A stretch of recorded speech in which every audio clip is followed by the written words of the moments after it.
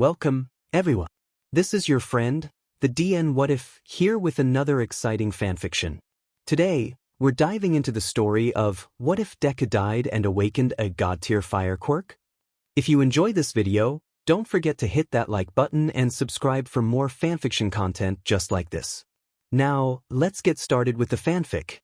Having a dormant quirk factor was just as good as not having a quirk at all, Midoriya Izuku was quick to learn. Even though the specialist reassured a 5-year-old him and his mother that he did indeed have a quirk and that it was only a matter of when it would activate, 10 years passed and nothing happened. Izuku was never able to pull objects towards him, breath fire, or do anything at all that would be perceived as extraordinary. Any hope or excitement for Izuku's quirk had long since dissipated, quickly replaced with derision, scorn, and contempt. His peers sneered at him for daring to keep hoping that he would get a quirk. They beat him up for attempting to protect children who were just like him, quirkless and unable to defend themselves. Even his childhood friend, the boy whom Izuku had known since they were in diapers, jumped into the bandwagon of torment after a perceived slight against his ego, when all Izuku wanted to do was help him out of a stream after falling from a bridge. 10 years of horrific abuse, pain, and despair followed. Line after line was crossed, with peers seeing no harm in using their quirks on Izuku simply for existing in the same plane as they did. No adult came to the green-haired boy's aid either. They dismissed and derided him, believing that he was not worth the air they all breathed, let alone someone that deserved help. The ultimate low would finally come one innocuous day in Izuku's final year of junior high, when his former childhood friend-turned-tormentor destroyed one of his notebooks and told him to kill himself. Just throw yourself off a roof, useless Deku. Bakugo Katsuki sneered, no one will care that you are dead. Maybe then, you'll get a quirk, in your next FING life, that is. Izuku was left all alone, Katsuki's cruel laughter fading as he left with his lackeys. To add insult to injury, the parade of misery was far from over. When Izuku finally managed to pull himself together and trudge home, he was attacked by a villain made up of foul-smelling slime in an underpass that hardly anyone used. It was the perfect setting for a cold murder case. The underpass had no security cameras. No one would witness Izuku's life come to a painful end, until All Might of all people showed up and eviscerated the villain with one overpowered punch. And that might have been the end of the story, but Izuku, desperate for answers from his lifetime idol, grabbed the hero's leg just as he took off into air. After some airborne struggle, All Might lands on the roof of a random office building to get the teen off safely.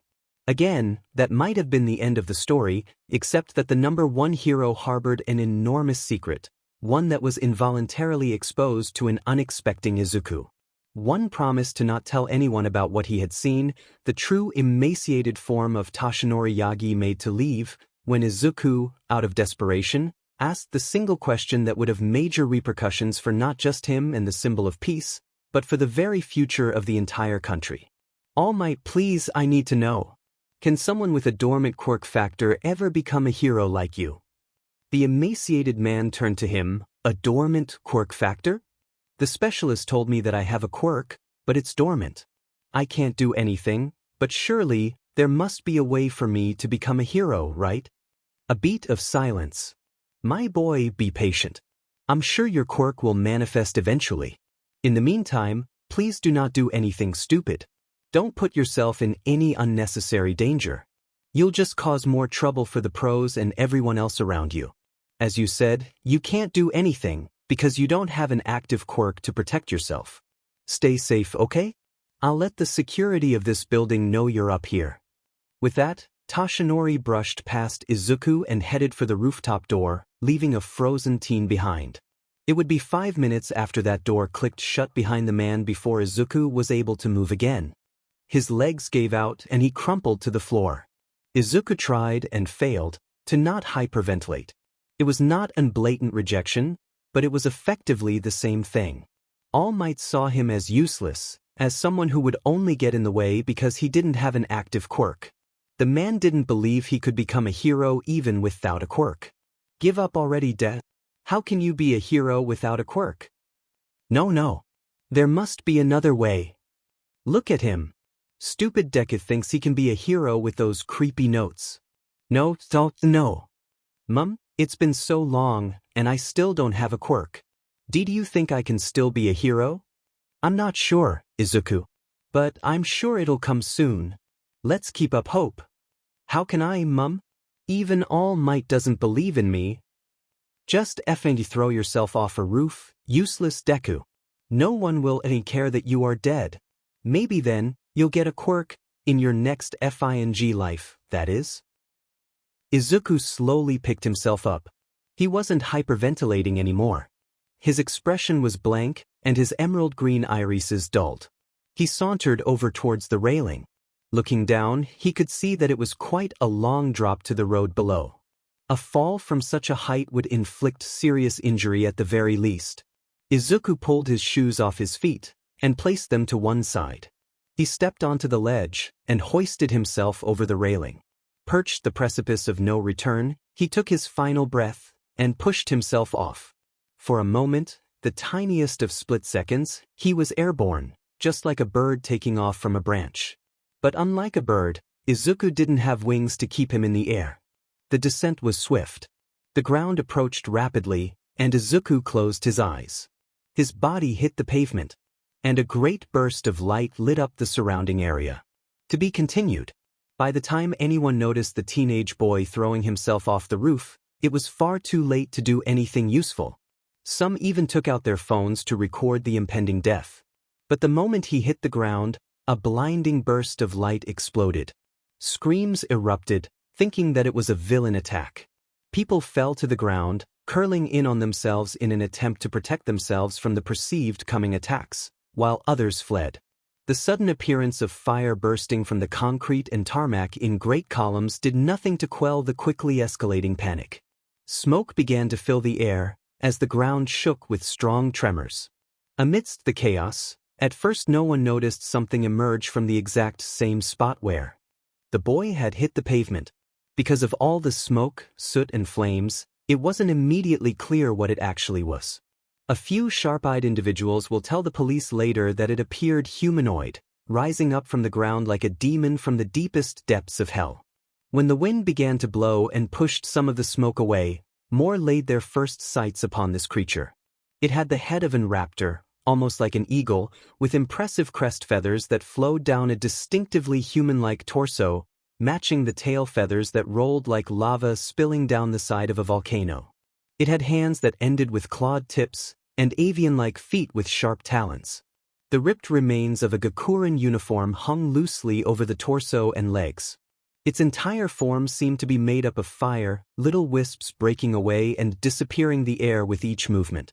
The people who remained were frozen, unable to move as the creature reached its full height. Shivers ran down their spines as it appeared to open its eyes. There were no pupils, just glowing stylized diamonds of light. Then the creature shrieked. People cowered, covering their ears as they feared the worst. It sounded like a mix of a human scream and a raptor's roar. The columns of fire surged towards the creature, swirling around it in a ferocious dance. Expansive feathered wings sprouted from its back, a beautiful mix of orange, red and yellow, the tips burning with lisps of fire. Before anyone could react, the avian shot up into the air in a great blast of a fire. It shot off into the distance like a comet, disappearing from the sight. The fires left on the road extinguished themselves, leaving behind spots of blackened, melting tarmac. It would be several seconds before more quick-thinking individuals pulled out their phones to contact law enforcement personnel about a potential villain running loose. The avian creature had been flying for 15 minutes when it sees a great plume of smoke in the distance. Explosions went off, and fires appeared to be spreading quickly. A villain attack? Curiosity piqued, the avian took off in that direction. It arrived to a scene of absolute carnage. The road was filled with pieces of debris and shattered glass. Cars were overturned, and lampposts had been knocked down. Police officers were holding back a crowd of curious onlookers as a trio of pro-heroes that it vaguely recognized as Kamui Woods, Death Arms and Me Lady faced off against a villain that was. The avian's eyes widened. It was the same slime villain that All Might had eviscerated in the underpass. and trapped in its slimy folds, was a blond, spiky-haired boy with red eyes that the avian was all too familiar with. Katsuki clawed at the slime, trying to free himself. But his hands were trapped, and his explosions were nullified by the material. Despite his struggles, more slime simply smothered his nose and mouth, cutting off any oxygen from reaching his burning lungs. It was evidently clear that Katsuki was losing the fight, but even then, the three heroes standing only several meters in front did nothing. Despite being in the air, the avian could hear them whisper frantically amongst themselves about how they didn't have the right quirks to safely extract Katsuki from the villain. It was ridiculous, completely absurd, and it was going to cost Katsuki his life if they continued to do nothing. The avian saw no choice but to intervene. Those on the ground would never forget the sight of a bipedal avian-like creature dive-bombing the villain, roaring loudly. A blistering burst of fire was blasted at it, hot enough to burn away a section of its body. The villain screamed in agony, the distraction allowing the avian to grab Katsuki and yank him out of the slimy folds. It tossed the blonde towards the three heroes and landed on the tarmac, ready to face off against its opponent. Raising its hands, fireballs of varying sizes materialized. The slime villain, still reeling from having part of its body seared off, had no time to recover as the flaming orbs were hurled one after another towards it. The monster's unholy screams rattled the eardrums of the watching crowd as it was severely burned and scorched. Finally, the avian surged forward and slammed a hand into slime. Fire burst to life and quickly consumed the rest of the villain. It would be 5 seconds of agony before the monster was no more, reduced to nothing but some ash and broken tooth fragments. The avian backed up when Death Arms shouted, "Stop right there!" A wall of fire burst from the ground, preventing the massive armed hero from getting any closer. The avian took off into the air, leaving behind a stunned Katsuki and one Toshinori Yagi, who had been watching the attack whilst hiding in an alleyway, unable to do anything with his time limit used up. Midoriya Inko was worried. It was nearing 7 in the evening, and her beloved son had still not returned from school. She had called him multiple times, but all she got was his voicemail recording requesting her to leave a message. As the minutes passed, Inko became increasingly frantic, especially when she turned on the television and the local news broadcast was reporting on a villain attack downtown, where she recognized Katsuki being held hostage by the slime villain. She tried calling Izuku again, but once more, it was straight to voicemail. As 7:30 approached, and still no Izuku, Inko stopped pacing around the living room and beelined for the phone again, with the intent of calling the police to file a missing persons report. But just as she picked up the receiver, the doorbell rang. Immediately, hope blossomed in her chest. Inko dropped the receiver and hurried for the door. She opened it, expecting her son to be outside. Instead, she came face to chest with the same avian creature that saved Katsuki from the slime villain. A beat of silence. Inko screamed. The creature immediately reacted, "Mom. Wait. It's me, Izuku." Inko's scream died instantly. Her mind began to spin. The voice was not like her son's. It was too deep, too unhuman-like, something one might expect some deity or otherworldly being to have, not a 15-year-old teenager who on his best days was the literal embodiment of positivity and sunshine. But at the same time, she would have to be deaf and dumb to not hear the desperation in the creature's voice. And call it the mother's intuition, but there was something about the creature's voice that sounded somewhat familiar. It was as if a faint shade of her Izuku was inside this creature. She couldn't quite describe it, but it was a compelling feeling in her heart. How do I know you're Izuku and not some villain? The avian's eyes immediately wilted, enough to almost make her feel guilty. However, before either one could utter another word, the sound of sirens approaching cut through the air. Peering over the common corridor railing, Inko and the avian saw police cruisers pulling up at the car park below. Officers began swarming out, several cordoning off the exit towards the main road and others beelining for the elevators. "Mom, go back inside. I'll deal with them." Despite that, Inko remained too much in shock to move. Within seconds, police personnel were already swarming out of the elevators straight towards them. "Freeze! Put your hands up!" The avian immediately complied, giving the officers the chance to force it to the floor and restrain it. That snapped Inko out of her shock. "No. Please. Don't hurt it. It didn't do anything to me." "Madam, please stand back," an officer said methodically. "This is a potential villain here. We are not taking any risks that it might lash out at us." "No. You don't understand," Inko cried. "That might be my son." The personnel in the corridor all turned towards her. One officer spoke for them all. "Pardon? My son, he had a dormant quirk factor," Inko explained quickly. "It might have triggered today. I don't have definitive proof, but I'm at least partially certain that it is my son." The avian's eyes almost melted in gratitude. A moment of uncomfortable silence followed. "This might require Tsukachi-san's assistance," one officer remarked. Another sighed. "Whatever, let's just get this over with." He turned to Inko. "If you would be so kind as to follow us down to the station, we can sort this out." Inko didn't need to be asked twice. To be continued. Tsukachi Naomasa was a very perceptive individual. Not just because he was arguably the best detective in the entire Mizudafu police force, but it was just his nature.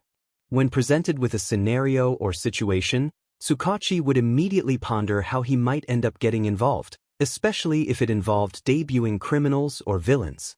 So when he watched the news broadcast reporting about a humanoid avian creature appearing out of the sky, plucking a middle school student out of a villain made of slime and subsequently cremating said villain to nothing but ashes, at the same time the station started receiving multiple calls about some villain rising out of the ground from the depths of hell, Tsukachi instinctively knew that he was going to get dragged into this debacle, probably sooner than later. Best to stock up on the coffee while he had the chance. Sure enough, just as the detective finished brewing his latest kettle of coffee, Officer Sansa, a man with the head of a cat, knocked and entered his office. "Tsukachi-san, you're needed over at interrogation room 3. "It's the flaming chicken, isn't it?" the detective asked, half in jest. Sansa nodded. "Best get to it then." Inko wrung her hands nervously. She was now in an observation room with an officer, next to the interrogation room where the avian creature, whom she increasingly believed was actually her son, was being held. She could see the avian, but not vice versa due to the one-way window. Inko could easily see the slight nervousness in the avian's eyes, and she desperately wanted to be by its side, despite not being completely certain that it was actually Izuku. The speaker system in the observation room crackled to life, as a man that the officer told her was Detective Tsukachi entered the interrogation room. The avian looked up, the handcuffs securing him to the bench rattling slightly. "Good evening," Tsukachi said as he sat down opposite the avian and began the recording. "I am Detective Tsukachi Naomasa, and my quirk is lie detector, which means I can tell if you are telling the truth or not. I hope that I can have your fullest cooperation here." The avian wordlessly nodded. Tsukachi started. "First, what is your name?" "Midoriya Izuku." Inko immediately turned to the officer next to her. "Can you ask if it is telling the truth?" She nodded, and went over to a telephone next to the window. The officer picked up the receiver, and the phone in the interrogation room rang. Tsukachi picked it up. "Yes?" "Officer Yukimoto, detective. Midoriya-san is requesting to know if what the avian said was true or if it was lying." "My quirk registered it as truth," Tsukachi replied. Inko gasped, and was immediately by Yukimoto's side, grabbing onto her arm desperately. "It's my son. Please let me be with him. Please." The officer turned her attention back to the call. "Permission to let Midoriya-san into the interrogation room?" Now, unlike the stereotype that detectives were heartless truth-seekers with no capacity for empathy, Tsukachi was not a monster. "Permission granted. Please escort Midoriya-san over." It also spoke about the detective's capability of empathy when Inko was led into the room, and immediately flew over to the avian, no, Izuku's side, that he felt his heart warm up. If his younger sister was in Izuku's position, he'd do anything and everything to be by her side until the whole mess was sorted out. Inko was sobbing into Izuku's chest. The avian would have hugged his mother, but one of his hand was still cuffed to the bench, so he used one of his wings instead.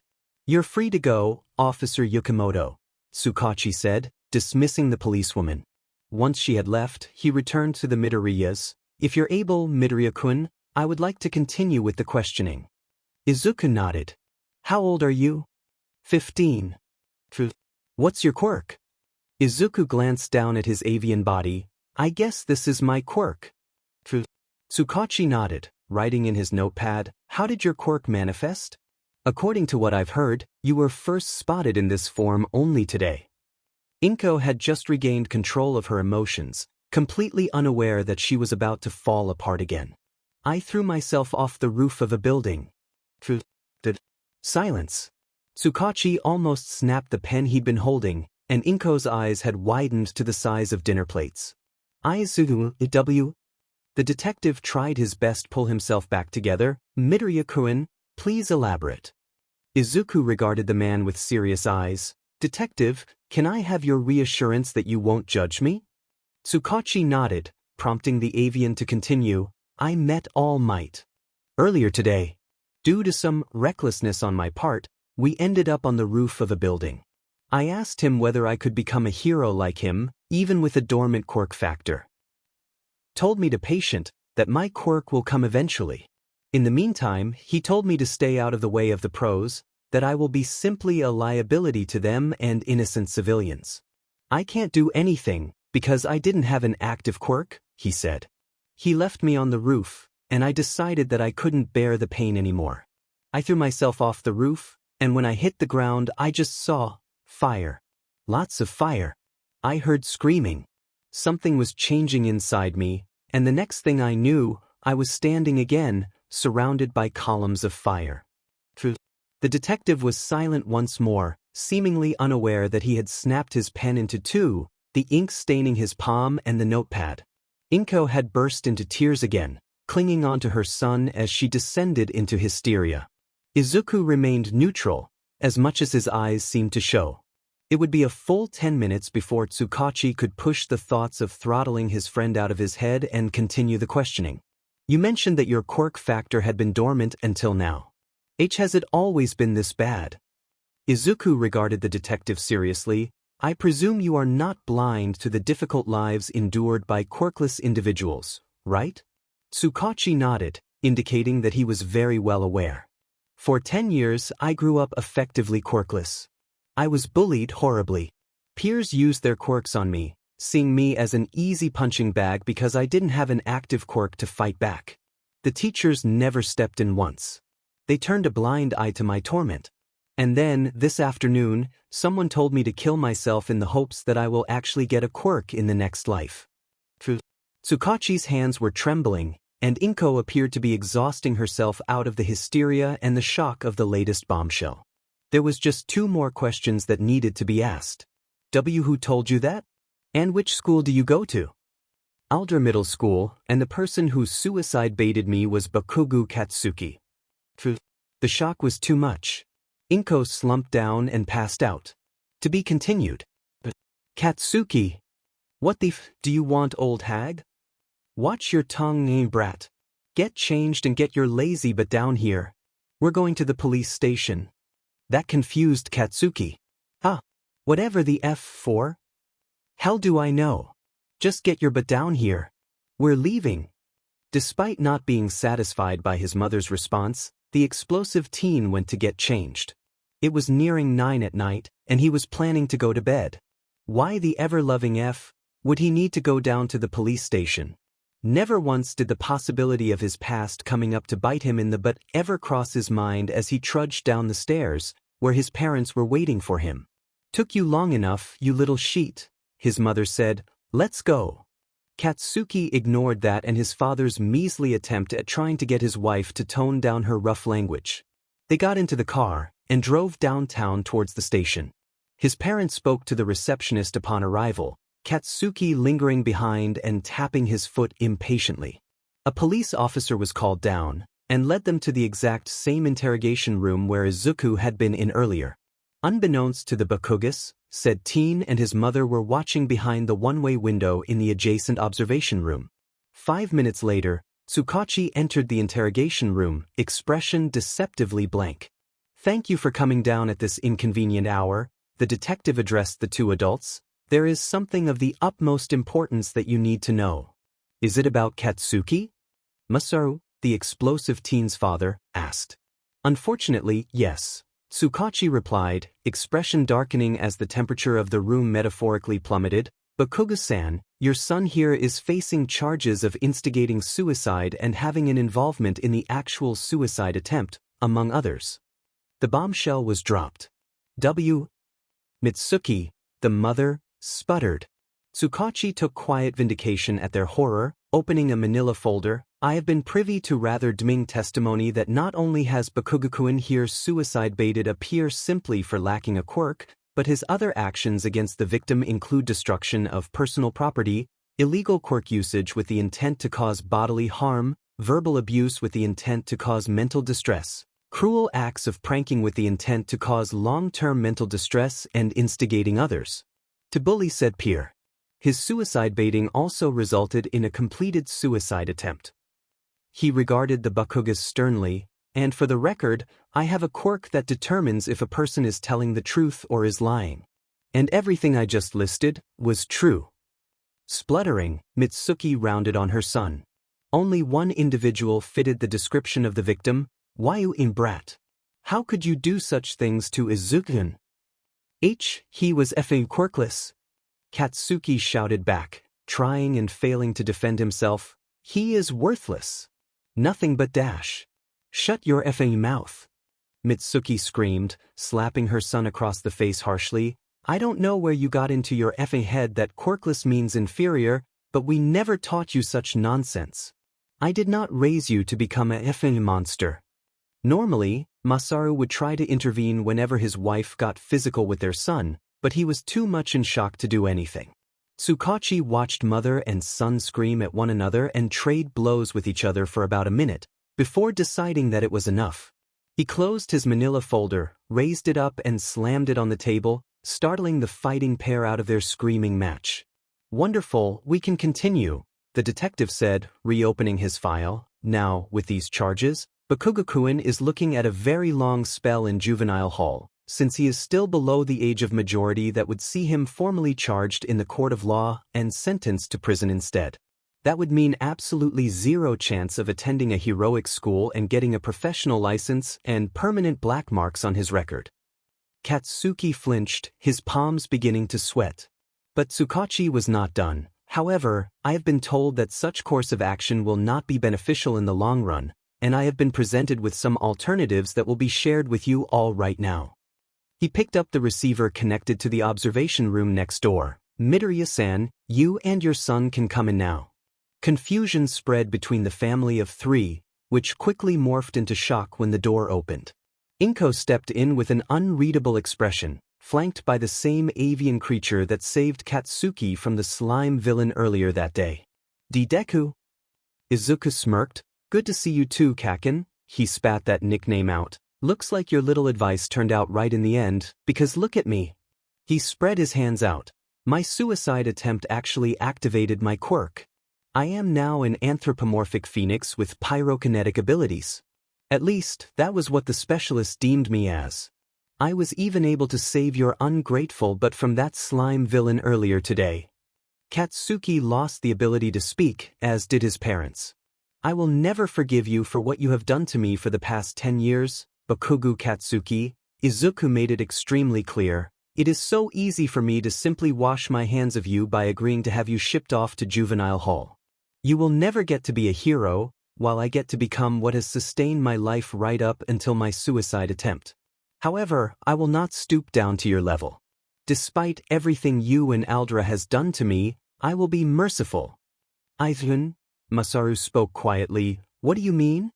Sending your son off to juvenile hall is too easy and convenient, Izuku replied, tone becoming a little kinder for the man who tried his best, but was ultimately powerless to stop the monster Katsuki has become. He'll just be surrounded by people like him.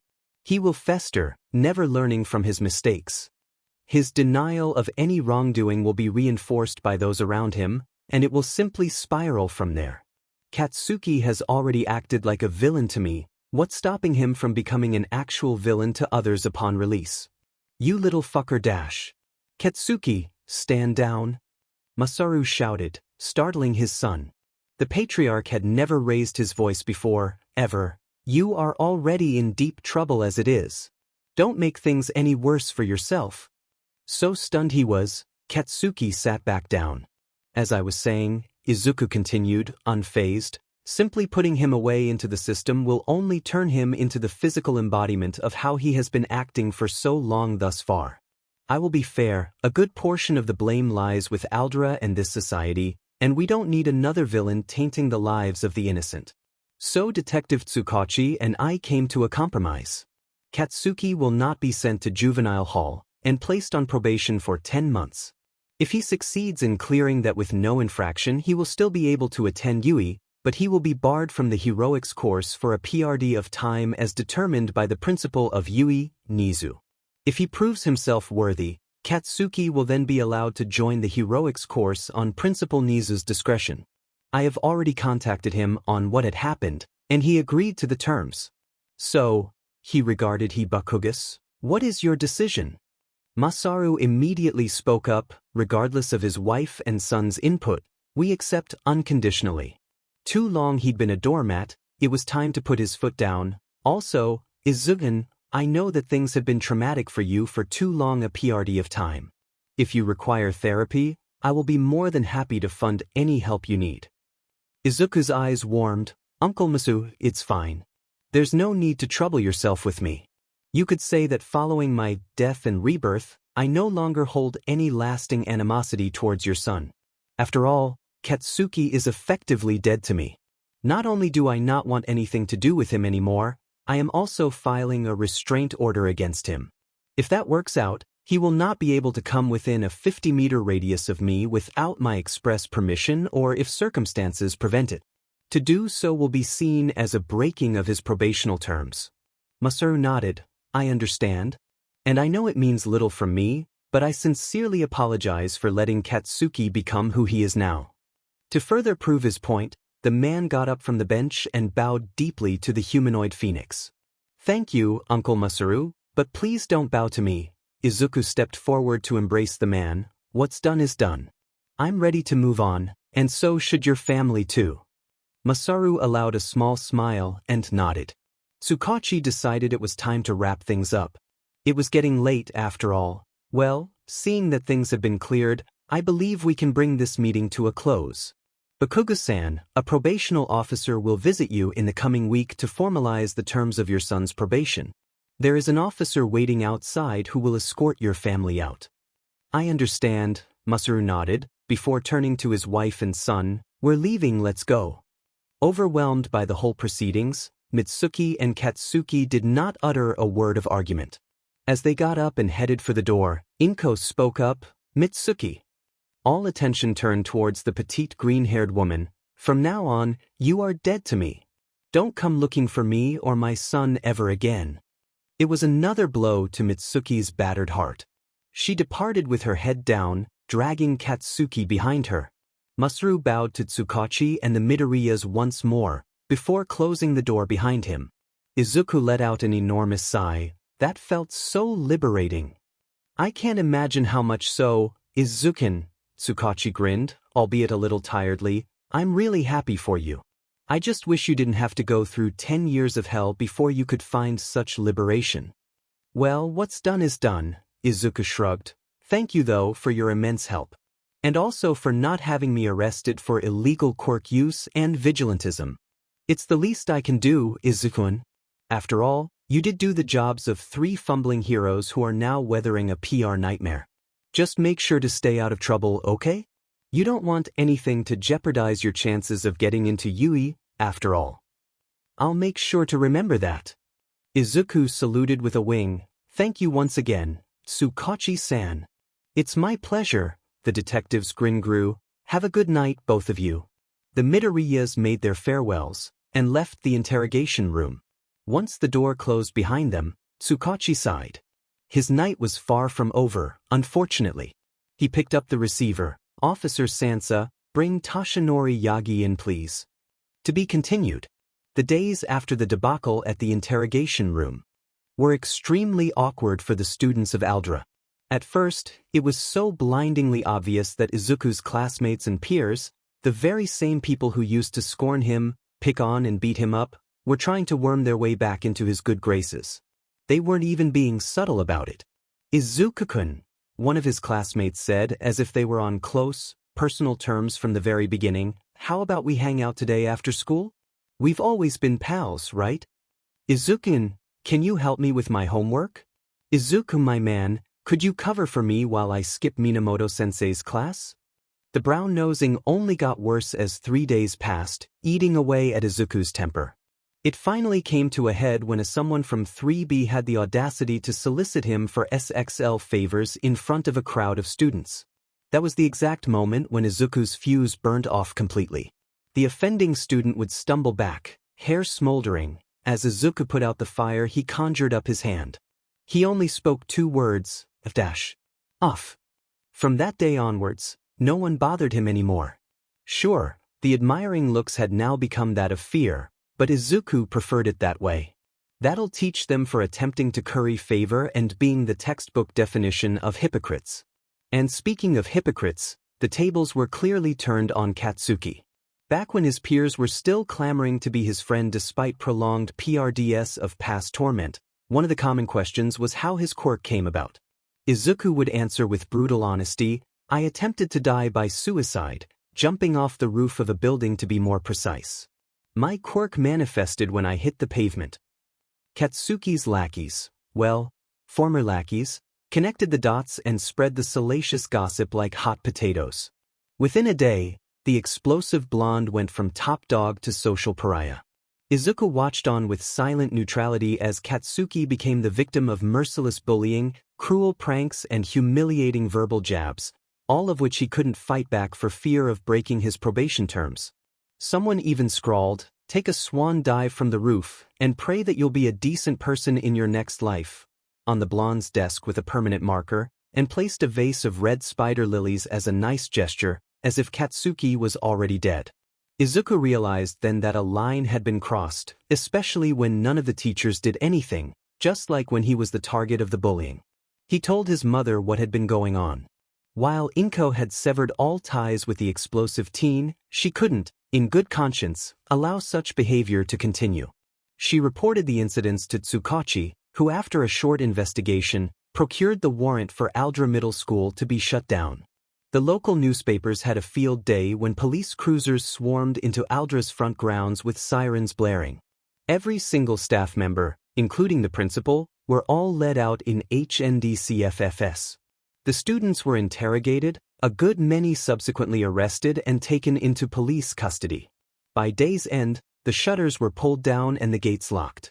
The remaining students were told find alternative schooling options, as the scandal began running through the printing presses for the rest of the week. Now with all the free time in the world, Izuku shifted his focus on his biggest priority, the UE entrance exam. He had 10 months to prepare. Best make full use of his time. Gym memberships were useful, though Izuku quickly found another place to build up his strength and train his quirk at the same time. Dagoba Municipal Park and Beach. As Izuku was quick to discover, to call it a park or beach was an overstatement. With piles of rotting garbage, sewage and pollution spanning the entire length of the coastline, it was more of an illegal landfill than a place of fun and relaxation amidst nature. He covered his beak with a custom-made mask. Time to get to work. It was painstaking, but Izuku moved with vigor. He began with the smaller pieces of garbage, using his fire to cremate them into ashes.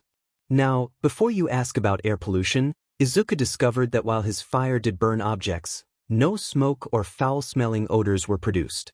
He attributed it to being a phoenix, whose fire is said, in folklore, to be a purifying construct. Speaking of which, when he was not clearing up the trash at Dagoba, Izuku sought out every bit of information available on phoenixes and their powers. He knew that pure phoenixes can never truly die, reborn from the ashes of their previous form. Izuku wasn't entirely sure if immortality applied to him too, since he couldn't really be called a pure phoenix, and he wasn't willing to test that theory out. There was pyrokinesis, which he was already familiar with, and flying at supersonic speeds, which is darn useful for all kinds of purposes. There was also regeneration from non-fatal injuries or wounds, both for himself and others. Again, something he didn't want to really test on himself, but was more than willing to do for others if he actually had such an ability. Oh well, he'll find out sooner or later. Back to cleaning Dagobah. As his strength grew, Izuku began hauling bigger pieces together into piles where he would set off a bonfire and mass cremate the trash. The months continued by, and more of Dagobah's original pristine beauty emerged. Finally, 8 months after he first started, it was done. Cremating the last piece of trash, a broken oven, and sweeping away the ashes, Izuku turned back to the final result. The sun was rising over the horizon, light reflecting off the undulating water and the sand grains of the cleared beach. For the first time in God knows how long, the smell of fresh, salty air permeated the coastline, a far cry from the rotting, putrid and decaying odors that soured the atmosphere of months prior. Izuku knelt down and traced a clawed hand over the sand. Even the little grains felt clean, when they used to be saturated with all kinds of horrendous fluids that he didn't want to know the source of.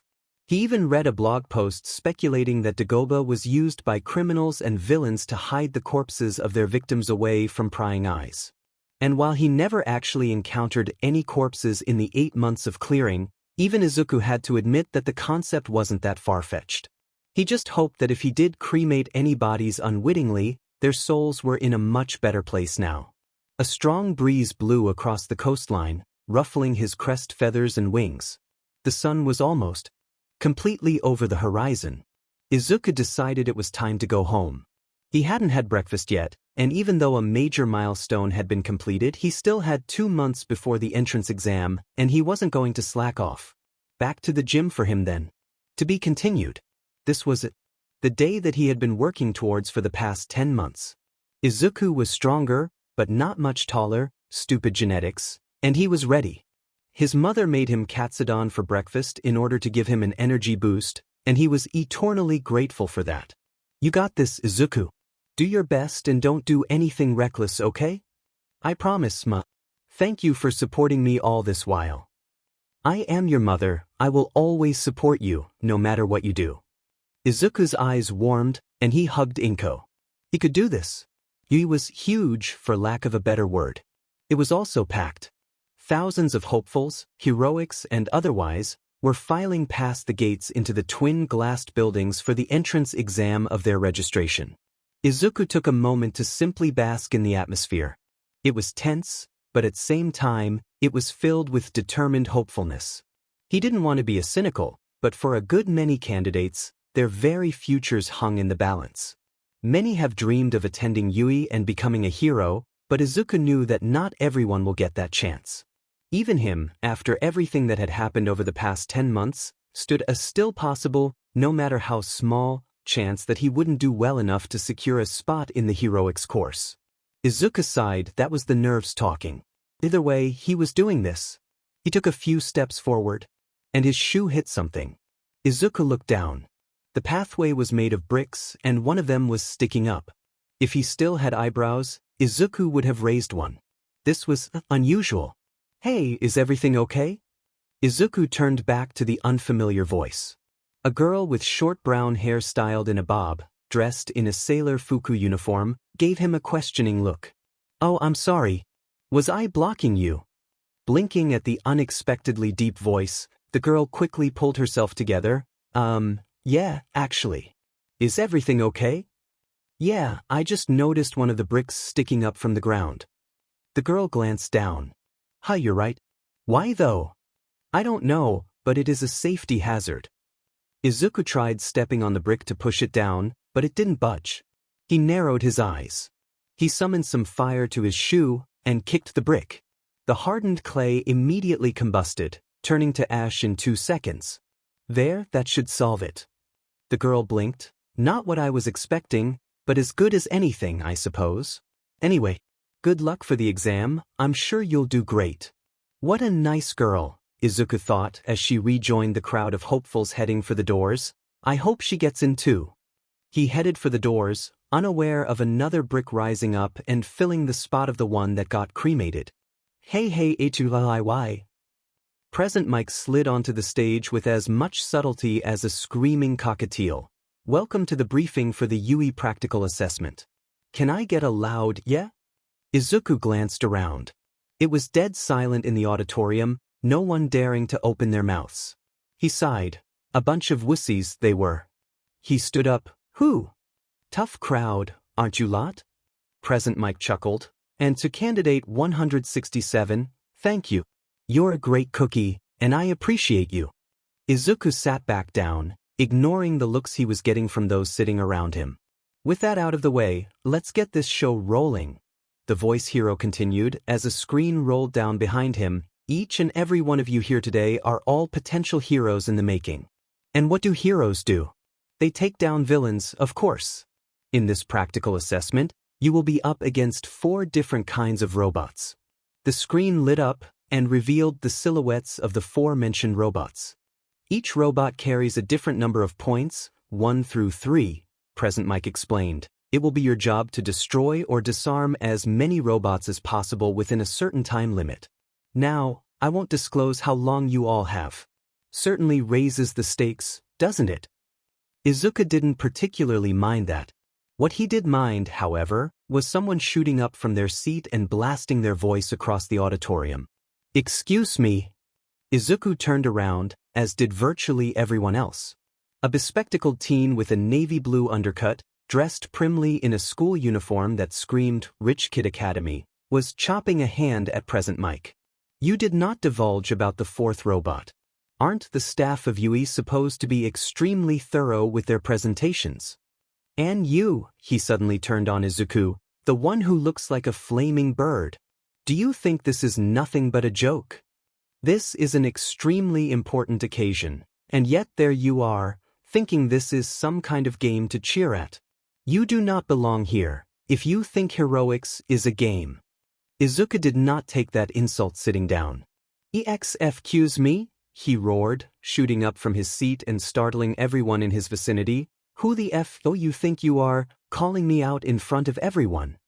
I was merely giving Present Mike something that he wanted. Not once did I cause AF disruption like what you just did. You didn't even raise your goddamned hand and wait to be called on. If anything, you do not belong here, you motherfucking egotistical snob. Izuku's crest feathers rose with his rage, tongues of fire whipping from the tips and his wings. Those sitting near to him tried to distance themselves away, lest he actually exploded and ignited a conflagration. The bespectacled boy was stunned into silence, having not expected to incur such fiery wrath from someone who didn't come up to his chin. Now, no need for shouting, little listeners. Present Mike immediately tried to apply damage control. We're not here to get at each other's throats. Candidate 167, please sit down and try not to set anything on fire. As for candidate 435 over there, I was actually about to get to the 4th robot. The bespectacled teen, properly chastised, bowed deeply and sat back down. Izuku huffed in vindication before sitting down too. The 4th robot is what we call the 0-pointer. Present Mike continued as if nothing had happened. Basically, there is no reason for you to take down this robot. It won't add to your score, and is basically your cue to make a run for safety. And that's it.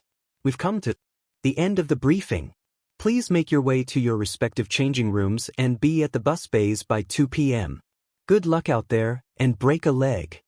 Izuku joined the rest of the candidates getting up and heading for the doors. Luckily, that bespectacled snob didn't accost him once, despite apparently being in the same grouping as he was.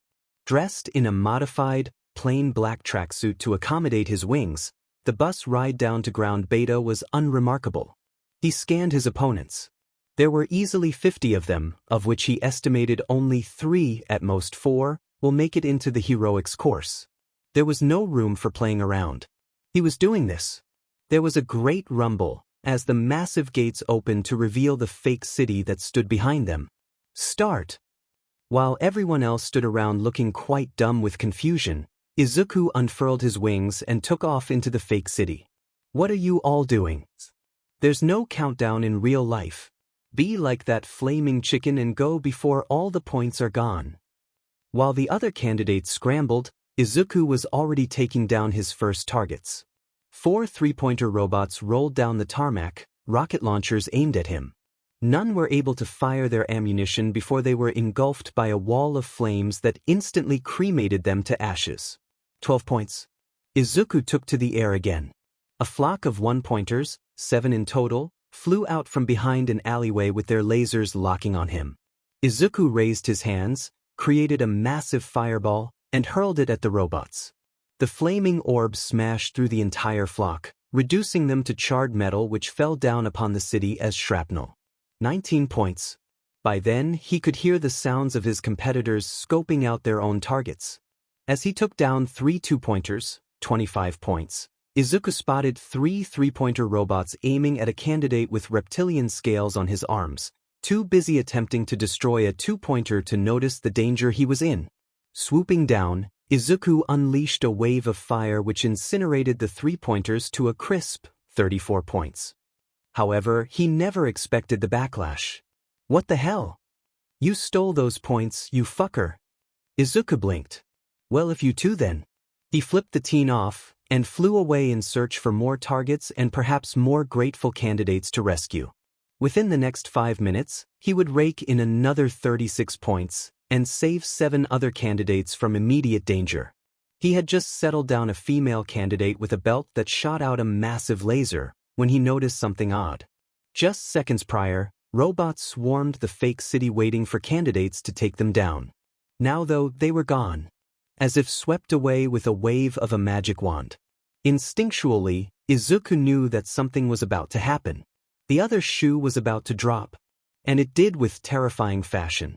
The first instance that everything was going to hell was the sound of rubble falling, followed by great mechanical roars. All the candidates, Izuku included, turned around as a massive robot, with a gigantic 0 painted on its main body, rumbled down the road, knocking into buildings and creating downpours of debris that kicked up clouds of dust. "Monsieur, we need to go," the girl with the laser tagged his arm. "There's no point in facing it." Izuku was inclined to agree when he heard someone scream for help. "Help! Someone, please! Help!" Ignoring the tugging on his arm, Izuku broke away and rushed towards the advancing robot. "Monsieur!" Braving a rain of rubble, Izuku found the source of the cries. It was the same girl with the bob whom he'd met at the gates. She was trapped until a pile of concrete and twisted metal, the robot inching closer. "Miss, can you move?" "No, I can't," she cried. "My leg is trapped." Izuku looked up. The robot was less than 15 meters away. "I'll be right back." The girl watched, confused and scared, as Izuku rushed towards the 0-pointer. Fire bursting into life from his hands, the humanoid phoenix roared and slammed the flames into the metallic body of the robot. There was a deafening whoosh and a fireball ignited. Now, most people would never be able to stop a gargantuan robot in its path, save for those with strength-enhancing quirks or All Might, perhaps. But the extreme heat from Izuku's fire melted the robot's mechanisms and electrical circuitry in a split second. It barely got to shudder to a stop when the fire spread rapidly. Within 3 seconds, the entire metallic structure was engulfed. Those who watched the spectacle drew back from the rapidly intensifying heat. Metal cracked and crumpled as the entire structure caved in on itself. A deafening groan echoed, with the entire robot falling to pieces as it was completely cremated. Izuku extinguished the fire, and immediately, the smell of burnt metal wafted through the air. It wasn't the most pleasant odor, but at least the girl wasn't in danger of getting turned into a pancake now. "And time's up." Present Mick's voice rang through the city. "That's all there's to it, folks. Thank you for taking part in the UE entrance exam." Izuku sighed. Then if it was over, he immediately jogged back to the trapped girl. He pushed and hauled the rubble off her leg and knelt down beside her. "Can you walk?" The girl tested her leg, expression twisting into a pained wince. "No, I think it's sprained." "Don't worry, I'll carry you. I'm pretty sure UE provides medical help to those injured during the exam." Gently, Izuku picked the girl up bridal style. However, what none of them expected was a little string of fire to shoot out of Izuku's hand and swirl around the girl's swollen ankle. When asked later, she would describe the feeling as warm, but nothing uncomfortable. The fire dissipated, and the girl bit back a gasp. "My ankle." It doesn't hurt anymore. She turned to Izuku with amazement. Oh my god, I was wondering if you were an actual phoenix or something, and I was right. You have the ability to heal people. Izuku blinked. Huh? Who knew? Wait, you didn't know you could heal people with your quirk? I didn't want to risk it if I didn't actually have such an ability, Izuku admitted. That makes sense actually, the girl conceded. But wait, surely you would have known since young? That doesn't apply to me, Izuku admitted again, walking back towards the other candidates. My quirk only came in 10 months ago. 10 months ago? The girl exclaimed. But you were so good with it. You literally cremated that 0-pointer. I will admit, I got lucky, Izuku replied. I can't really explain it, but I think fate finally dealt me a good hand. The girl wanted to ask him what he meant by finally, when Izuku perked up. Oh look, Recovery Girl is here. True enough, the famed medi-heroine was going around, tending to the injuries sustained by the candidates during the exam. Izuku approached her. Recovery Girl. It's so good to meet you in person. The elderly woman looked up. Goodness, is she all right? I think so. Izuku shrugged. Apparently my quirk healed her sprained ankle. Recovery Girl blinked in surprise. Let me have a look. Izuku set the girl down to let the medi-heroine examine her ankle. I am honestly shocked, Recovery Girl said after a moment. Her ankle really is healed. But then again, she gave Izuku a thorough look. You do look like a phoenix, so I can't really stay surprised for too long. Do you want me to help you tend to the other candidates? Do you know how to use your quirk to heal others, Sonny? Recovery Girl asked. Izuku scratched his cheek. To be honest, I'm not entirely sure. It just happened. The medi-heroine was about to decline Izuku's offer, when the same laser-producing girl whom he'd saved just before the 0-pointer was released sauntered forward, clutching her stomach in obvious discomfort. Excuses, but I would like Monsieur Phoenix to heal me, she said, turning all attention towards her. He saved me from danger, and I trust him with my well-being. Surprise spread among the candidates. This was arguably the first time in known history that someone had declined to be healed by Recovery Girl. Izuku stepped forward. Are you sure? When the girl nodded, he asked, Where does it hurt? My stomach, she winced. It is a side effect from my quirk. All right, Izuku nodded. Lay down on the ground. She did as instructed, Izuku kneeling by her side. May I have your permission? She nodded, allowing Izuku to push her tracksuit top up to reveal her stomach. He placed a clawed hand on the exposed skin, his quirk immediately getting to work. Little wisps of fire sprouted from his hand, and the girl sighed in growing relief. I feel much better. Merci beaucoup, monsieur. You saved me several hours of discomfort. I'm glad I could help. Izuku allowed a small uptick of his beak. That set the ball rolling. More candidates came up, sporting various injuries that they requested for Izuku to heal. The humanoid phoenix very quickly took over Recovery Girl's role, prompting the medi-heroine to huff in amused exasperation. Looks like she wasn't needed here anymore. As she quietly left Ground Beta to check on the other examination grounds, she considered the idea of offering an apprenticeship position for this enigma that was Midoriya Izuku. The world should definitely have more healers, after all. To be continued.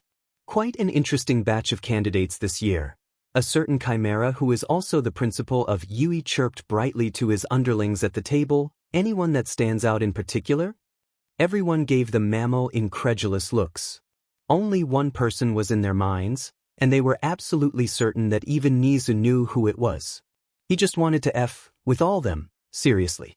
Aizawa Shoyuda, also known as Underground Hero Eraserhead, decided to take on the spokesperson role as the silence dragged on longer than it was necessary. Midoriya Izuku, 70 villain points and 40 rescue points. Total 110 points, putting him at the very top of the list. You are going to put him in my class, aren't you? You know me so well, Aizawa-kun. Nizu beamed. Indeed, he is going to be in your class. He can learn a lot from you. Aizawa groaned, while Vlad King grumbled to himself, something about 1A always getting the spotlight and the best. Anyways, Nizu continued, do you all have anyone else in mind? There were a few more answers, but it was evidently clear that Midoriya Izuku dominated most of the mental space. It was arguably the shortest staff meeting pertaining to the entrance exam ever. Once everyone had left, Nizu returned to his desk to ruminate. When he heard of Midoriya Izuku's rather dramatic rebirth, he couldn't be more thankful about external circumstances and timing. If the Hero Commission had heard about young Midoriya cremating an A-ranked villain to nothing but ashes, no doubt those snakes would have begun crafting nefarious plans to lure the humanoid phoenix in under the guise of heroics training, only to then clamp a leash over his neck, cut off his wings and make him another SLV of a corrupt organization who had long foregone the meaning of keeping the public safe. How ironic, given its full name, in return for leeching off heroism like a parasite. Nizu was grateful that one of the HPSC associates caused an international incident by making sexist and xenophobic slurs against a high-ranking Taiwanese female pro-hero. The island nation almost severed all ties with their Japanese counterparts had it not been for the government intervening. Despite happening almost a year ago, things remained testy between Taiwan and Japan, and the HPSC was still weathering the fallout from such an scandalous misstep. It was a good distraction. Keep their attention away from destroying a promising hero's future. Also, one could say that Nizu had developed a soft spot for Izuku, despite not having met the teen in person yet. Humanoid individuals with animal quirks ought to band together against poor treatment and abuse, and having Izuku as a friend and ally would most certainly help. Furthermore, once Izuku displayed his power during the sports festival, Hawks will be almost certainly sending an internship offer to the Phoenix, regardless of his overall performance. Hawks was another point of concern for Nizu. Despite the Commission's best attempts at keeping it a secret, the Chimera knew all too well how the winged hero was bought out by the HSPC as a child, and subsequently forced to go through inhumane training by handlers, in order to mold him into the perfect hero. Even after his debut and setting up his own agency, Hawks remained leashed to the Commission, and Nizu was doing everything in his power to sever that leash permanently and expose the HSPC for all the corruption, crimes and misdeeds they have done under the name of heroism. And having Midoriya Izuku, a person who will not hesitate to cremate villains alive if so needed, as an ally would make that goal even more attainable. Nizu took a sip of his tea. He really needed to schedule a personal audience with the Phoenix as soon as possible.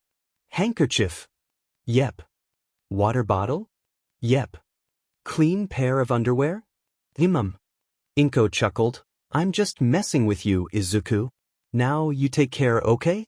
Make lots of friends and have fun. I'll certainly try my best, Izuku nodded, recovering from the mortification. And you should, Inko stressed. Now, you better get going. You don't want to be late and make a bad first impression. I will. I'll see you later this evening, Mum. With that, Izuku left the apartment and began his commute to Yui. While he could have easily flown there and covered the distance in mere minutes, illegal quirk usage was still a no-no. He deliberately left a little earlier than he would have to avoid the morning rush hour and to give himself time to find his classroom.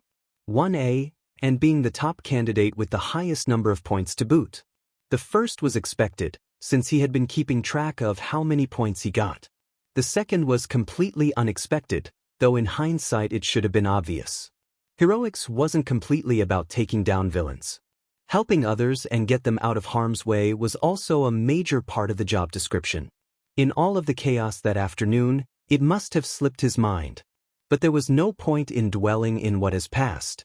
The commute was unremarkable, and he was at the gates a full 45 minutes before the first bell. Pulling out his phone, he opened a downloaded map of the campus. All right, so 1A is on the 3rd floor. I wish they'd give more information than just that. Putting his phone away, Izuku inwardly patted himself on the back for his foresight.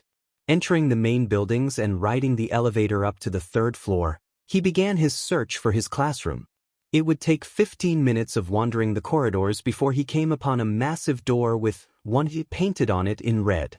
Good on Yui's part that they accommodate for all kinds of quirks, including size-related ones. Taking a steadying breath, Izuku slid the door open and stepped inside. It's you! Izuku barely had the time to turn his head when a familiar bespectacled snob was speed-walking towards him. Immediately, his stomach sank as he braced himself for another unwanted tirade. I humbly apologize for my error during the briefing. Izuku blinked, as the teen dipped himself into a perfect 90 degrees bow. He did not expect that. What? I'm Ida Tenya. From Semi-Private Academy, the teen introduced himself. Your performance during the practical assessment and after made me realize that you knew what you were doing as a hero in training. You were clearly the superior candidate, and your actions that day helped me to understand my own error of judgment. For that, I humbly apologize, and I sincerely beg for your forgiveness. Tenya had gone progressively lower during his speech. Any further, Izuku realized, and his head would be touching the floor. Personally, he thought the entire thing was unnecessary. But seeing as Tenya didn't appear to be returning to a normal stance until he actually said something, he might as well do it before he gave his bespectacled classmate crippling spine problems. I forgive you, he replied neutrally. Next time, do not rush to conclusions and actually think before you act or speak. Thank you. Tenya shot back up. I promise to work harder and abide by your advice. We're going to be classmates for 3 years, and I hope that we can work together to become the best heroes we can be. Izuku blinked again. Tenya was either really polite, to a fault or not, he wasn't entirely sure, or really enthusiastic, again to a fault or not, he wasn't sure. But as the conversation was seemingly done, he just nodded to the bespectacled student, and searched for a seat to claim as his own. Aside from him and Tenya, only 2 other students were currently present. One was a muscular teen with a head that was shaped like a rock. They appeared to be communicating with a rabbit on their desk with sign language. Probably an animal-related quirk, Izuku surmised. The second was a beautiful black-haired girl sitting at the other corner of the room. Figuring that he was being spoiled for choice here, Izuku decided on the seat 2 places ahead of the girl, by the window. He had just set his bag down when said girl leaned over.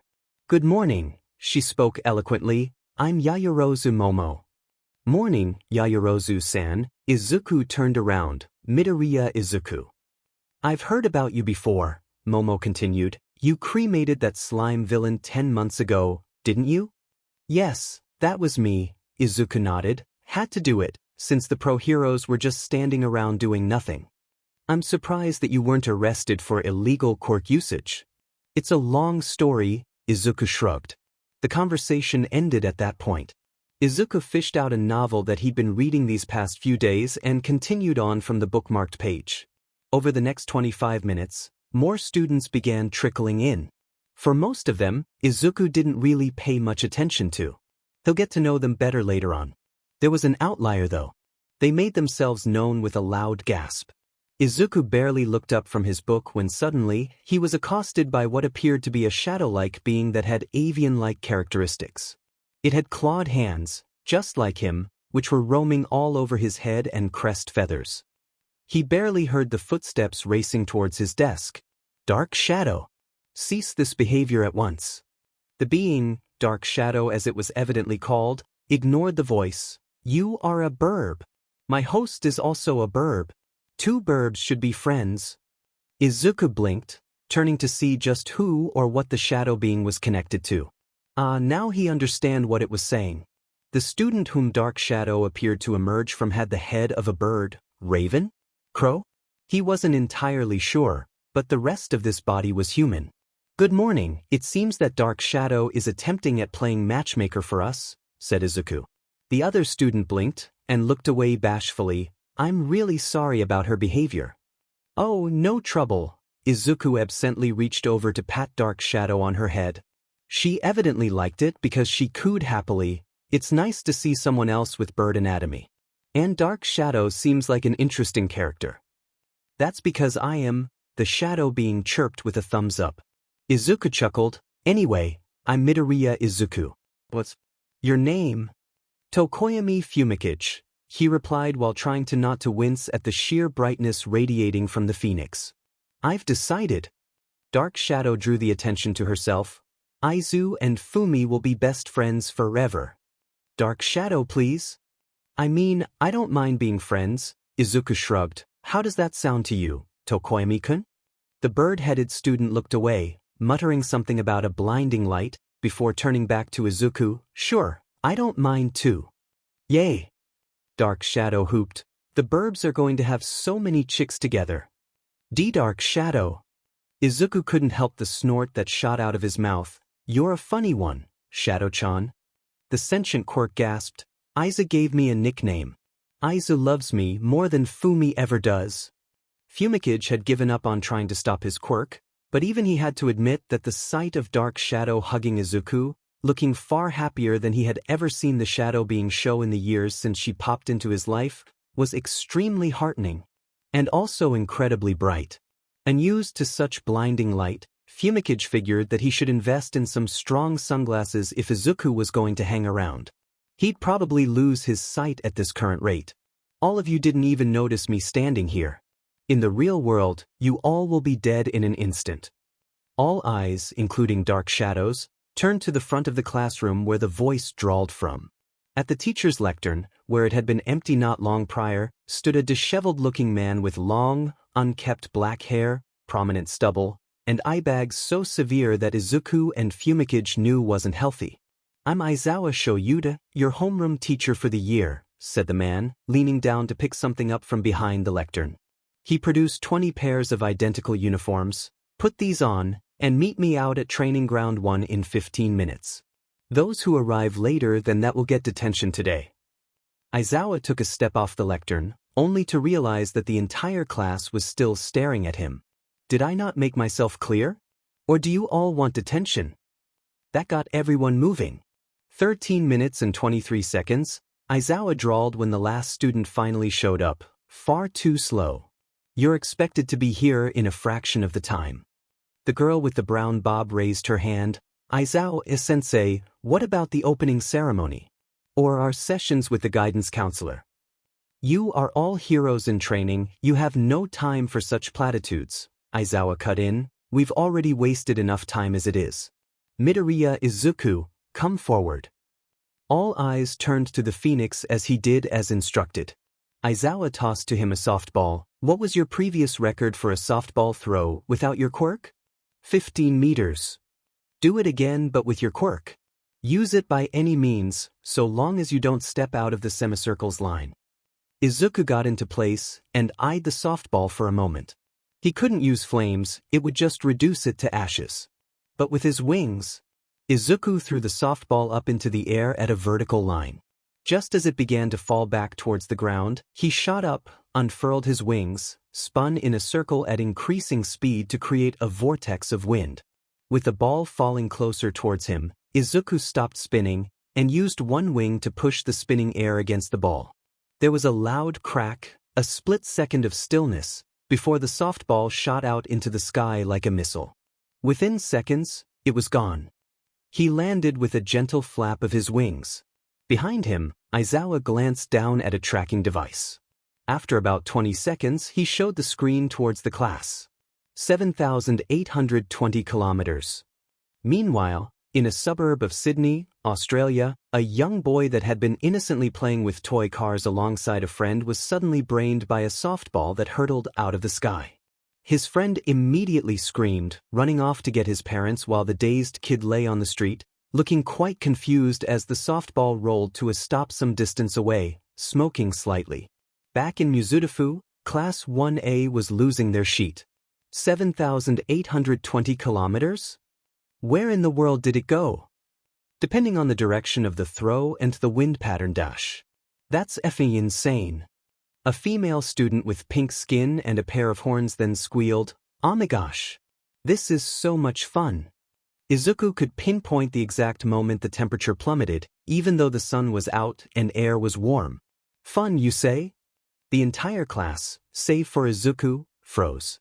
An unsettling smile spread across Aizawa's lips, his eyes losing their default tiredness and taking on a cold, flinty glint. Is that what you think you're going to do for the next 3 years? Having fun? The eternally tired man zeroed in on the pink-skinned girl, making her flinch. Do you really think this is all a game? That you are here to goof around and fun? Izuku mentally count down the moment when the other shoe dropped. Perhaps this will make you realize the gravity and the precariousness of your position as hero students. Aizawa's smile became even more manic. The person to place last in this quirk assessment test will be expelled from the school. A beat of silence, followed by sheer pandemonium. What the F dash? That is totally uncool, a spike-haired redhead shouted, just as another teen with messy gray hair and large, unusual eyelashes also shouted, that is FNG unmanly. That's unfair. You can't do that. You will find, Aizawa drawled, effectively cutting off all protest, that I am within my rights to do so as a teacher of Yui. Nothing in this world is fair, and it is the job of pro-heroes to make it a little fairer. However, if you have no potential as a hero, then you are wasting a space that could have been taken by someone more deserving. My decision is final, and if you wish to continue protesting, you are free to walk out anytime. No one uttered a word after that. Good, let's continue then. Uraraka Ochako, you're up next. Izuku's impressive distance was completely upended by Ochako's virtually unbeatable infinity score after she used her quirk to send the softball up into the infinite reaches of outer space. It was a reminder that even the most powerful quirks had a better, and that there was no room for complacency, especially with Aizawa's warning looming overhead. He had to go beyond. This was Yui after all, plus Ultra. In the subsequent stations, Izuku used his quirk to his advantage. His wings helped him ace the long jump and the 50-meter sprint, surpassing even Tenya, who had engines in his legs, in the latter. He did use his wings some of the way during the endurance run, though he mainly used the stamina in his legs so as to not get disqualified by Aizawa.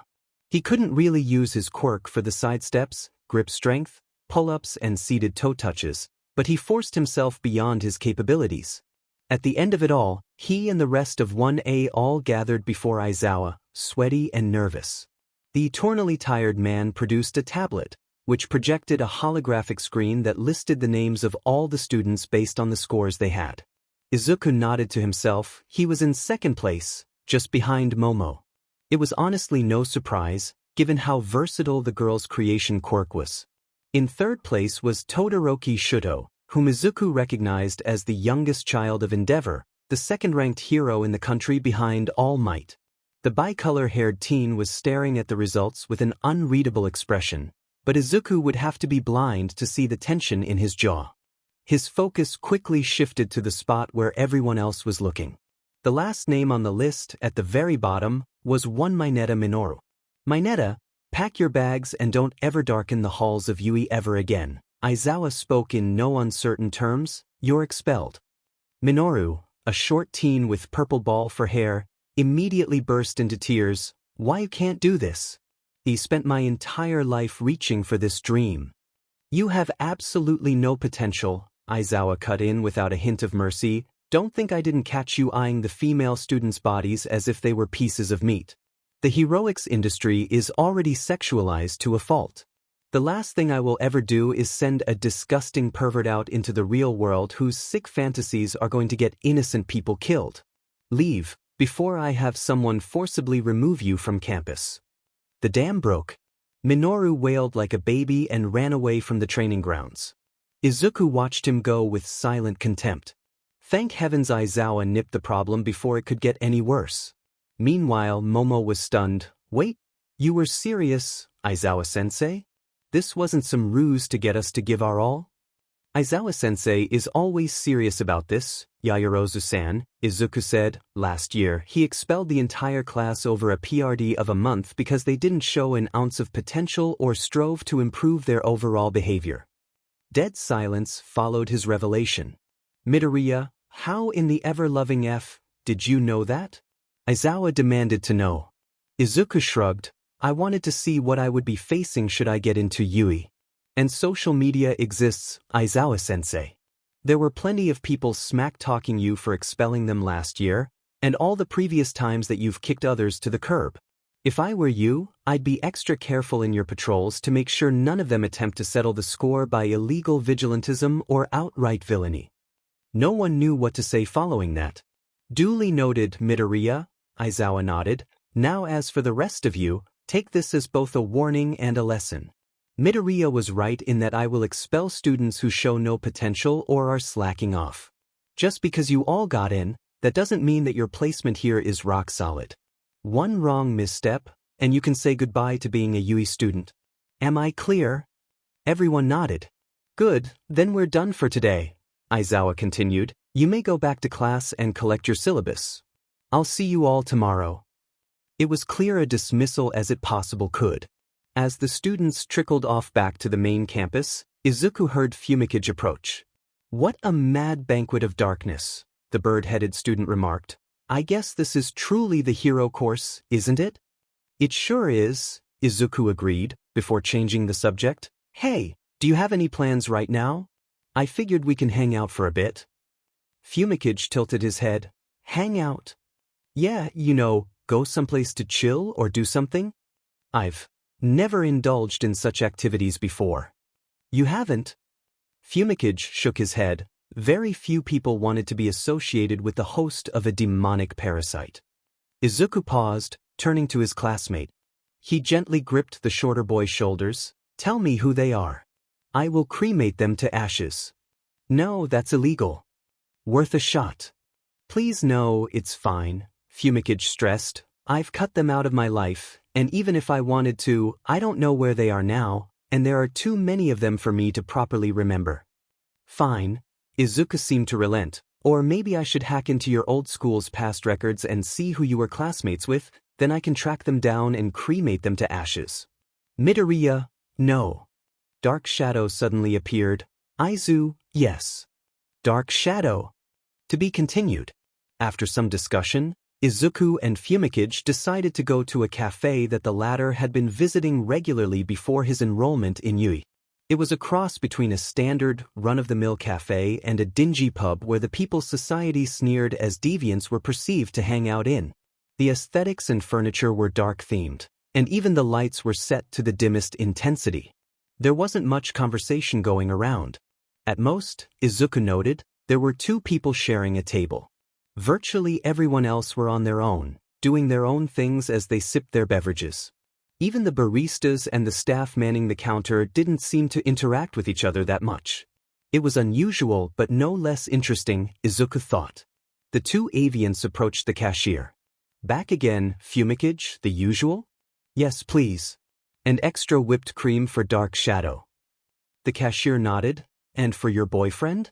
Izuku's eyes widened, the flames making up his body burning brighter. He's not my boyfriend, Fumikage corrected without missing a beat. What would you like, Midoriya? Izuku quickly recovered. What's today's special? Dark chocolate latte with burnt caramel bits topped with whipped cream with Oreo crumbs sprinkled on top. I'll have that then. The cashier tallied up the tab. That'll be 1,620 yen. Shall we split the bill? Asked Izuku. That's fine with me, Fumikage replied. The pair then bagged a table once the money was paid. The cashier promised that a server will be over with their drinks soon. I honestly don't know what to feel about Aizawa-sensei, Fumikage admitted, expelling someone on the first day of school? It is unusual and it can be jarring for someone not used to such practices, Izuku conceded, but I'm glad that Minetta was the one expelled and not someone else. I can't imagine how dreadful it must be for the class to have an unapologetic pervert in their midst. You have a point, Fumikage nodded. A waiter came up to their table and served them their drinks. Immediately, Dark Shadow emerged and swiped a bit of whipped cream from Fumicage's drink. Izuku took a sip of his own drink. It was sweet and bitter, but he did have the occasional sweet tooth, and it was not like he stopped exercising after his acceptance into UE. Izuku believed he was entitled to a sweet treat every now and then. You know, Midoriya, I envy you. Me? Yes, you, Fumikage said bluntly. You have a pair of wings. You have the ability to fly around, whereas I'm stuck on the ground because all I have to show for is the head of a bird, and a shadow being inside me. Well, it's not like I can fly freely without the police coming after me for illegal quirk usage. And I presume you were born with your quirk. The bird head, yes, Fumikage nodded. Dark Shadow came into the picture when I was 4.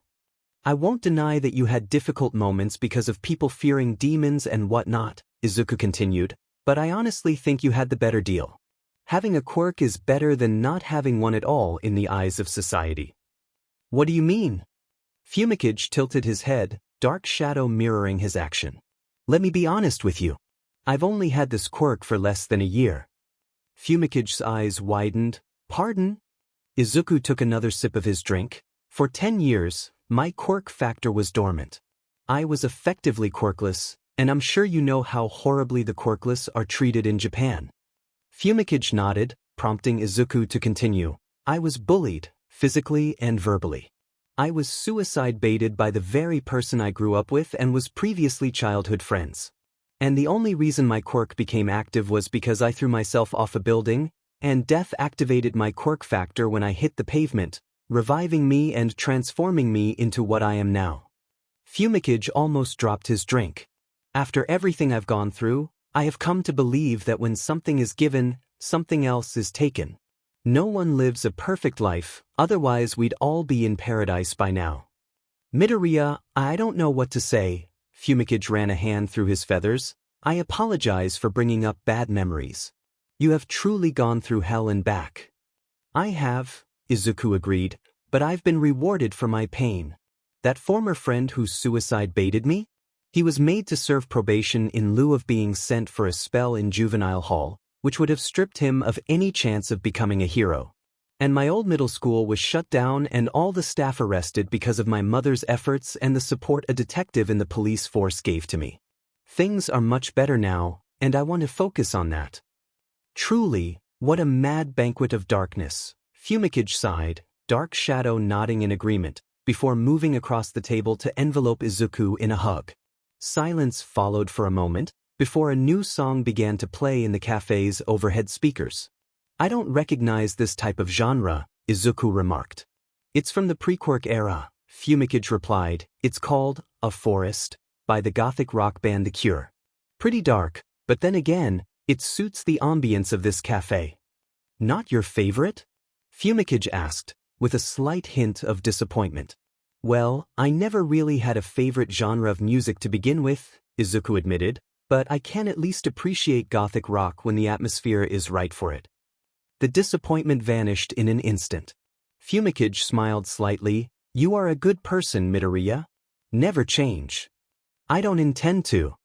Izuku learned during their little hangout at the cafe that Fumicage's registered place of residence was actually Hamamatsu City in Shizuoka Prefecture, but he was living with a relative in Mizudafu so as to save on commute fares. Their stations were along the same line, just that Fumicage got off before Izuku did. Before they went their separate ways for the day, they exchanged numbers.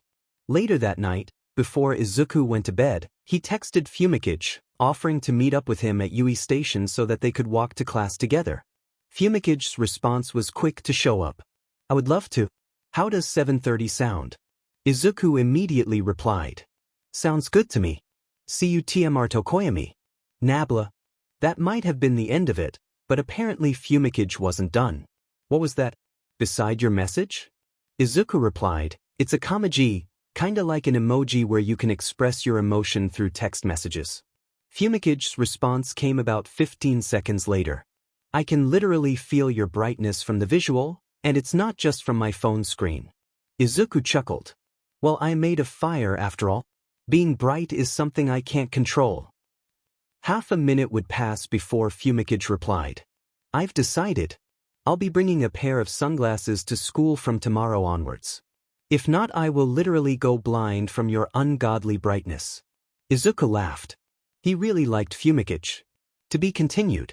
Fumicage, as promised, was there at UE Station when Izuku arrived at 7:30 a.m. And the Phoenix very quickly realized that his new friend, could Fumicage really be considered his friend yet?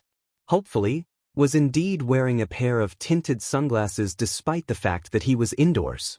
Didn't you get stared a lot? Asked Izuku as they headed up to street level. I did, Fumicage confirmed, but it's better than to go blind. You're not going to take it off while I'm around, aren't you? Nope. Homeroom came and went without fanfare. A few of their classmates questioned Fumicage about wearing sunglasses, with Tenya losing his sheet about the bird-headed student defying Yui's dress code. Aizawa took one look at Fumicage, who pointed his thumb towards Izuku. The eternally tired hobo simply nodded in acknowledgement, in the process giving Tenya an aneurysm, and carried on with his planned announcements before slipping into his sleeping bag and napping for 20 minutes. Morning classes were a standard affair. They had English with present mic and modern literature with Cementos. Admittedly, the latter was a bit on the dry side, though Fumikage appeared to have a vested interest in the subject. As he told Izuku later during the lunch break, literature was once of his pastimes, especially dark, gothic stories from the pre-Quirk era. Curious about it, Izuku asked for some recommendations, which Fumikage promised to send over via text later that evening. After lunch ended, the pair returned to a class that was alive with anticipation. They had foundational heroics training next, and given that all of their teachers thus far have been pro-heroes, virtually everyone wondered who was going to teach them next. The hour bell rang, and the students of 1A returned to their seats. Barely 5 seconds later, the door burst open. Coming through the door like a regular person, all hell and pandemonium broke, as All Might, dressed in his Silver Age costume, burst through the doorway. No effing way. Izuku straightened up, expression going blank. It's All Might. Fumikage adjusted his sunglasses. The brightness in the room had gone up significantly, and it was not from Izuku this time round. Is he really our teacher? All Might strode towards the lectern with every ounce of confidence as the symbol of peace. He scanned the entire class, beaming brightly. But when his eyes passed Izuku, his smile became just the tiniest bit forced. It would have gone unnoticed by most people, but Fumikage wasn't like most others. He noticed the shift in the smile, and he became warily curious. Today we're going to begin our first lesson on foundational heroics. All Might began as if nothing had happened, which only deepened Fumicage's suspicion further. I am going to wring out the very best from each and every single one of you, and turn you into the greatest heroes you are destined to be. Everyone has to start somewhere, and today we are going to be holding.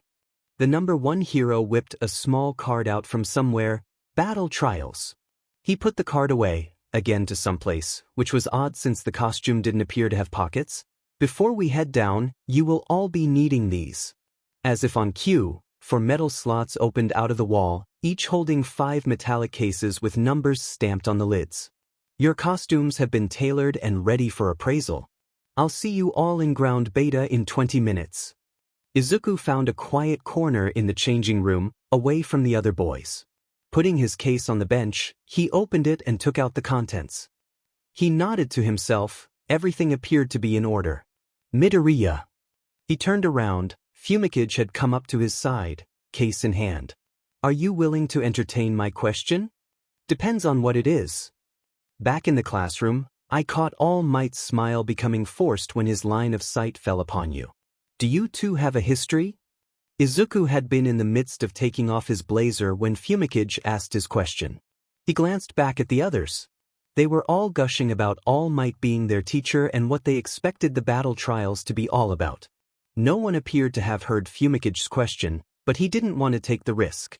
I'll explain it as we go, Izuku replied, voice low. In the meantime, let's get changed first. Despite his suspicions raising again, Fumikage didn't press it.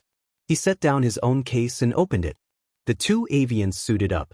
Fumikage was dressed in a full-body black cloak that went down to his ankles, brushing atop a pair of black combat boots. Izuku's outfit was more revealing. His torso was bare, and his legs were covered by a long, flowing white skirt that covered his feet, with an open slit down the length. An ornate golden belt circled his waist, and a pair of decorative gauntlets took their places on his forearms. While the other boys were still chatting and changing, Izuku and Fumikage quietly left the locker room unnoticed. All Might was the catalyst for my Quirk's activation. Catalyst? In what?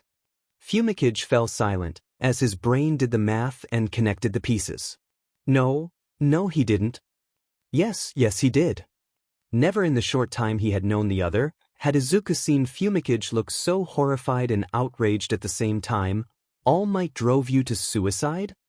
It was at the same time that Dark Shadow emerged, looking absolutely feral. The smiley man made our as you kill himself. I will tear him apart and consume his soul. He will endure the pain of everlasting darkness for all eternity. Shadow-chan, it's fine. There's no need to murder the symbol of peace, Izuku calmly. He has already been made to pay for his sins. I was not blind to how his smile became forced when I came into his line of vision. He is living with the consequences of his actions.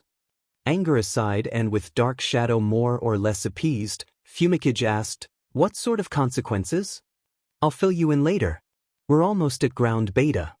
The pair had just emerged out of a tunnel into the fake city where Izuku made his imprint on Yui. All Might was already waiting there, and once again his signature smile became forced when Izuku and Fumikage came into view.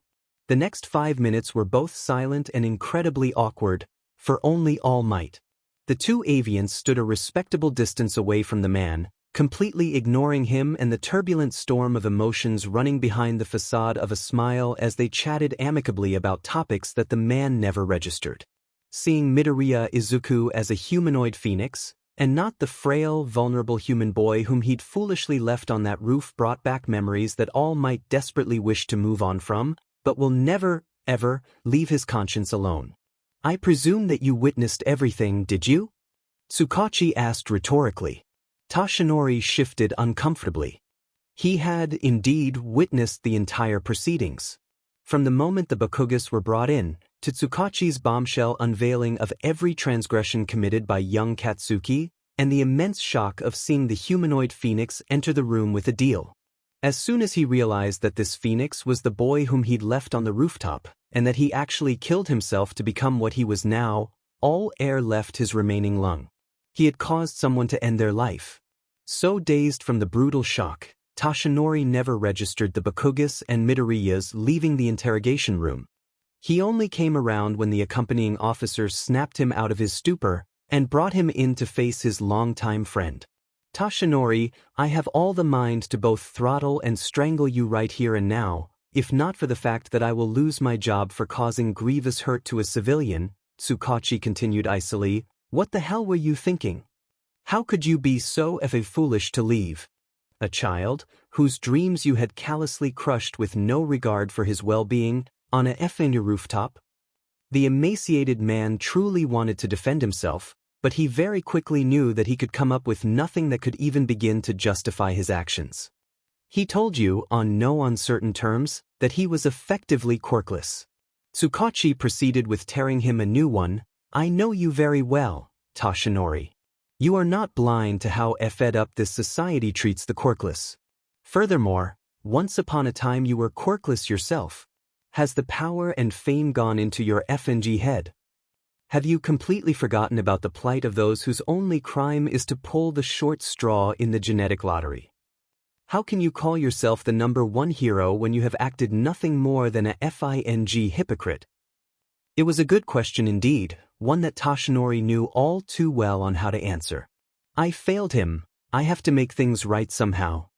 "Well, too FING late for that," Tsukachi spat. "Midoriya-kun's quirk has activated, and I can say with well certainty that he is going places with it. Furthermore, he has also told me in no uncertain terms that he does not want anything to do with you anymore. And quite frankly, I agree with Midoriya-kun. In fact, I have suggested to him and his mother to file a restraining order against you so that he does not have to suffer any emotional or mental setbacks from your bumbling presence." It would seem impossible for Toshinori to deflate any further, but he somehow did, understandably. "You will not approach him for anything. If Midoriya-kun wants to forgive you, he will do it at his own discretion. Symbol of peace or not, if it weren't for the fact that I have been friends with you for years, I would have had you charged for causing the suicide of a minor." So deep in his grief and guilt, Toshinori didn't protest or try to defend himself. It was the truth after all. "I will have Officer Sansa escort you out," Tsukachi said with absolute finality. "Do not bother attempting any form of communication with me. I need some time to think on whether I should continue my friendship with you." That was almost a full year ago, and Tsukachi still wasn't talking to him. If he still had a stomach, Toshinori would have drowned further in the sinking feeling that was his overwhelming grief. He had lost an important pillar of support that day, and he had no idea if it would be ever rebuilt. The itch to approach young Midoriya and apologize, Dejiza style too, he was willing, gnawed at his instincts, but Toshinori knew that it was pointless. The restraining order was in effect, and he couldn't afford to face legal repercussions as the symbol of peace. Despite his personal problems, Japan still needed him. But as much as his duty as the top hero provided some sort of distraction, the guilt from the entire debacle made even the simple act of getting up from his bed more difficult. In a bid to continue functioning, Toshinori sought after any distraction that could, temporarily, allow him to focus on the present and not let his mind wander back to his greatest failure thus far. The sight of the rest of 1A emerging out of the tunnel, dressed in their hero costumes, graciously provided such a distraction. The costume makes the hero, as some will say. You all look absolutely dashing. Izuku turned towards his classmates, his eyes analyzing the different costumes that were before him. Immediately his stomach dropped. Virtually all of the boys were covered, save for Kirishima Aijuru, who was topless just like him, with baggy pieces or accessories, while a majority of the girls, save for Jirokyuka and Aoyamayu, were dressed in skin-tight bodysuits, or in Ojiro Mishira's case, a skimpier version of Chun-Li's outfit from the pre-Quirk era video game franchise, Street Fighter, or in Momo and Hagakure Turu's cases. Izuku immediately turned away. Momo was dressed a leotard that barely covered her BRSS, left her abdomen exposed, and her groin area barely covered by padding. As for Turu, she had an invisibility quirk that made her entire body invisible, and her costume comprised of only a pair of gloves and boots. Tokoyami, I'm going to lodge a complaint to Aizawa-sensei. Why? I'm pretty sure there must be some rule or law preventing female minors from wearing such revealing outfits, or in the case of Hagakure-san, no costume at all. Tokoyami blinked, before having a look himself. He too immediately turned away after a second. I'm coming with you as backup. Much appreciated, Tokoyami. Meanwhile, All Might was welcoming the class to ground beta when Tenya interrupted. All Might sensei, I can't help but notice that we're in the same grounds where some of us took part in the practical assessment of the entrance exam. Are we by any chance performing city-based maneuvers like in the exam? Not exactly, young Ida Dash. How are we going to be grouped? Well, I was Dash. Will you expel the worst-performing team like what Aizawa-sensei did to Minetta? Buchako asked worriedly. No, I Dash. Does my cape look très chic? You asked in general to the class, though she was ignored. Wait. All Might boomed, silencing the class. Not all at once. I do not have enhanced hearing like young Jairu here. The number one hero took advantage of the silence to fish out a manual that looked comically small in his massive hands and read off his lesson plans. Izuku frowned. A teacher had to refer to notes in order to answer questions? All Might is a PSS poor educator, Tokoyami muttered, verbalizing his friend's thoughts. Today's battle trials will see the class split into two groups, heroes and villains.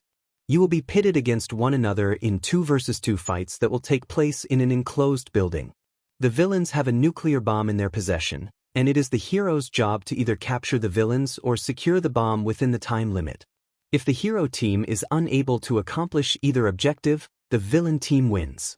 All Might put away the manual, again to somewhere, because no visible pockets, and address the class. The teams will be drawn randomly by lots. Now, I know that you might have made some friends already, but in the real world, you don't always have the choice of partners or teammates. Izuku blinked. Where did that box come from? Come forth and draw your lots. One by one, the students went up and drew their lots. The pairs were subsequently decided.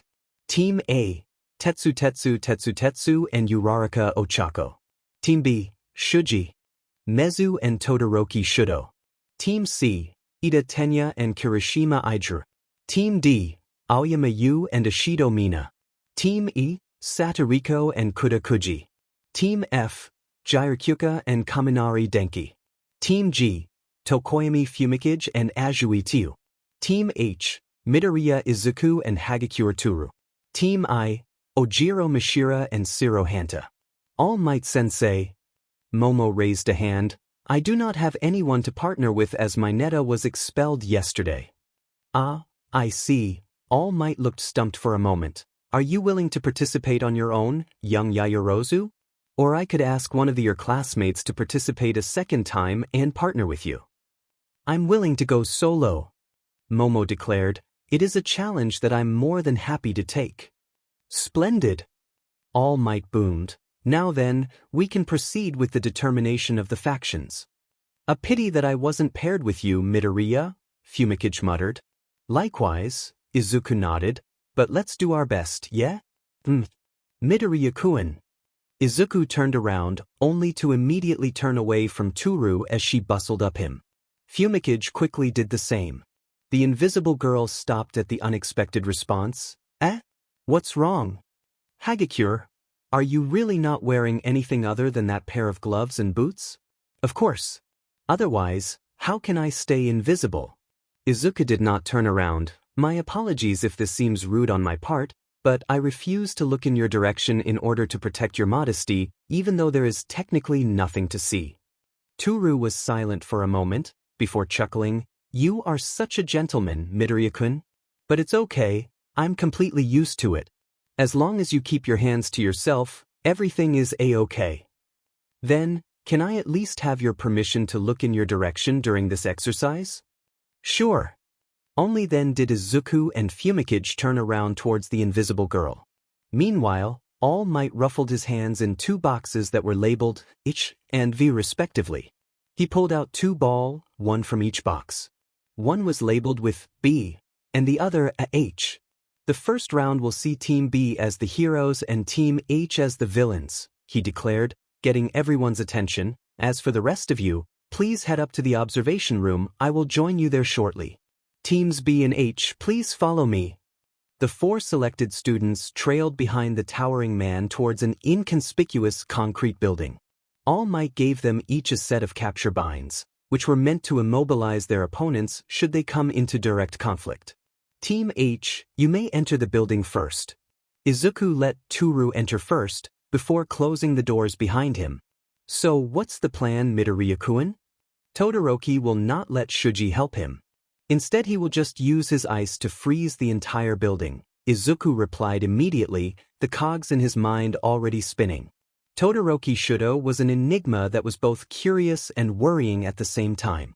In the short time Izuku had been in the presence of the bicolor-haired teen, he had seen Shudo only use his right side, namely his cryokinesis. Never once did he see Shudo use his left side, which Izuku presumed to be pyrokinesis inherited from Endeavor. Furthermore, there was that horrific burn scar over Shudo's left eye, which Izuku instinctually knew couldn't have been the result of an accident. Izuku already had misgivings about Endeavor previously. What he has observed thus far did nothing to alleviate the unsettled feeling in his stomach. He'll hope that by overrunning us with ice, it will guarantee a swift victory. However, I intend to use my fire as a counterattack. Mind you, my fire can easily cremate someone to ashes instantly, so I will warn you before I use it. Toru nodded. Even though Todoroki is among the strongest in one, he still has his limits. Hopefully, my fire can incapacitate him, leaving Shuji to take over. The both of us can use our skills to take him down should we come into combat. Got it. But Midoriya-kun, I heard that Todoroki-kun has the ability to control fire. What if his fire overpowers yours? Izuku shook his head. Todoroki will never use his fire. But why? Toru asked as they arrived in the room where the bomb was held. Izuku became grim. I don't have any definitive proof, but I believe that Todoroki's fire is trauma-locked. Something must have happened in his past to make him swear to never use his left side. However, as the simulated villains, we are supposed to take advantage of any weakness or flaw from the opposing side. As much as I do not wish to further exacerbate whatever trauma Todoroki has gone through, I am not going to jeopardize our grade for sympathy. There is a time and place for that. Toru couldn't find any fault with that reasoning. As she nodded, All Might's voice crackled from a series of hidden intercom speakers. The heroes have entered the building. The battle trial starts now. Hagakure-san, get ready. I'm about to use my fire. Bursts of flame roared to life over Izuku's hands, just as Toru heard crackling noises echo all around them. The temperature began to plummet, and within seconds, ice burst into the room and headed straight towards them. With a loud roar, Izuku unleashed his fire in a conflagration of burning heat. The ice vaporized instantly. The flames burst out of the room and swarmed the entire building, melting the ice in seconds. Outside, Mezu, who had been made to leave shortly before Shudo froze the entire building, looked back to see flames whipping from every opening in the building. Shudo rushed out of the building moments later, chased by a wall of fire that quickly dissipated once he was outside. In it, the dual-quirked student cursed, "The fire was too strong." Mezu created a mouth from one of his 6 arms. "Todoroki, are you all right?" "I'm fine." Shudo's expression darkened. "I'm not going to be cowed again." He headed to the doorway and froze the entire building a second time. But just like before, the flames came and melted the ice in seconds. Shudo cursed under his breath, pulling away just before his hand got burnt. "Todoroki, I think we need to engage our opponents in direct combat." "Flushing them out is not going to work," Mezu remarked. "Fine, let's get this over with," Shudo replied, already moving in. As Team B entered the building, Hagakure watched them from the 4th floor. "They're coming," she told Izuku. "All right, slight change of plans. We have about a minute at most before they find us." Izuku slipped into analytical mode again. "They are not going to split up, so most likely we'll be facing them together. Hagakure-san, take your capture binds and wait outside the room, preferably behind a nearby corner. Once they enter the room, be as quiet as possible and sneak up to Shuji. Bind him, and in the momentary distraction, I will take down Todoroki." "How does that sound?" "Sounds good to me." Toru was already taking off her gloves. Izuku tactfully looked away as a gesture of respect. The invisible girl grabbed her capture binds and left the room, just as Izuku heard noise coming from the floor below. Toru found a suitable corner, went around it, and waited. About 10 seconds later, Shudo and Mezu came up the stairs and began scoping out the various rooms for the bomb. Toru could hear her heart beating wildly, hoping that Mezu would not be able to hear it too. Finally, Team B entered the room where Izuku and the bomb were located. Toru quietly and quickly headed back, waiting by the doorway for her chance. "Congratulations, heroes," Izuku put on an impromptu speech. "You found me. Is this the end of the line?" "It will be in seconds," Shudo replied tonelessly, ice already forming on his right hand. "Don't make this any more difficult for us." Toru saw her chance. She rushed into the room and wrapped the bindings around Mezu's legs. "I got him." Shudo and Mezu immediately reacted. "What dash?" "Shuji Mezu from Team B has been captured," All Might's voice announced. Shudo immediately moved to attack, but Izuku was faster and on him in seconds. Izuku deliberately used his fire upon Shudo's right side, which caused the latter to flinch. It was all the distraction Izuku needed to tie his own capture bindings around Shudo, immobilizing him and ending the match definitively. Todoroki Shudo from Team B has been captured. The villains win. To be continued. Before everything went down, the rest of 1A and All Might gathered in the observation room, with a multitude of screens capturing the various floors, corners and rooms of the building where the exercise between Teams B and H was about to unfold. All Might gave Team B the command to start, and a countdown timer set at 15 minutes began running. At first, the audience watched Shudo rush into the building and immediately froze the entire structure with his ice. However, within seconds, a conflagration of fire burst out from Izuku's hands from the 4th floor and spread throughout the building, vaporizing the ice and making Shudo flee back out. "Oh my gosh!" Ashido Mina had sparkles in her eyes. "Midori made the Ice King run." "How have the cameras not cut out from the heat?" someone else asked. "Must be enhanced technology," someone replied to that question. Fumikage smirked. "Good show, Midoriya. Give them a worthy fight." The feed then broadcasted Shudo's second attempt to freeze the entire building solid, which was again met with fire from Izuku. Seeing that such flush-out tactics were not going to work, Shudo and Mezu were forced to enter the building in order to fight their opponents head-on. The collective attention then shifted to Izuku planning with Toru about Team B's imminent arrival. "Quite a well-thought-out plan," Momo remarked. "Does he have 2 quirks?" Kaminari Denki wondered. "Analysis and flaming chicken?"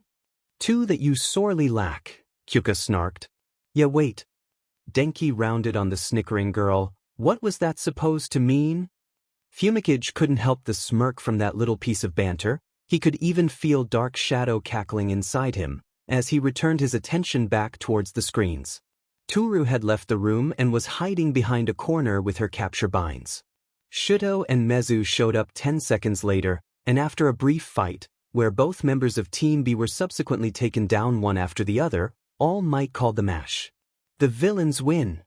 Fumikage immediately applauded, with Dark Shadow emerging to do the same, even though Izuku was not able to see them.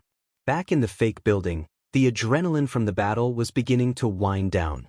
With All Might's declaration echoing into nothingness, Izuku turned to Toru. Great work, Hagakure-san. You go ahead and put your accessories back on, I'll untie the heroes. Okay. As the invisible girl hopped to the side, Izuku went to undo the bindings from Mezu's legs first.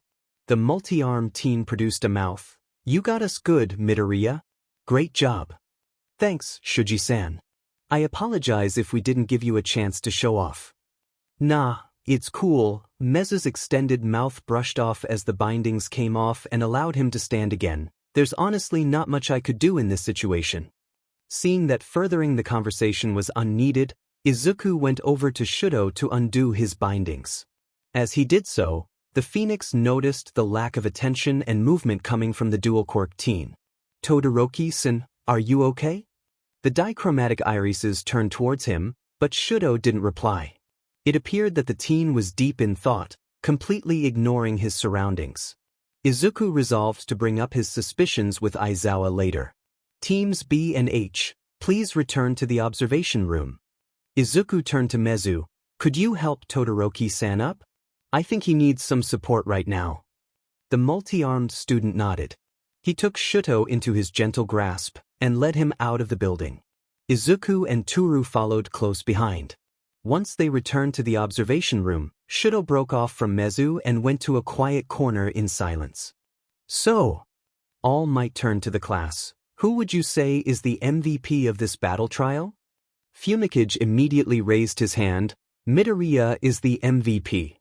I agree with Tokoyami-san, Momo also replied. Midoriya-san displayed excellent tactical planning and foresight in anticipating Todoroki-san's initial attacks.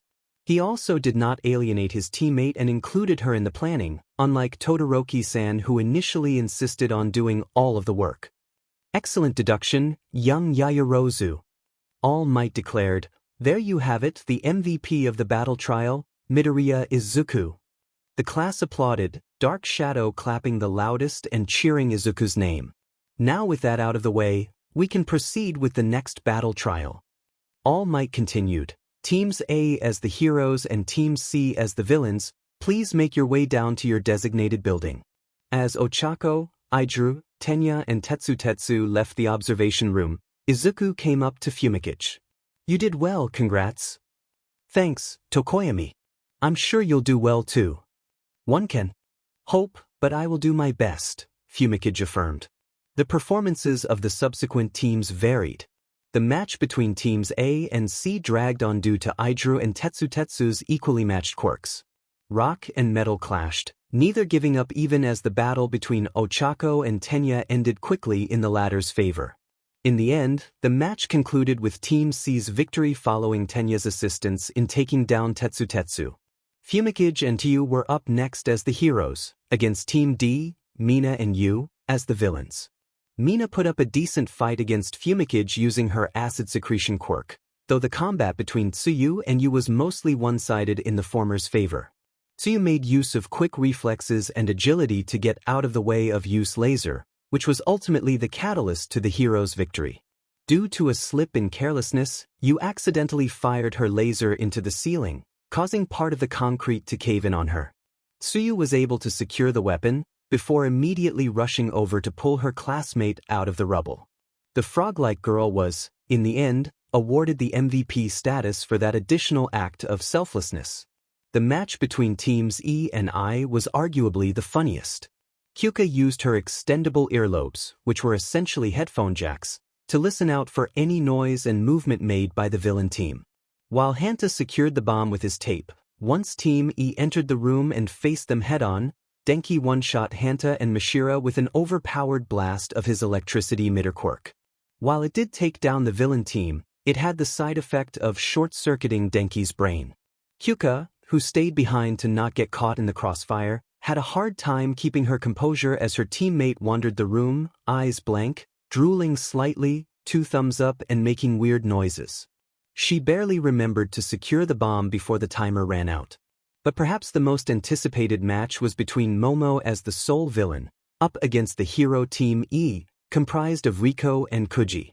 Fully aware of her opponent's quirks, Momo spent the 5 minutes before the hero's entry blocking up all the windows in the room where the bomb was held and barricading the door with reinforced steel bars. Riko's quirk requires the consumption of sugar, which increases her strength with more consumed, at the cost of her overall intelligence past a certain threshold. Kuji, on the other hand, can summon all manner of animals with their voice, which was why they communicated with sign language so as to not accidentally summon any nearby creatures. When All Might commenced the match, Riko downed an entire packet of sugar, increasing her strength by what Izuku estimated was about 5 times more. Kuji summoned a flock of birds to attack the blocked-up windows. While the birds assaulted the material, the heroes moved in. Meanwhile, Momo had created an electric taser attached to a long pole from her lipids. She banked on the obstructions she placed on the windows to hold steady in the event that the steel bars become no match for Riko's increased strength. This foresight played true when the door was blown in from a powered punch courtesy of Riko. Momo immediately sprang into action, tasering Riko and doing the same to Kuji before the latter could reach the bomb. It was all over in a matter of seconds, and All Might declared the match in Momo's favor at the end. After a short debrief, All Might dismissed the class and immediately ran off somewhere. While the rest of the boys changed out of their costumes, Izuku and Fumikage nodded to one another. Their day was far from over. Finding the staff room after a search, Izuku knocked hard on the door. "Come in," came a voice that he recognized as belonged to Present Mike. Several staff members were present in the room, the voice hero in particular turning towards the 2 students as they entered. "How can we help you 2 listeners today? We would like to speak to Aizawa-sensei about an urgent matter." "Well, he's over there, taking his nap." Present Mike jabbed a thumb at what appeared to be an oversized yellow caterpillar resting against a corner of the room. Closer inspection revealed that it was actually a yellow sleeping bag, with a tuft of Aizawa's signature unkept hair sticking out of the zipper. "I wouldn't risk waking him up, unless you want to deal with a grouchy hobo." "We're willing to risk it. This involves several of our classmates," Fumikage stressed. "What exactly is the problem?" All eyes turned towards the sleeping bag, as Aizawa was now very much awake and emerging from his sleeping bag like an eternally tired butterfly. Whoever designed the majority of our female classmates' hero costumes took some extremely unsavory liberties in order to fuel their perverted fantasies. Aizawa immediately frowned. "Explain." The rest of the staff were now listening in, especially Maijima Higuri, otherwise known as Power Loader. However, before Izuku could go into detail, the overhead PA system crackled to life. "Could Aizawa Shoyuda, Midoriya Izuku, Tokoyami Fumikage and Maijima Higuri come to my office please? I believe this conversation should be held in a more private setting." Whose voice was that? Fumikage wondered. "That was the principal," Aizawa sighed, already heading for the door. "Come along, we don't have all day, and we certainly can't afford to keep the satanic rat waiting too long." Izuku and Fumikage turned to one another. If they could raise their non-existent eyebrows, they would have. After all, how often was it that a teacher would throw shade at the principal of a prestigious education institution like UE? A short elevator ride up, and the group of 4 appeared before a door. Aizawa didn't bother knocking, and opened it to let the teens enter first. "Good afternoon. My mouse, dog or bear?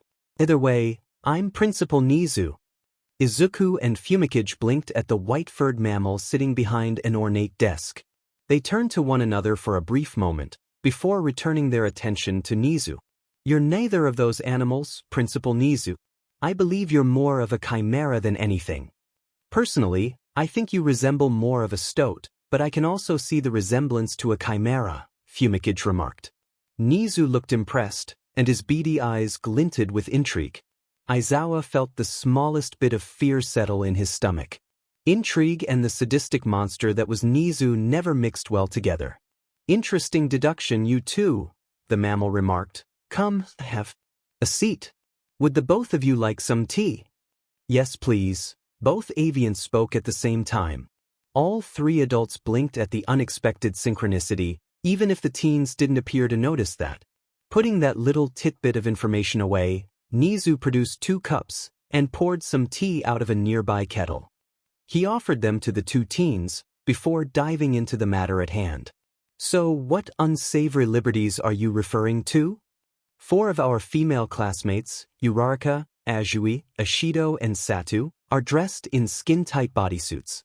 I distinctly remember Uraraka-san complaining about how she didn't want a skin-tight bodysuit, nor the heels that was included on her shoes.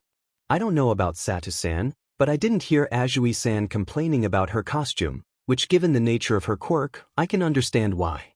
But while Ashido-san also didn't make any complaints, her cleavage was prominently open with no coverage. "It gets worse from there," Fumikage continued. "Ojiro Mishira's costume is basically a skimpier version of a female video game character's outfit, which already exposes quite a bit of skin, especially with the legs. Her cleavage was made bare, and only a thin rectangle of fabric covered her groin area. I observed her behavior during the earlier battle trials, and she looked extremely disgruntled by her costume." Aizawa's tired eyes became stormy with outrage. And although Maijima's expression couldn't be seen due to his helmet, it wouldn't be wrong to assume that he mirrored his colleague in his outrage. Nizu had lost his smile, his own expression turning coldly calculative. And there was Yaoyorozu-san and Hagakure-san, whose costumes I believe completely violate any law that was put in place to protect minors. Izuku picked up again. Yaoyorozu-san was dressed in a leotard that has an open window at the front which exposes her abdomen and much of her BRSS, ending dangerously close to her groin, which I will add is barely covered by 2 layers of padding. As for Hagakure-san, I'm sure you all are aware that she has an invisibility quirk. All 3 adults nodded. Her costume only comprised of a pair of boots and gloves. "That's it. That's it," Power Loader exclaimed. "That means she's as naked as a newborn baby?" "Yes, absolutely. She even confirmed that herself to me during the battle trial earlier." The temperature in the office plummeted. Aizawa was literally shaking with erupting rage, Power Loader had gone catatonic with shock, and Nizu's eyes had become absolutely feral from the animalistic genes that still remained in his overall makeup. "This is most concerning." Nizu turned to Power Loader, who flinched under the mammal's gaze. "I don't suppose it is your third-year students who designed the first year's costumes?" "Why, you'd be correct, Nizu-san. Usually I don't have a hand in finalizing the first year's costumes, but I realize now that I should have done so much earlier." "Well then, given the nature of such transgressions, those responsible will face severe punishment." Nizu nodded. "Perhaps we should table the possibility of expulsion, especially for those who designed Ojiro, Yaoyorozu, and Hagakure's costumes." "Principal Nizu, if I may give a suggestion?" All eyes turned to the humanoid phoenix, Nizu replying immediately, "Speak your mind, Midoriya-kun." To the surprise of Fumikage, Aizawa, and Power Loader, Izuku got up from the sofa, went over to Nizu's desk, and whispered something into the mammal's ear. That surprise became one of uneasiness when Nizu's expression gradually morphed from interest into sadistic glee. The uneasiness quickly became barely concealed fear as Nizu began laughing hysterically, rattling the windows and teacups on the table. "Priceless, Midoriya-kun. Absolutely priceless. I completely, 100%, approve of your suggestion. Rest assured, I will have everything set up and ready tomorrow." "Thank you for considering my idea, Principal Nizu," Izuku bowed. "I was surprised that you actually agreed to it." The smile Nizu gave made the other 3 people in the room shudder. "Aizawa-kun doesn't call me the satanic rat for nothing, you know." "So you were listening in on our conversation earlier," Izuku remarked, "and I take it that you are far from offended?" "Absolutely not." Nizu chirps. "If anything, I see it as more of a compliment." "And you rightfully should," Izuku agreed, unintentionally sending another shiver down Aizawa and Power Loader's spines. If there is one individual I can get behind, it is the Chimera who is more than willing to inflict trauma to teach someone a lesson. Nizu's grin could only be described as positively evil. Oh? You don't even feel the slightest bit of fear of what I am capable of. Women are queens, Izuku replied bluntly, and anyone who disrespects women deserves to suffer. The more traumatic, the better. Nizu's grin became wider. I like you, Midoriya-kun. You have intrigued me and I wish to get to know you better. Are you free in the afternoons? I would like to have tea with you. That sounds nice. Unfortunately, my afternoons are spent hanging out with Tokoyami, Izuku replied, unknowingly making the bird-headed student's chest a little lighter, despite the overall fear from the past few minutes. No trouble. Tokoyami-kun can also join our afternoon tea sessions if he wants to. Having more people to discuss the infliction of trauma is always so refreshing. Alarm bells were ringing in Aizawa's head. His instincts told him to grab his two students, tell them to flee the country and then resign on the spot. But he knew it was futile. Nizu had sunk his paws into Izuku and Fumikage, the latter looking all the more accepting of such a proposal. At the back of his mind, the eternally tired hobo believed that there might be something budding between the two avians, but that was beside the point. The point was that he lost two promising heroes to the dark side known as Nizu, and he could only pray that his sanity would remain intact by the time this whole debacle was over. As it turned out, the answer was not so simple, especially given what was about to happen the very next day. To be continued. At exactly 10 p.m. that evening, a text message was sent to every female student in 1A, sans Riko, Tsu, Kyuka and Yu. It was a cookie-cutter message, sent by Izuku, with the following words. Principal Nizu would like to speak with you. Please come to the UE gates at 7:30 a.m. tomorrow. Naturally, there was confusion among the 5 recipients. When asked on the purpose of such a meeting, all Izuku replied was this one line. You'll see. That did nothing to abate the curiosity and concern among the 5 girls. Sleep did not come easy for them, their minds conjuring up all kinds of worst-case scenarios, ranging from a severe scolding, suspension, or even expulsion. They searched their memories for any wrongdoings that they may have committed unknowingly, but found none. While the fear remained, confusion dominated their emotional states. The night was a long one for all 5 girls. Everything's ready, Principal Nizu. Splendid, Tokoyami-kun. The Chimera ignored the noises of struggle behind them. Midoriya-kun, it's all on you now. Got it, the Phoenix nodded, turning to their victims. All right, you pieces of rotten scum, time to face your fate. It appeared that fate orchestrated their meeting. At precisely 7:23 a.m., Momo, Ochako, Mishira, Toru and Mina encountered one another at the ticket concourse level of UE Station. You all got the same text message too? What a coincidence! Do any of you know why Principal Nizu wanted to meet us? No clue, actually. Do you think we're going to be expelled? I don't think so. Momo took control of the conversation. I don't believe any of us did anything wrong. Personally, I find this whole situation perplexing, but until we actually show up at the gates, we won't know why the principal wants to meet us. For the record, it is almost 7:30. If we don't hurry, we're all going to be late. It was true. A digital clock on the wall read 07. The 5 girls quickly rode the escalator up to street level and speed-walked the short distance towards the gates. However, all 5 stopped in their tracks when they noticed a large crowd of students gathering by the gate. What's going on? Ochako wondered. Some kind of fan meeting? Mina guessed.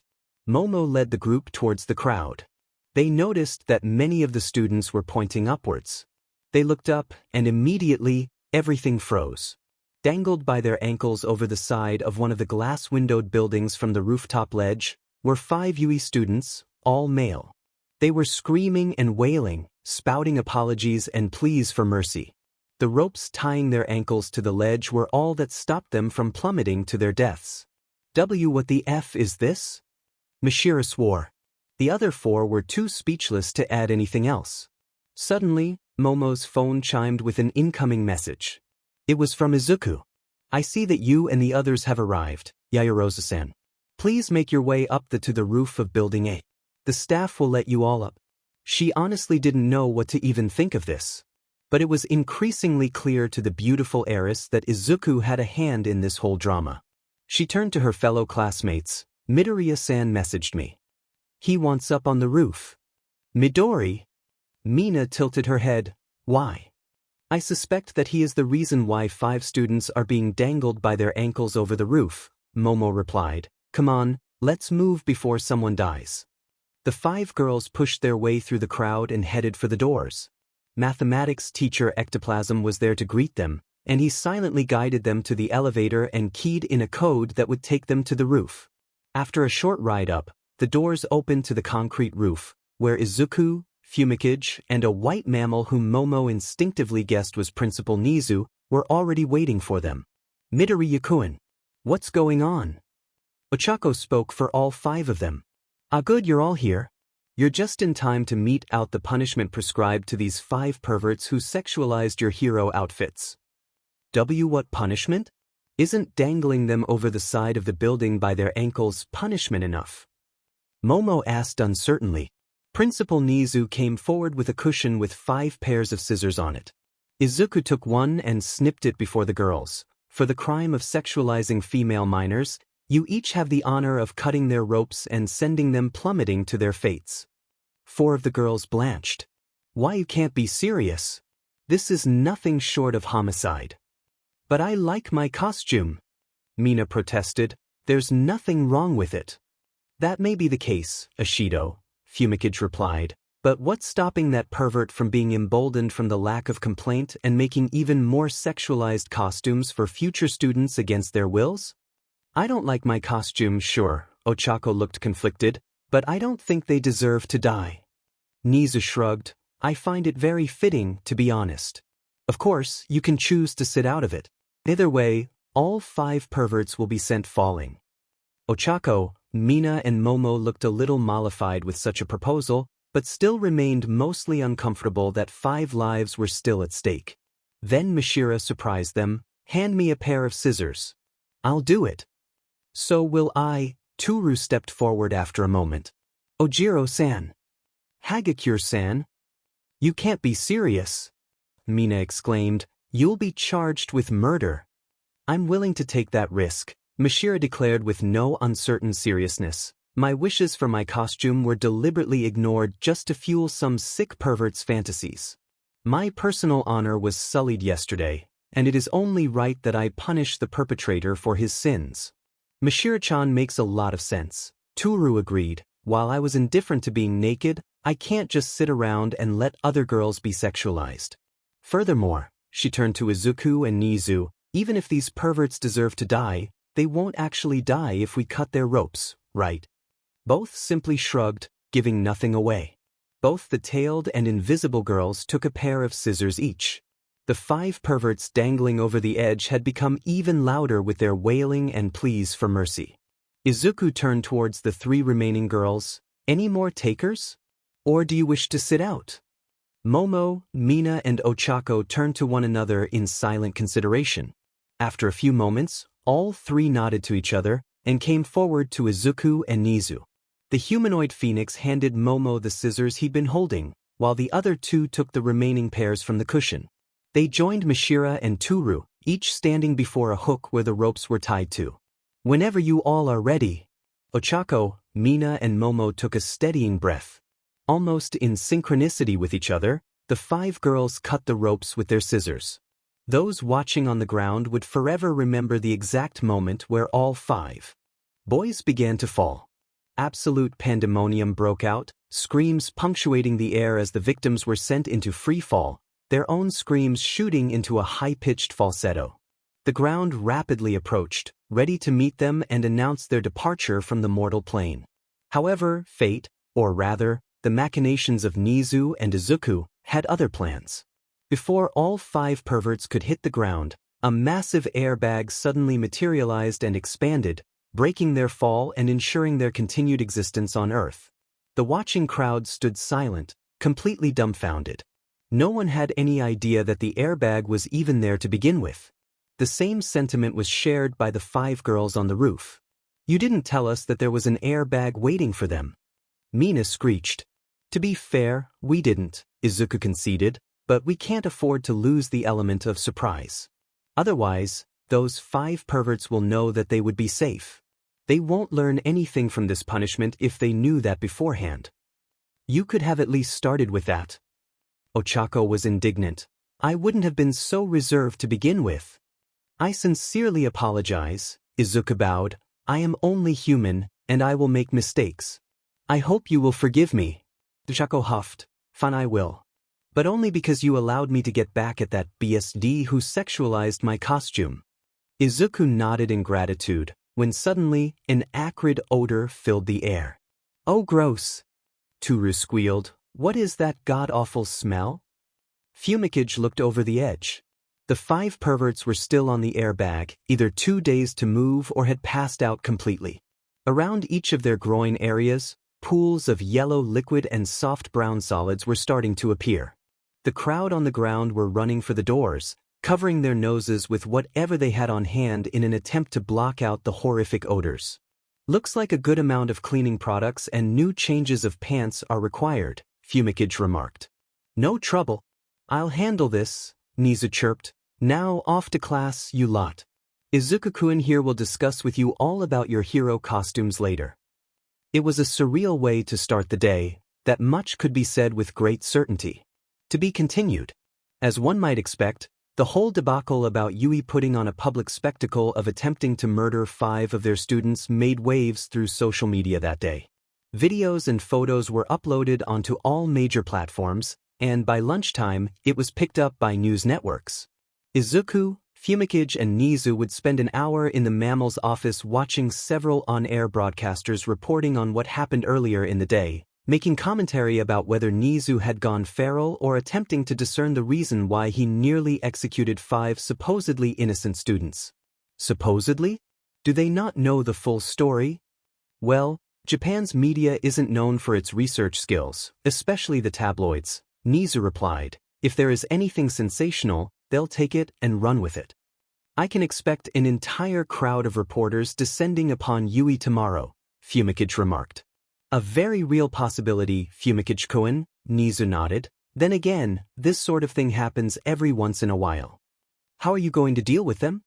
In most instances, we just ignore them, Nizu explained. If they attempt to cross the gates, the school's security system will kick in immediately and bring the shutters down. But I suspect that you have something else on your mind, Izuku-kun? Yes, actually, the Phoenix nodded. I want to speak directly to the press when they come. Midoriya, what do you mean? Fumikage asked, dark shadow emerging to mirror his host's confusion. Look at what's currently playing. Izuku pointed at the screen, prompting 3 pairs of eyes to follow his finger. As an anchor talked about the morning's events, the broadcast played an amateur video, obviously taken by one of the students in the crowd, of the 5 dangling perverts.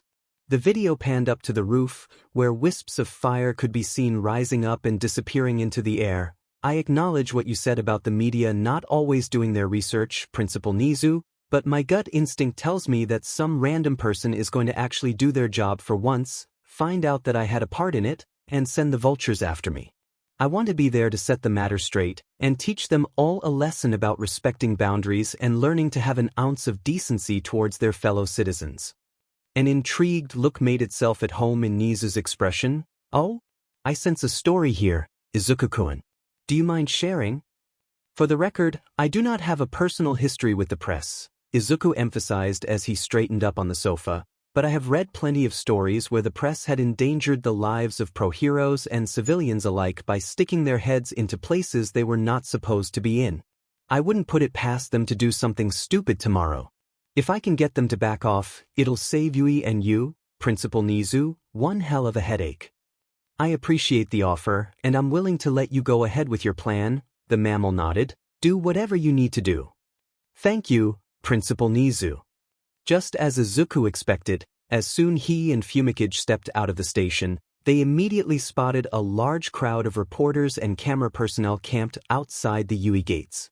The reporters were shouting questions at the poor students who just wanted to get to their classes, Microphones pushed into their personal spaces. Some were even grabbed by the more unscrupulous reporters in their attempt for a story. "What a mess," Fumikage muttered.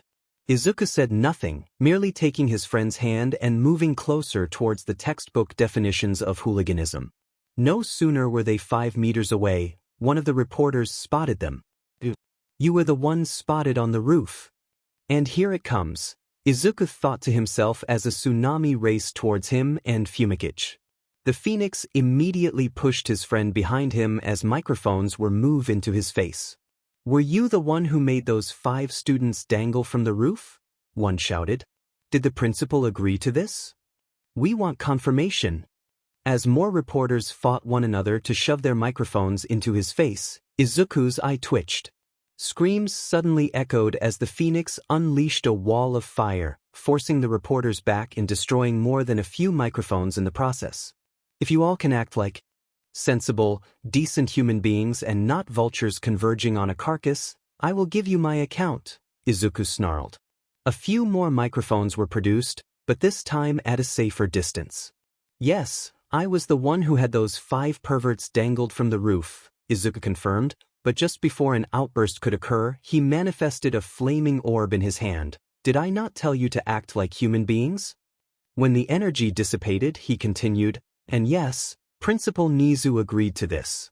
"Why did the principal agree to carry out your plan?" someone shouted. "What did those 5 poor students do to warrant this inhumane treatment?" "Those poor students, as I quote you, are perverts who deliberately sexualized my classmates' hero costumes for their own sick, twisted fantasies.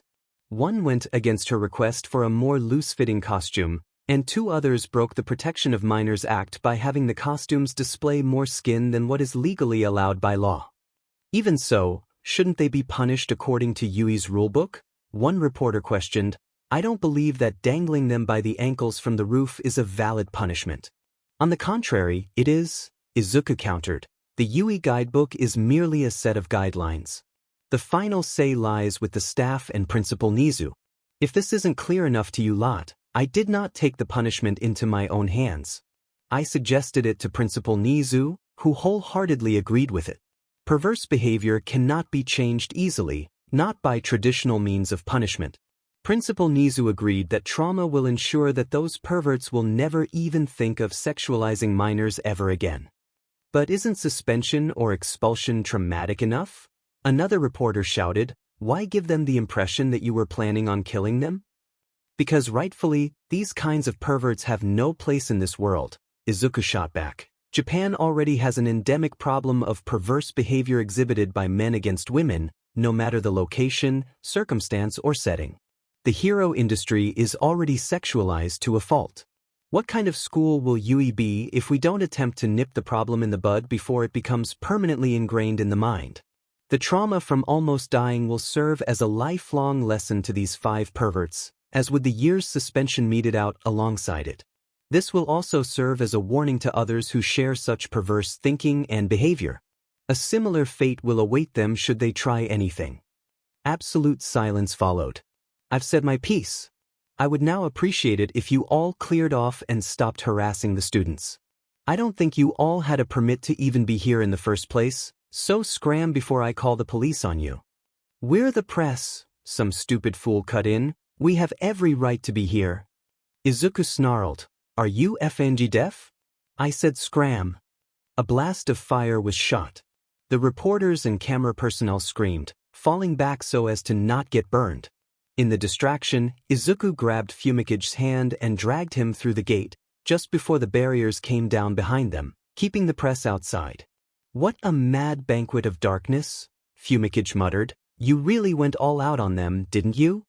"Yet I fear this will not get them to leave," Izuku growled. He glanced at the time. "Maybe I should swing by Principal Nizu's office and suggest that he call the police on them for unlawful disturbance and harassment of minors." "I'll cover for you," Fumikage replied. "Thanks Tokoyami, you're the best." Izuku returned to class just before the homeroom bell rang, with about a minute to spare. Just as soon as he sat down, the door opened, and Aizawa sauntered into the room. To most of the students, The eternally tired hobo looked just as physically and mentally dead as he was before. But as soon as those bloodshot eyes fell upon Izuku and Fumikage, they became even more lifeless, as if their owner had given up on everything and was waiting for the angels to come take his soul up to heaven. Unfortunately, it wasn't his time to leave the mortal plane, and he still had a class to teach. Damn it. He really should have downed that entire pot of coffee instead of going for just 3 mugs. 25 seconds, an improvement, but you can still do better, Aizawa drawled. Now for today's homeroom, we'll need to cover something important. Important? Izuku would have raised an eyebrow if he had a pair in the first place. Is it about the reporters? You'll be choosing your class representative. The entire class had been holding their breaths in anticipation for whatever major thing that was supposed to come. No one, not even Izuku, had expected something so completely normal. This was immediately followed by a deafening cacophony of clashing voices. Pick me. No, me. I'm the best shot for class rep. Izuku had no idea how long the class went up in verbal arms against one another, until Tenya decided that enough was enough. Everyone, stop this nonsense right now. All eyes turned towards the bespectacled robot. The roles of the class representative are a sacred duty. Tenya began to chop metaphorical vegetables with his hands. They are supposed to lead the class and look out for their fellow peers. This is not something that should be taken lightly. His hands stopped chopping. We should uphold the values of democracy and choose our representatives through a vote. Silence followed for a moment. But won't everyone just vote for themselves? Zero Hanta interjected. How do we know who is the most trustworthy? Tsuyu pointed out, we've only known each other for 2 days, Karo. The final decision lies with the candidate with the most votes. Tenya declared, before turning to the hobo, Aizawa is sensei. Do you approve of such a motion? Do whatever, just get it done before the end of homeroom, Aizawa drawled, already getting into his sleeping bag. Don't disturb me unless the results are in, someone is dying, or if Midoriya and Tokoyami have decided to raise hell upon us all. Momo created slips of paper and distributed them around the class. Staring down at his own slip, Izuku considered who would be the best choice for the representative roles. Ida is definitely one of them, but who else? He scanned the rest of the class, before falling his gaze upon Momo. I'm not sure if Yaoyorozu-san has ever held a leadership position before, but she seems like a capable individual. All right then, I've decided. Izuku wrote down Momo's name for class representative. Over the next 10 minutes, the rest of the class made their decisions and submitted their votes. The names were tallied up and presented on the blackboard. Yaoyorozu Momo, 4 votes. Midoriya Izuku, 3 votes. Ida Tenya, 2 votes. Somewhere along the line, Aizawa had woken up. Upon the finalization of the results, he turned to the class. Yaoyorozu and Midoriya, come up front. Both did and faced their classmates. It has been decided.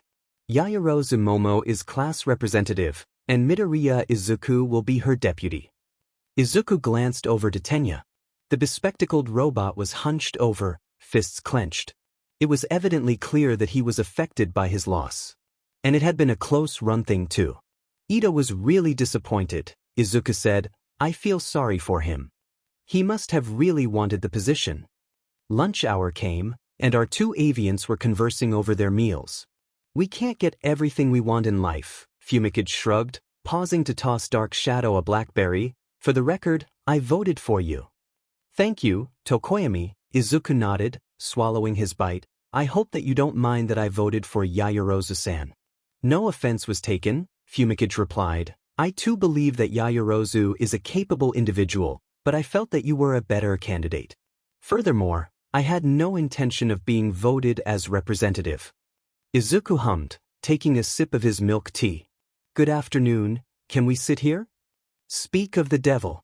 Oh, Yaoyorozu-san and Jiru-san, yeah sure. The 2 girls took the seats next to the avians. Congrats on becoming the class representative, Yaoyorozu-san. Thank you, Midoriya-san, Momo beamed. To be honest, this is my first time in a position of authority. And while I am nervous, I'll be sure to do my best. And I will do my best to support you all the way. Fumikage glanced at Kyuka. The earphone-jacked girl was staring at Momo, food untouched. Jiru, are you okay? You're spacing out. Kyuka snapped back into reality. Was I? Sorry, it's just that I thought I saw a halo around Yayarose's head. Fumikage glanced at Momo. I don't see anything, but I understand where you're coming from. Because Midoriya is made entirely of fire, he has a constant glow around his silhouette. Jiru nodded, but before she could say anything else, a deafening alarm blared across the cafeteria. Attention students, this is a level 3 emergency. An automated voice accompanied the alarm. An intruder has infiltrated the grounds.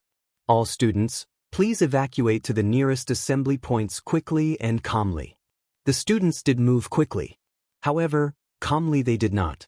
Pandemonium broke out in an instant. Students stampeded towards the doors, creating a bottleneck with multitudes of bodies pushing, shoving and squeezing past one another in an attempt to escape the perceived threat. Amidst the screams and shouts, Izuku was already on his feet. He rushed towards the window where their table was adjacent to, and looked down. He could see the front gates, which mysteriously was open. Members of the press, some of whom he recognized from earlier in the morning, were streaming in like creatures escaping a forest fire. He turned back to his classmates. You three, stay close together. I'm going to try to calm the crowd. Unfurling his wings, Izuku flew towards the doors of the cafeteria. His talons clutching the exit sign above the doors, the phoenix took a deep breath and let out a deafening roar so loud that the windows and anything that wasn't nailed down rattled. Immediately, all movement and noise ceased. Everyone, do not panic. It is just the press, not a villain attack. Do not panic and evacuate calmly. I repeat, this is not a villain attack. Nobody moved, and it was just as well when the overhead PA system crackled to life a second time. Intruder has been neutralized, level 3 emergency lifted. All students, please return to your previous activities. Thank you. Izuku lifted off the exit sign and flew back to his classmates. Are you guys okay? We're fine, Momo replied for all three of them. You were amazing, Midoriya-san. I never knew that you could shout so loud.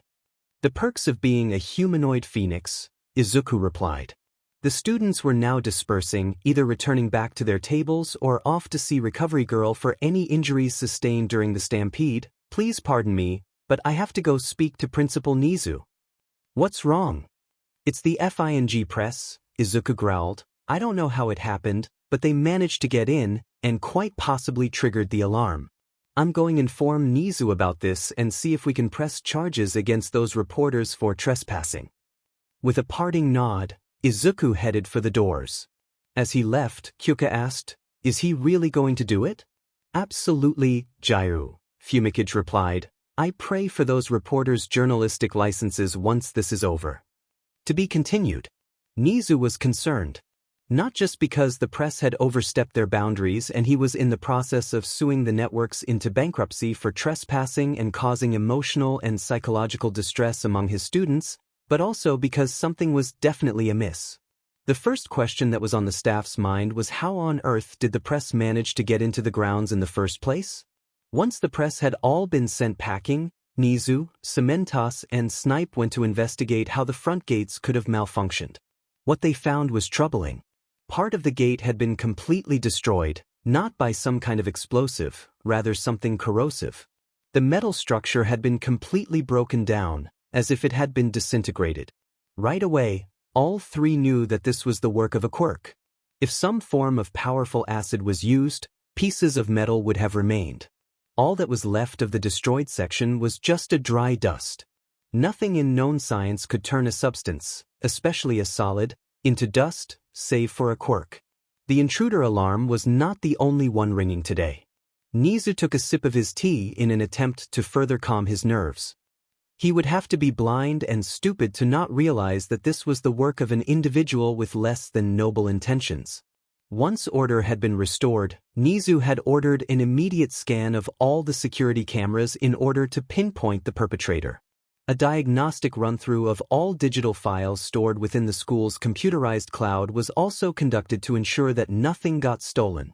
The cameras yielded nothing, and nothing appeared out of the ordinary with the digital files. That in of itself was not reassuring to Nizu. It was obvious, at the very least, that whoever disintegrated the front gates and let those vultures storm in was trying to send a message. A declaration of war? A warning of an incoming storm?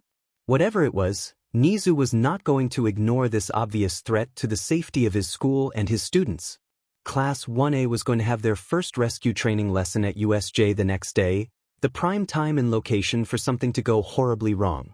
U.S.J. was part of the UE campus, but it was a good distance away from the main buildings, requiring the students to take a bus to get there.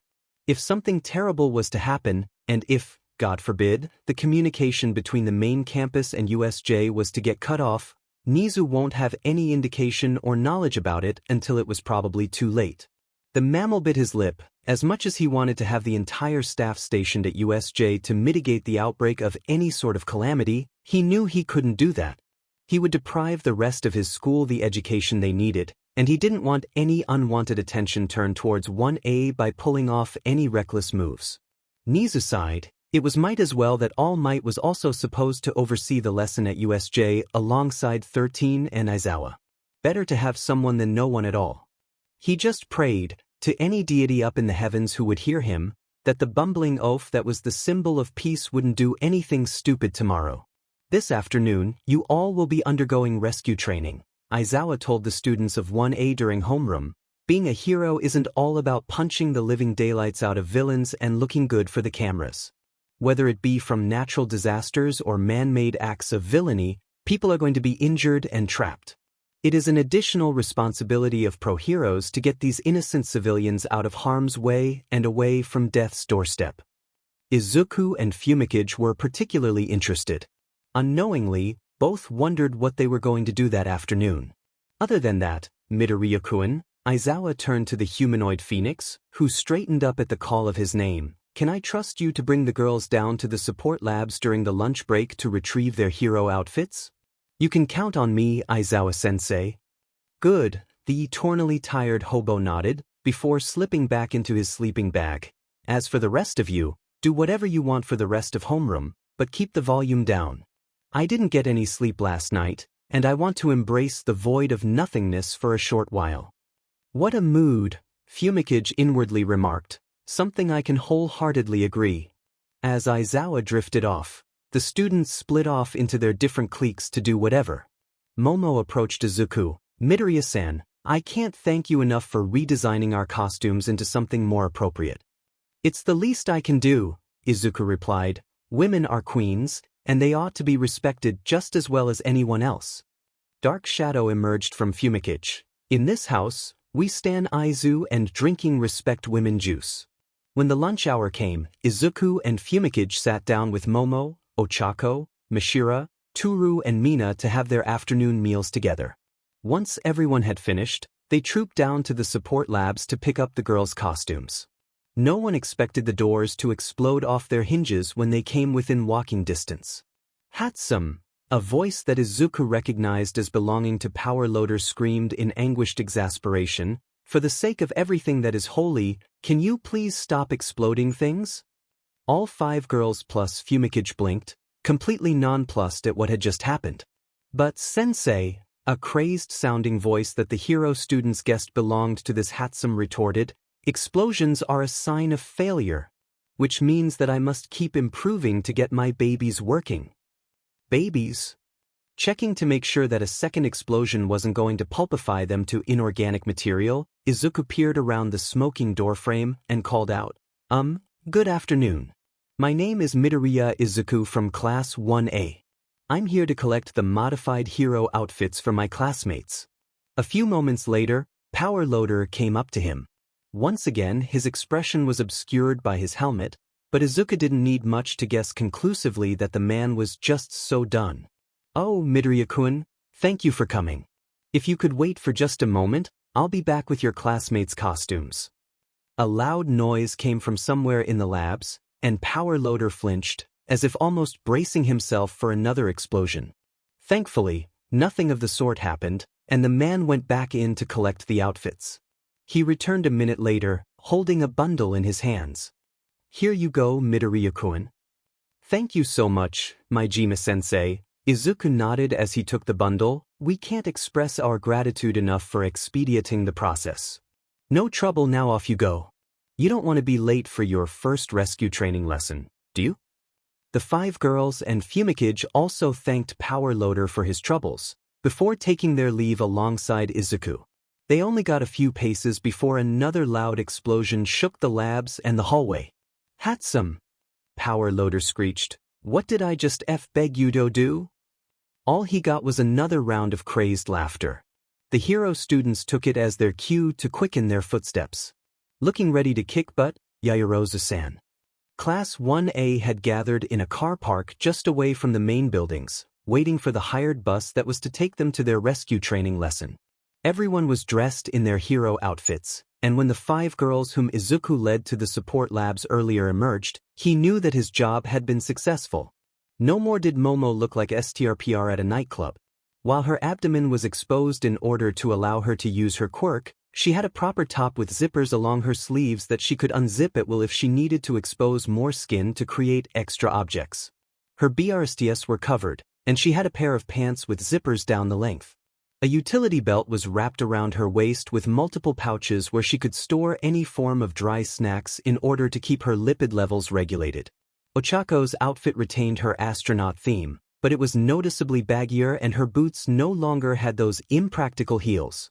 Mina's cleavage was covered up, and Mishira now wore an outfit that resembled a standard-issue karate gi and black felt boots. Toru was still invisible, but it wasn't due to her not wearing anything. Using special nanotechnology, the support labs were able to use the DNA from Toru's hair to weave together a jumpsuit costume that had full coverage and was invisible at the same time. To ensure that she retained some form of presence, Toru wore her gloves and boots from the previous getup. Thank you, Midoriya-san. I really like it. It's practical and stylish at the same time. I'm glad that you love your new costume, Izuku nodded. He glanced down the road. The bus is here.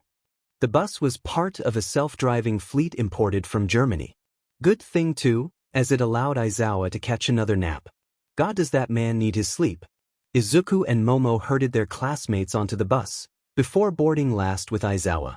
Momo went to the back, while Izuku beelined for a seat that Fumikage saved for him. The doors closed with a hiss and they were off. The humanoid phoenix settled in for the 20-minute ride. He was content to just sit back and space out when he felt a finger prod his arm. It was Tsuyu. What's the matter, Ajuri-san? Call me Tsuyu, Karo. Izuku blinked. All right, what's up? I usually speak my mind, Karo, the frog-like girl began. I first want to thank you for standing up for my fellow female classmates.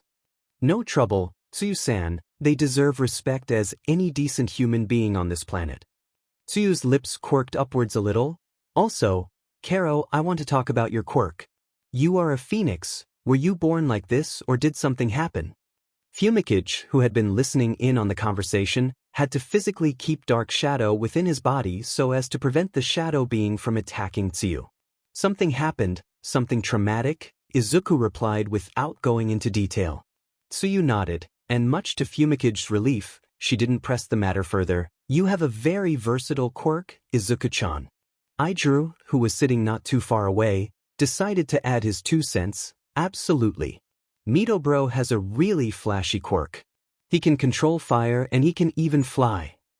An unsettled feeling blossomed in Izuku's stomach. He didn't like where this conversation was going.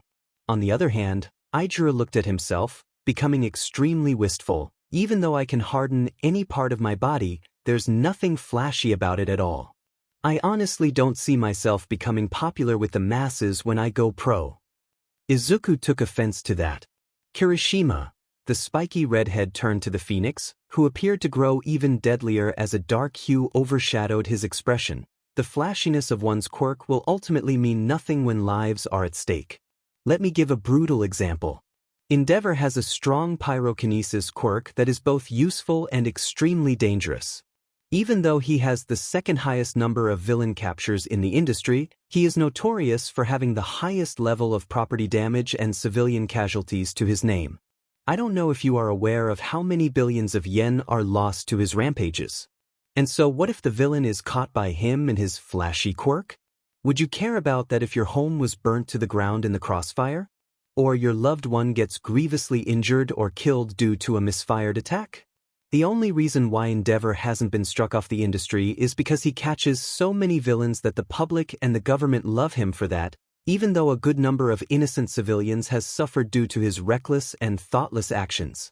So I must stress to you, Kirishima, never, ever, talk about the flashiness of quirks as if they are the requirements of a good hero. Many would rather see you as a villain if all that your quirk does is cause pain and suffering under the thin guise of delivering justice. The spiky redhead was rendered completely silent, as was everyone else on the bus. Even Shudo was paying attention, even though Izuku missed the brief glimmer of tentative awe and hope in his dichromatic irises. Midoriya is right, Aizawa suddenly piped up, turning all attention towards him. Quirks mean nothing in the field of heroics. If you're in it for the fame and glory, you're much better off being an actor or some kind of celebrity. One mistake on your part can cost someone their entire life and family. Let this be a lesson for all of you, especially as you embark on rescue training. If you're too busy looking good for the cameras, someone might have already died. And unlike fame and fortune, a lost life cannot be regained. Seeing that he was done, Izuku sat back down. The rest of the bus ride was completely silent, as the students of 1A ruminated over the revelations dropped upon them. The bus pulled up in front of a massive glass dome structure that sparkled in the afternoon sun. Izuku would admit right away that it was impressive, and while Aizawa had given nothing about what was inside, it didn't take much to guess what the building was capable of hosting. Holy shit! This is like Universal Studios Japan. Tetsu exclaimed excitedly. Not quite, Tetsu-kun. Although you are somewhat close. All eyes turned to a person standing by the doorway. They were dressed in an outfit that heavily resembled an astronaut's spacesuit. Judging from the way Ochako's perked up, she knew who this person was. Oh my gosh! It's the space hero, 13. That's me. 13 beamed, although it wasn't clear since their helmet visor obscured their expression. Welcome, 1A, to the Unforeseen Simulation Joint, or as it is more commonly called, U.S.J. So it is like Universal Studios Japan. Again, not quite, Kirishima-kun, 13 corrected. It's merely a coincidence that the U.S.J shares the same acronym as the theme park in Osaka. Now, if you will all follow me inside, I will run you through everything that the U.S.J has to offer. The students followed the space hero through the doorway, with Aizawa flanking the end. Emerging through another set of doors, the class made noises of awe at what stood before them. The U.S.J has multiple zones that simulate many different kinds of man-made and natural disasters that take place in real life, 13 explained, before pointing towards the aforementioned zones. Those two domes over there are the conflagration and downpour zones, which simulate fires and unusually heavy rainfall. Those two mountainous areas are the landslide and mountain zones. One had the ruins of buildings embedded in the soil, and the other was, as described, a realistic-looking mountain. And finally, we have a ruins zone and a shipwreck zone, which are pretty self-explanatory. In today's lesson, you will be split into the different zones where you will be tasked to rescue civilians against the simulated environments that you will be placed in. This prompted a new round of excited murmuring among the students. At the same time, Izuku noticed Aizawa come up to 13. Their subsequent conversation was hushed, obviously not meant to be heard by his classmates. But Izuku's hearing seemed to pick up the eternally tired hobo ask where All Might was. The space hero held up 3 fingers, and immediately, Izuku knew. He would never forget the moment that All Might spilled to him his secret that could tear apart society should it ever get out. His time limit in his muscle form. But at the same token, questions began to form in Izuku's mind. If All Might was supposed to chaperone, why wasn't he? Why did he go about and use up his time limit when he had a lesson today? As far as he knew, there wasn't some major villain attack in Mizudafu. Shouldn't All Might have left the safety of the citizens to the other pro-heroes so that he could attend today's lesson? People think that All Might is an infallible god, Izuku thought to himself, but really he is only a stupid, arrogant fool who has long passed his usefulness. At that same moment, 13 returned to the students. Sorry for the slightly delay. Now, before we begin with today's rescue training, there is something that you must be aware of. With all 19 pairs of eyes on them, 13 continued, disasters are inevitable. Nature is always trying to figure out ways to eradicate us from this planet. But there are times, many times, I should stress, where mankind does nature's work for her. Humans are flawed, and in times of such flawed behavior, man-made disasters occur. Let me give further clarity. The conflagration zone does not just simulate a fire caused by nature, but also a result of fire Quirk going out of control. Izuku blinked. He could have been overthinking it, but that might have been an uncanny reference to his spiel on the bus earlier, the ruins zone?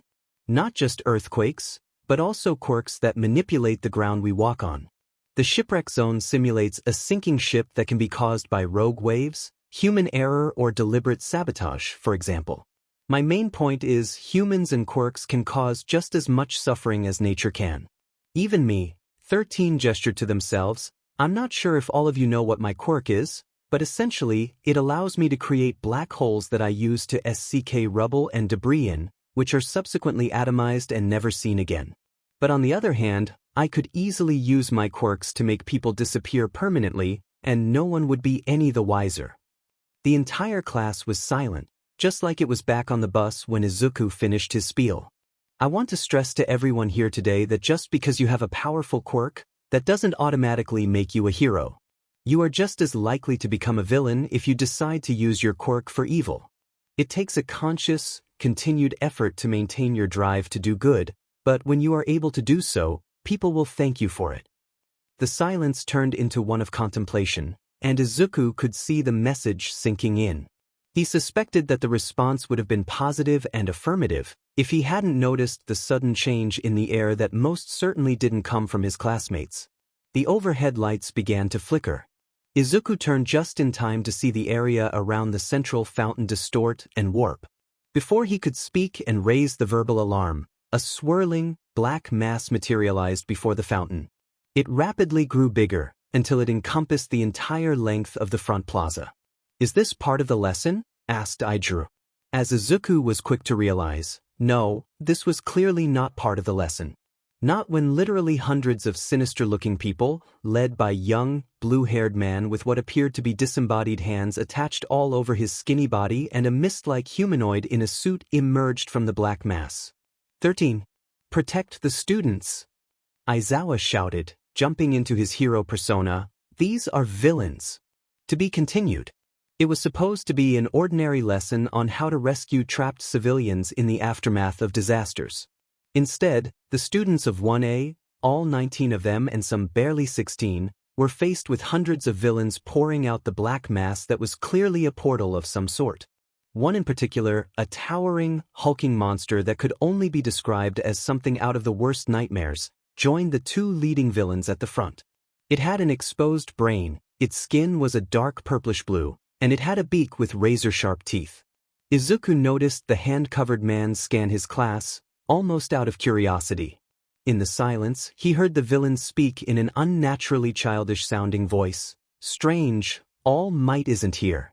The information said that he'd be chaperoning the lesson today. The humanoid phoenix caught an exposed eye between the fingers of the disembodied hand attached to the man's face. It was alit with madness, unhinged asceticism, and a thirst for the spilling of innocent blood, but maybe he'll come running if we murder some of his pride and joy. 13. Get the students out, Aizawa ordered as he dove right into the fray.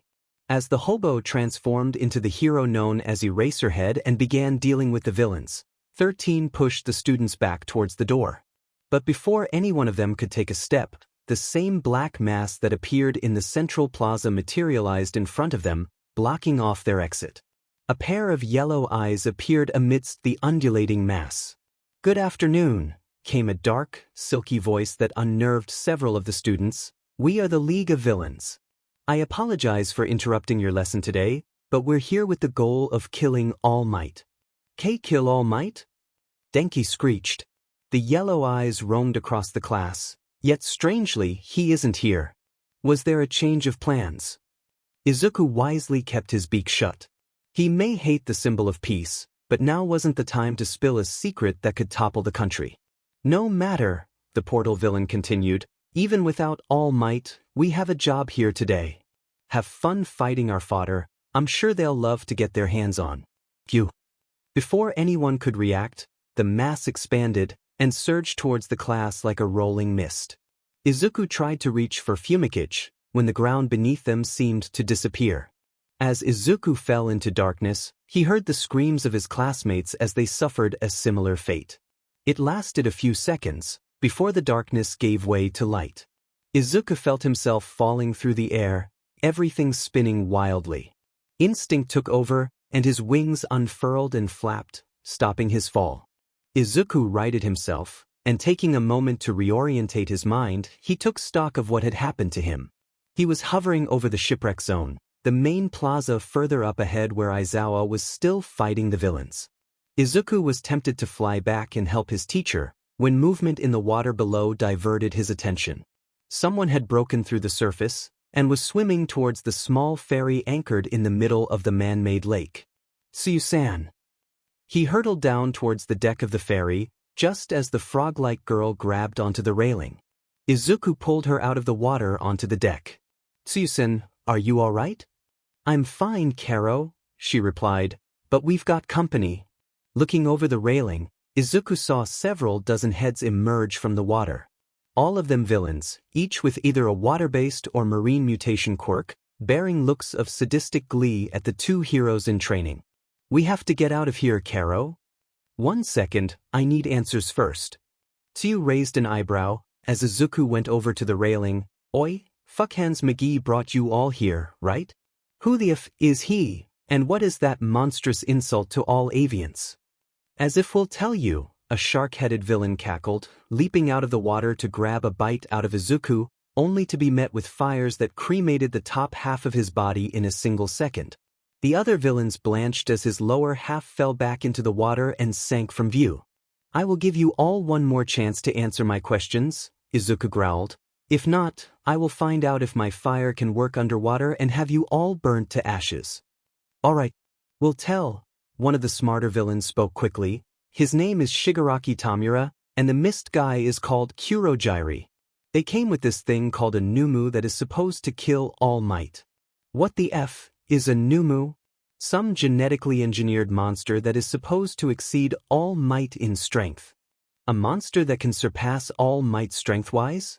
This isn't good, Izuku thought to himself. With the answers in hand, he turned to Tsuyu. Let's get out of here.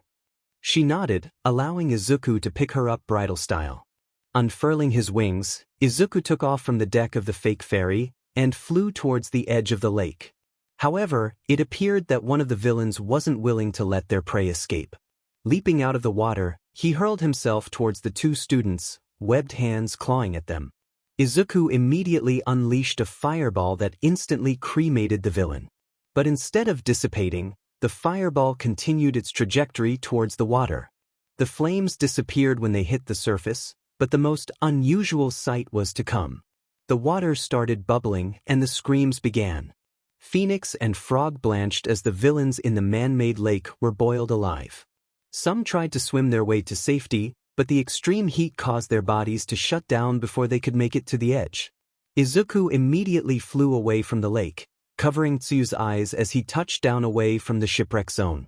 The screams from the doomed villains were now overshadowed by the fighting taking place in the main plaza in front of them.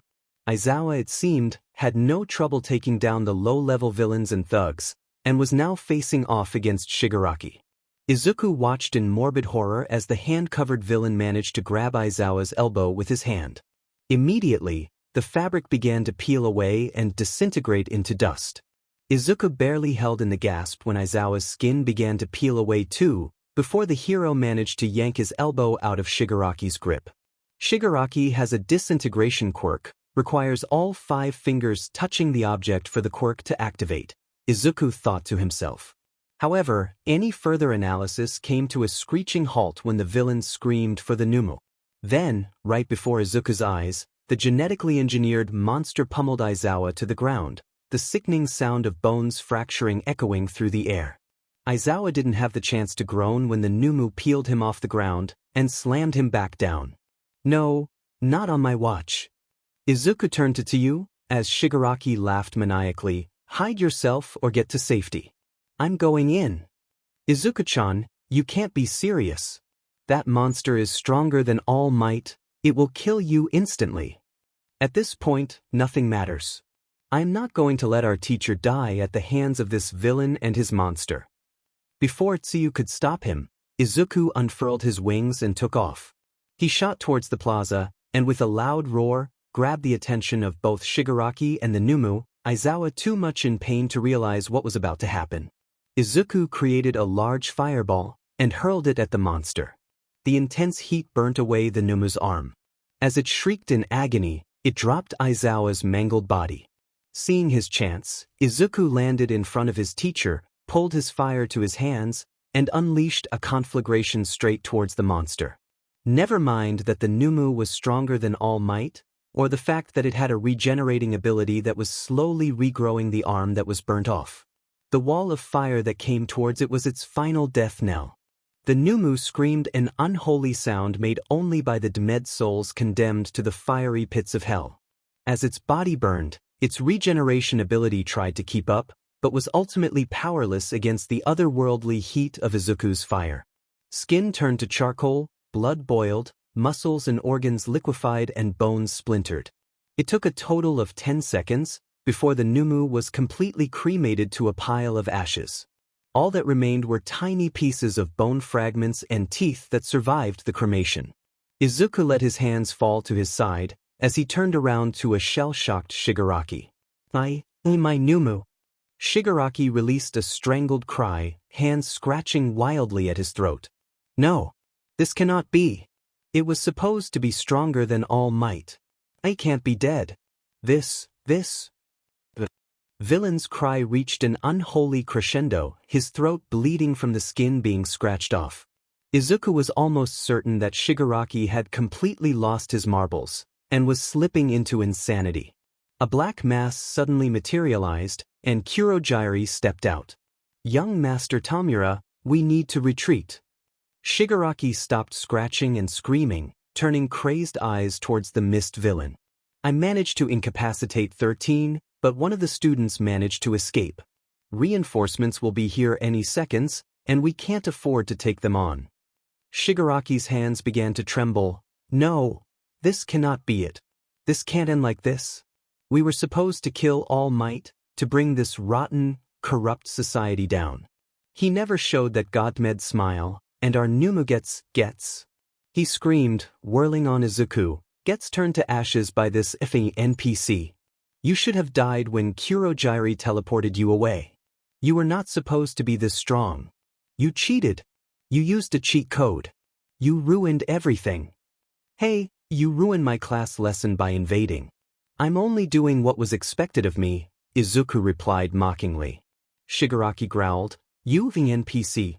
Since All Might won't show his cowardly face, we'll take his pride by killing you instead. The hand-covered villain lunged for Izuku, despite Kurogyari's attempt to stop him. Izuku was unfazed, and simply met the incoming hand with fire. Shigaraki screamed as the flames hit. Young Master! Realizing that Kurogyari could easily teleport Shigaraki away, Izuku unleashed another conflagration upon the mist villain.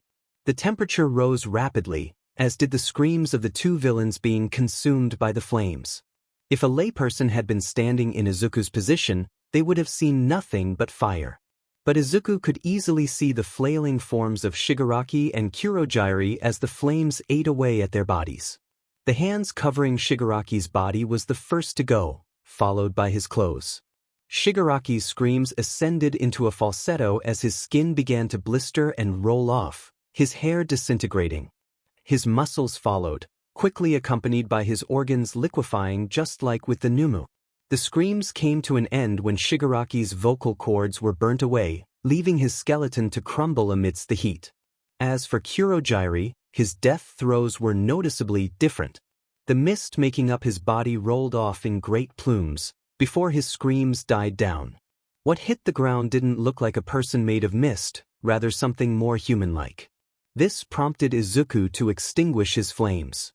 As the bone fragments of Shigaraki fell to the ground, the phoenix rushed over to the spot where Kurogiri previously stood. What laid there both confused and disturbed him. It was a corpse, somewhat singed by his flames, but still intact. It appeared male, with sky-blue, wavy hair that was smoldering.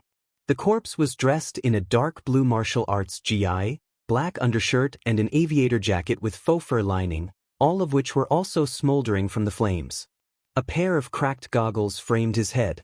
Izuku had no idea who this corpse belonged to, nor how did it appear when he had cremated Kurogiri. He wasn't sure what to do with it, but his instincts told him not to touch it, in case there was something important about it. The sound of groans behind him gave him the perfect distraction. Aizawa-sensei. Izuku rushed back to his teacher, kneeling down to assess the damage. Aizawa was bleeding liberally, from his head and all over his body. His limbs were bent in unnatural angles, and Izuku could see the muscles of his teacher's disintegrated elbow bleeding and twitching from the exposure to air. Midori, yeah? Aizawa-sensei, try not to move. I'm going to heal you. Wa? Wasting no time, Izuku placed his hands on his teacher's chest and forced his healing powers through. Gentle wisps of fire emerged from his hands and spread across his mangled body. Aizawa sighed from the soothing warmth of the flames as the bleeding was stopped, his bones put back together whole and in their rightful places, and the skin over his elbow reforming and covering the wound. The entire process took 15 seconds, and by the time Izuku withdrew the flames, it was as if Aizawa had never been attacked in the first place. Midoriya? The hobo muttered as Izuku helped him sit up. What did you do to me? I healed you, sensei, Izuku replied. As a phoenix, I have the power to heal injuries so long as they are not fatal. How are you feeling? Can you walk? In the rush of adrenaline of fighting the villains and getting pummeled into the ground by the Numu, Aizawa had only felt pain tear his body apart and the ever-approaching feeling of imminent death. Now though, despite being a little lethargic, he felt normal. Then, he remembered his student flying into the fray, cremating the Numu and subsequently the two villains that led this entire invasion to begin with. Midoriya, U-. The sound of the front doors being blasted interrupted what Aizawa wanted to say. Have no fear. For I am here. Both Hobo and Phoenix turned around. All Might stood at the doorway in his muscle form, looking extremely confused at what was going on. Immediately, Izuku saw red. All Might, he growled, turning the attention towards him as he stood up, wings unfurling in a successful attempt at intimidation. You good-for-nothing, syphilitic, gonorrhea and crabs infected motherfucker. To be continued. Not long after All Might's poorly timed and late arrival, the rest of Yui's staff showed up, led by Tenya, whom Izuku would later learn was the one who managed to escape and inform the school of the attack. Apparently, the villains had someone who could jam communication signals between buildings, which explained the staff's late arrival. Nizu was also present and immediately instructed the staff to head into the different zones to get the students out and deal with any remaining villains, while he himself called the police and for ambulances. Present Mike beeline towards Aizawa and Izuku, throwing himself onto the former and blabbing about how terrified he was when he heard about the attack and that his best friend was in danger. Not wanting to intrude on what was obviously an NTMT moment between the two men, Izuku quietly broke away and headed back to the corpse of the teenage male that somehow appeared after he cremated Kurogiri. He was still confused, and he hoped that by searching for clues on the corpse, he might get some answers. However, that got the attention of Present Little listener? Are you Oka Dash? The question the voice hero had died on his lips as he laid eyes on the corpse. He took off his signature sunglasses, rubbed his eyes, and put them back on. No, he was not seeing things. He tried pinching himself, thinking that this was some kind of fever dream. No, he didn't wake up in his bed. He was still in the U.S.J, staring at the body that belonged to one of his closest friends, whom he and Shoyuta believed would never be found after his tragic, untimely demise. Yamada, what are you dash? Aizawa turned to where his colleague was staring and gaping like a fish. In a matter of 3 seconds, Izuku saw more emotion flash across his homeroom teacher's face than he had ever seen in the few days he had known the eternally tired hobo. There was confusion before it shifted into realization. Denial was quick to follow, flanked by a desperate need to be proven wrong. The hobo rushed towards the corpse, with present Mike following. Izuku tactfully moved away, allowing Aizawa to crouch before the corpse, hands trembling and eyes wide. Ooboro? Present Mike muttered shakily. Is that his name? Izuku wondered. No, this can't be right, the voice hero began to ramble. W all saw you getting crushed by the rubble. Your C corpse W went missing. W, what is it doing H here? Aizawa whipped his head towards Izuku, eyes manic with desperation. Midoriya, what the F happened? What did you effing do? Admittedly, it was unsettling to see his normally stoic or bored-looking teacher literally trembling with emotion. I don't know, Aizawa-sensei. When I was cremating Kurogyri, the mist rolled off his body, and Oboro, is it? When I extinguished my fire, he was lying there. This might make me sound crazy, but I think Oboro was inside Kurogyri. Izuku was right in that Aizawa and present Mike were now staring at him as if he had grown a second head. A full moment of awkward, tense silence followed, before it was broken by someone running up to the scene. Midoriya. Izuku turned around to see Fumikage running up to him. Before he could reach him, Dark Shadow emerged and immediately threw herself onto the phoenix. Aizu is safe. The Dark Void didn't take him away. Fumi was so terrified that he was going to lose his only friend. Izuku hugged the shadow being back as he turned to his friend.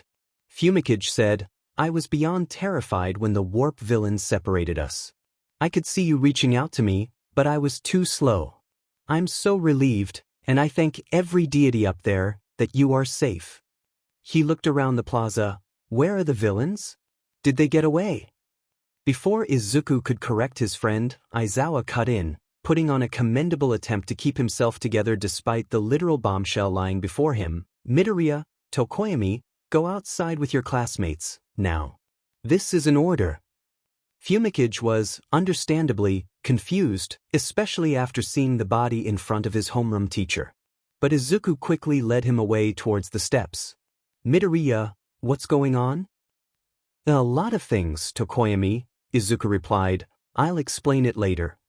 All 19 students of 1A had gathered outside the main dome of the U.S.J. The relief was palpable, despite being separated and warped into the different zones around the facility. Most emerged from the entire incident with only cuts, bruises, or scraps. Denki was an exception, having short-circuited himself in the effort to incapacitate the villains he was facing off alongside Momo and Kyuka. Last that Izuku knew, his electric-quirked classmate had been sent back to the main campus to recover under the watchful eye of Recovery Girl. The students huddled in their respective cliques or groups, with Izuku and Fumikage on their own. Some attempted to talk to one another, others remained silent as they processed the traumatic event they just went through. Many watched the crowd of paramedics wheel injured and dead villains like into waiting ambulances, while others were distracted by police officers questioning them and taking their statements about the invasion. Izuku-kun. The humanoid phoenix turned away from comforting Dark Shadow towards the familiar voice. Detective Tsukachi, dressed in his matching trench coat and fedora, approached him and Fumikage. Tsukachi-sen, I didn't know you were here. Whenever there is a major villain attack, I'm expected to be there, Tsukachi replied. Are you and your friend okay? No injuries. We're fine, Izuku spoke for the both of them. You know him? Fumikage asked. He's a family friend, Izuku replied, before turning back to the detective. I suppose you want to take our statements? As part of protocol, as you would know. Tsukachi nodded, taking out a voice recorder and activating it. Who would like to start first? I'll go ahead if you don't mind, Midoriya.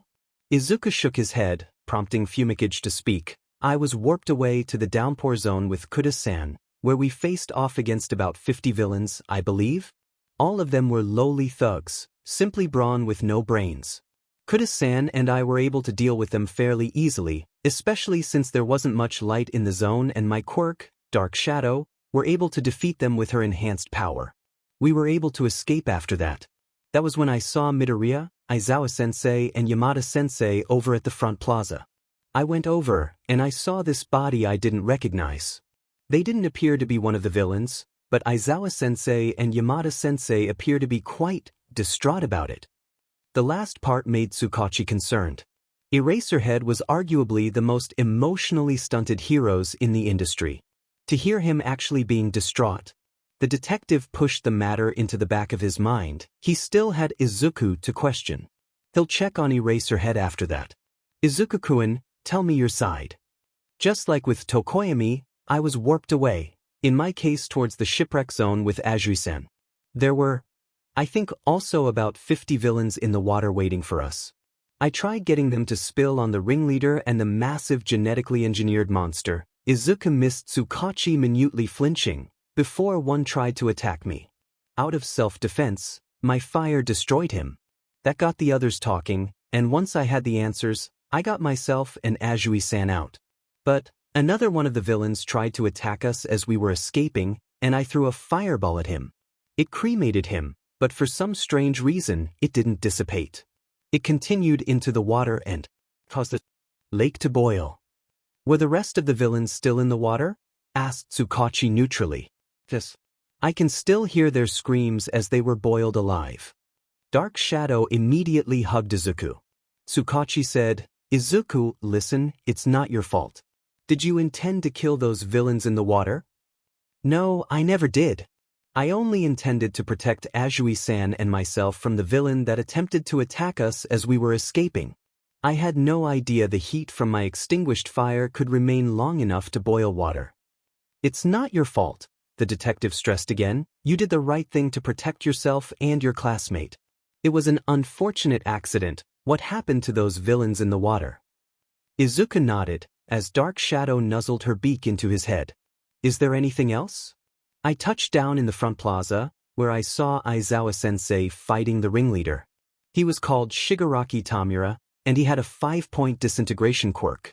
He managed to disintegrate Aizawa-sensei's elbow before ordering his monster, I think it was called a Numu, to attack him. I saw that monster pound Aizawa-sensei into the ground, and I knew I had to step in. I managed to get Aizawa-sensei away, and I faced the monster in his place. With my fire, I cremated it to ashes, despite the fact that it had a regeneration ability. Shigaraki, he went insane. You see, the Numu was supposed to be stronger than All Might, and the whole purpose of this invasion was to kill the symbol of peace. When he saw me defeat his monster, Shigaraki lost his marbles, and tried to kill me instead.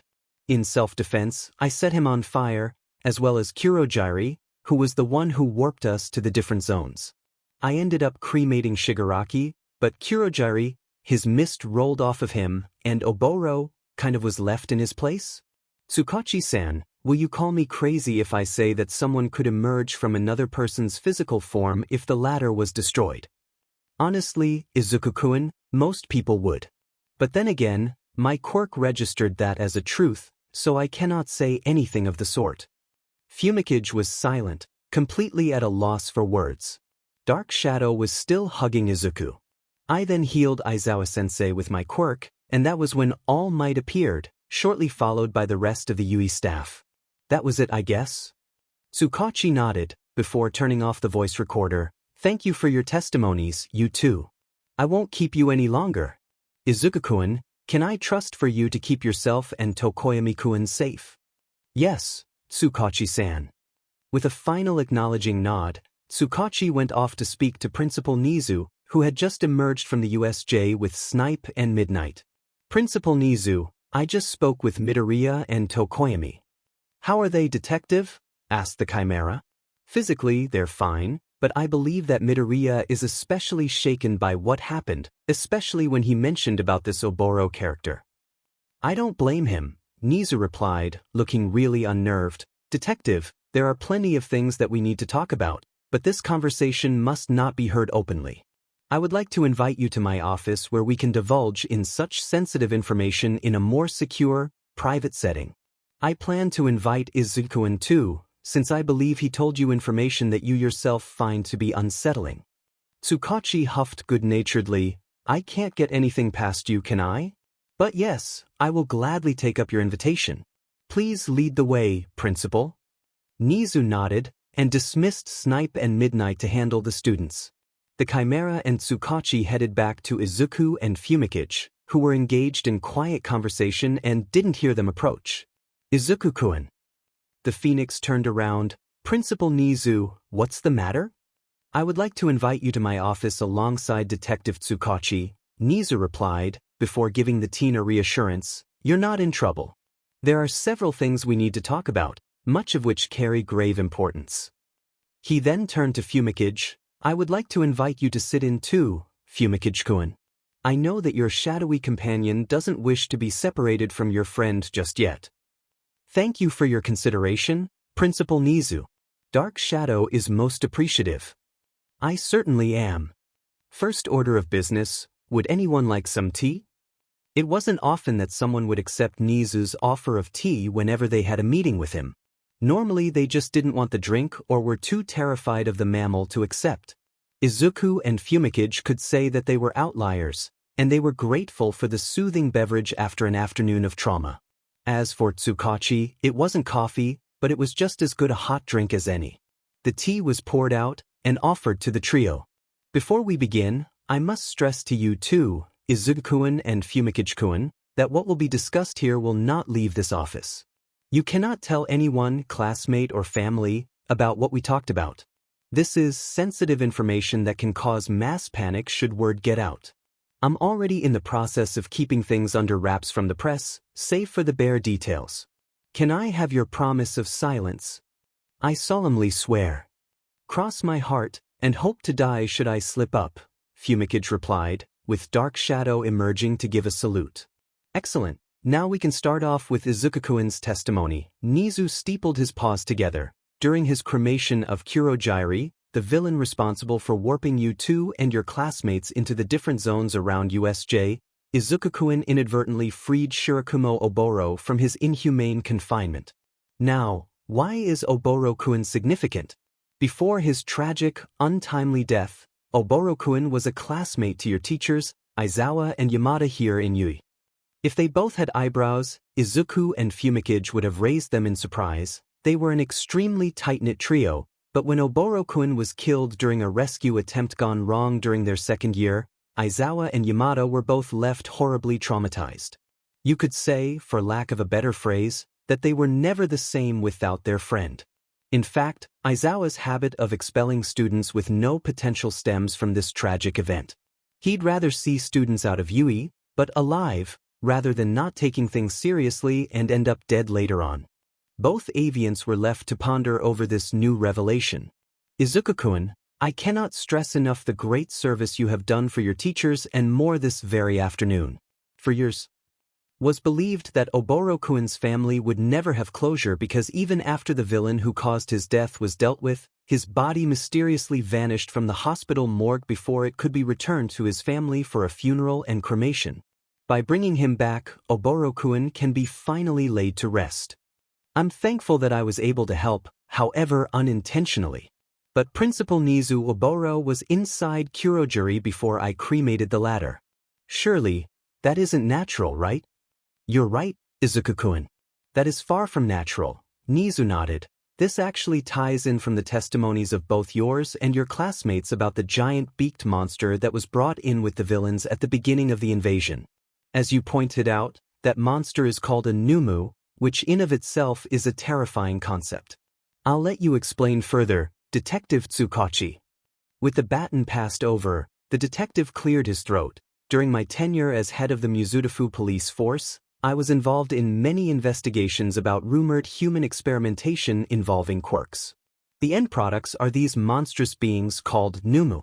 They were once human, but all traces of their humanity were systematically destroyed after having multiple quirks forced into them at once.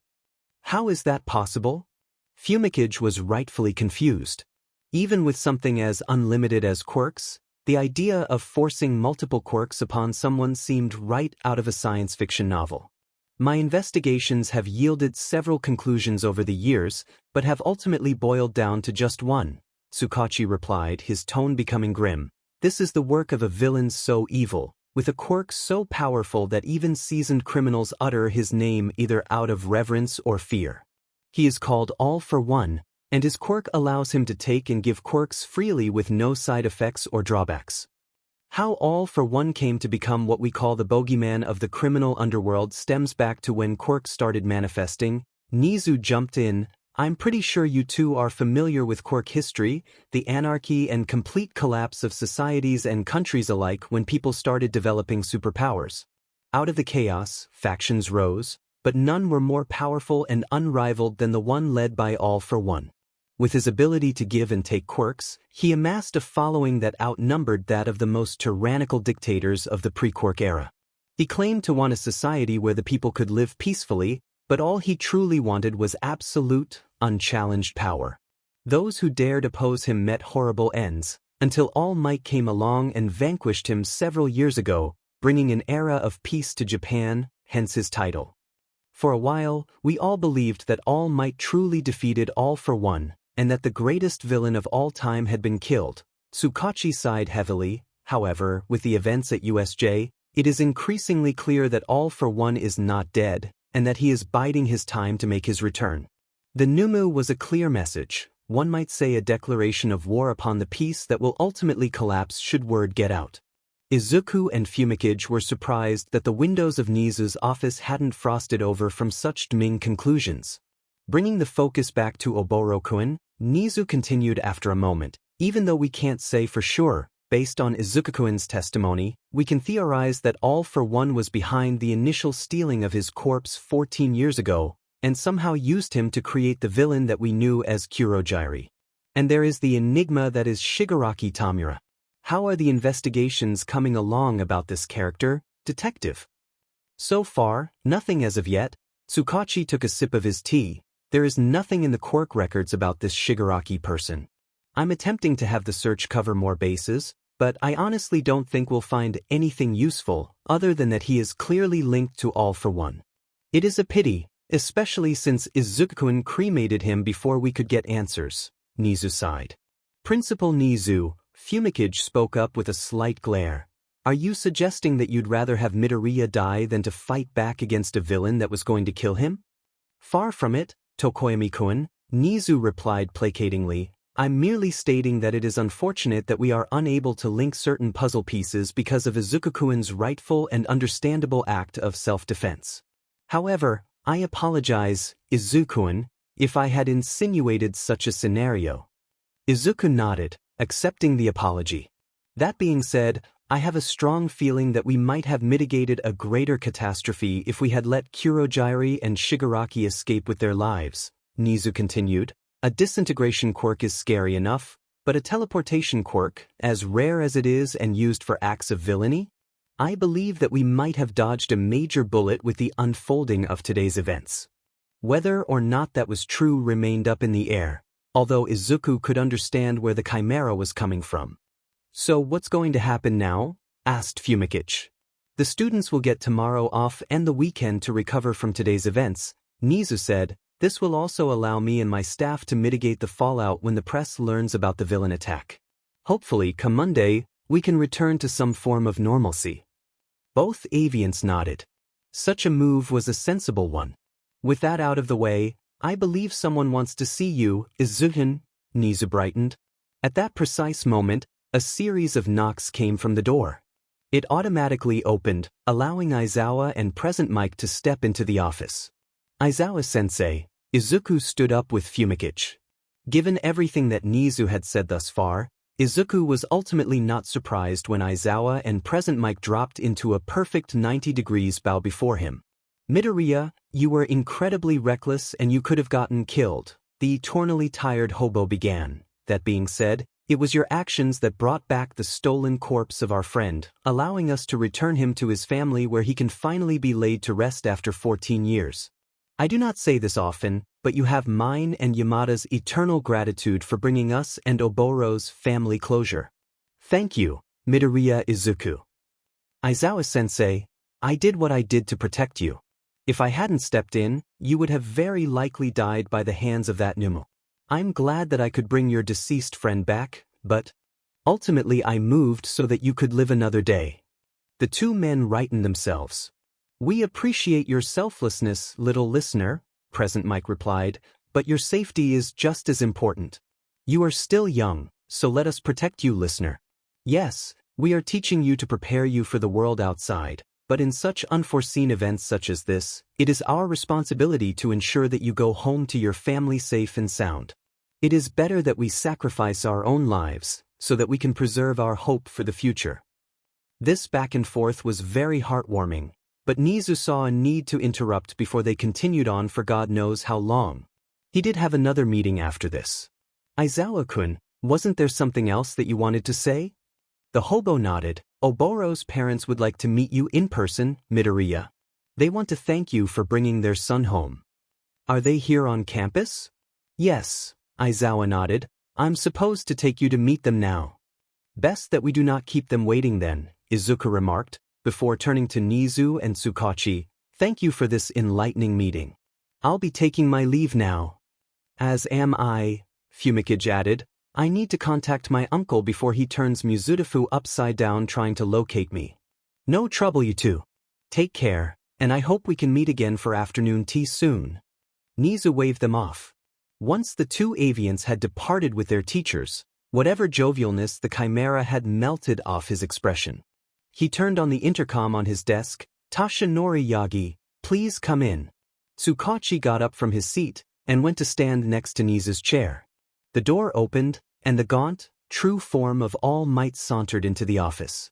Have a seat, we have a lot to discuss. The detective took vindictive pleasure in seeing his former friend shudder from Nizu's icy tone. He remained steadfast in his aloofness when All Might glanced towards him in a silent plea for solidarity. Any chance of forgiveness was still a long way off. Tashinori Yagi, I have absolutely no clue what was going on inside that empty head of yours when you failed to show up for one, as rescue training lesson today. Didn't I give you specific instructions that you were supposed to chaperone in case something was to go south? Why am I hearing reports that you used up your time limit stopping petty crimes all over Mizudafu when you were clearly needed for a lesson? The shadow of the symbol of peace wilted under Nizu's merciless questioning, something which Tsukachi was again more than willing to take vindictive pleasure towards. I can't just abandon my duties as the #1 hero. Oh, so other heroes don't exist then? Nizu shot back, which Tsukachi inwardly applauded. How self-centered and arrogant are you, Tashinori Yagi, to believe that you are the only pro-hero out there and that the peace of Mizudafu rests on your shoulders? Come off your high horse. Just because you are the symbol of peace, that doesn't mean that you can discount the work of other heroes who are also doing their job to maintain peace in this very city. Do you honestly believe that the entire industry revolves around you? Tsukachi huffed in exasperation. He thought that his current opinion of Tashinori couldn't fall any further. He was clearly wrong. In your arrogance and hubris, you not only endangered your students by not being there to get them to safety following the villain's invasion, but it also shows your incompetence as a teacher of Yui. Nizu continued to tear the skeletal man apart. I know that I hired you not only as protection but also for you to find your successor, but I am beginning to see the error of my judgment. Tashinori Yagi, effective immediately, you are hereby fired from Yui. Pack your things, and never darken the hallways of my school ever again. Tsukachi expected many things, like All Might falling to his knees and begging Nizu for another chance, among others. It was a slight surprise for the detective to see his former friend merely nod silently before getting up from the sofa and leaving the office without a further word. When the door closed behind the man, Nizu sighed. Tashinori may have given us peace as All Might, but at many costs to himself and the greater future as a whole. I personally fear that such peace may not remain for much longer, knowing that All for One is still alive, Tsukachi remarked. The path ahead is uncertain, detective, even more so than before. Nizu turned his gaze out of the window. I just hoped that my students would not get caught up in the crossfires like they did today. To be continued. It was a tearful thank you that Izuku experienced when he met Oboro's parents in the main atrium. The couple were delirious with emotion, even going down onto their knees, Dejiza style, to thank him for bringing their son back. In all honesty, Izuku was a tad bit unnerved, not used to having such wild displays of emotion played out before him. Still, he managed to pull himself together, convince the Shirakumos to get up, and express his hope that this closure will help them move forward. To his credit, Izuku managed to tone his reply into something that didn't resemble those half-baked, meaningless platitudes heroes and law enforcement tend to give to the bereaved family members of victims who tragically died, if the commending glint in Aizawa's eyes was any indication. The meeting itself was short, as Aizawa and Present Mike were to immediately escort the Shirakumos to the crematory to have their son's body disposed of before history could repeat itself. After some final farewells, they were gone, leaving Izuku on his own. Fumikage returned a moment later. "How's your uncle? Did you manage to convince him not to turn Mizudafu upside down?" "Funny that you should mention him, Midoriya," Fumikage replied. "Apparently my uncle isn't in Mizudafu right now." "What happened?" Izuku asked curiously. "I wouldn't call it a strange twist of events, but while we were fighting off villains back at the U.S.J, my uncle's sister was caught up in another villain attack while out shopping with her family. She's fine, and so are her family, but she sustained some injuries and was hospitalized," Fumikage explained. "As you would expect, my uncle took the first train to Hamamatsu in order to be with her. I only just saw his message and confirmed it with him over a phone call. He also told me that he won't be back until Monday afternoon. So you'll be all alone for the next 3 days, essentially." "That's correct." A beat of silence followed. "Are you okay with living by yourself?" "In normal circumstances, I would be fine with that, but..." Fumikage trailed off, looking into the distance for a moment. "Following the events of this afternoon, I would be lying to myself if I said I don't desire some company for the time being. Dark Shadow definitely needs someone else other than me." To prove his point, the shadow being emerged from her host and immediately hugged Izuku. "How about you stay over at my place?" the Phoenix offered. "Knowing my mother, she would love to have someone by my side until this whole thing blows over." "I don't want to intrude though." "Nonsense," Izuku brushed off. "It'll certainly help, knowing that she will be losing her marbles once she gets the call from Aizawa-sensei. Also, I don't think Dark Shadow is going to let go of me anytime soon unless she knows I'm in the same general area as her." "I most certainly won't," the shadow being cried, hugging Izuku harder. "You should at least call your mother first," Fumikage advised. "I intend to do that," Izuku nodded. Izuku would spend 5 minutes calming down his frantic mother over the phone. Apparently, Aizawa had called her just minutes before his own, and her reaction was completely understandable and expected by Izuku. When she finally came down from her panic-induced hysteria, Izuku presented the proposal of Fumikage coming over to stay with them for the weekend, while explaining the circumstances. Inko was more than happy to have the raven-headed teen over, and when Izuku ended the call, the last words he heard from his mother was her muttering to herself over preparing bigger portions for dinner later. All that was left to do now was to return to Fumikage's place of residence and grab enough clothes for a weekend stayover. Fumikage lived in low-rise apartment building in a suburb not unlike the one Izuku lived in. It was a 2-bedroom unit, and it was immediately clear which one of the two belonged to the raven-headed teen.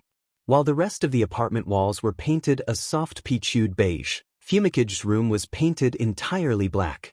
The wooden furniture was a dark type of wood, and all manner of items that would not look out of place in an occult film decorated the room.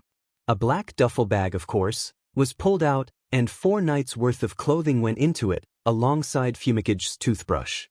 "You really love the dark goth aesthetic, don't you?" "I am one with the dark," which was all that Fumikage replied, and Izuku accepted it without a further word.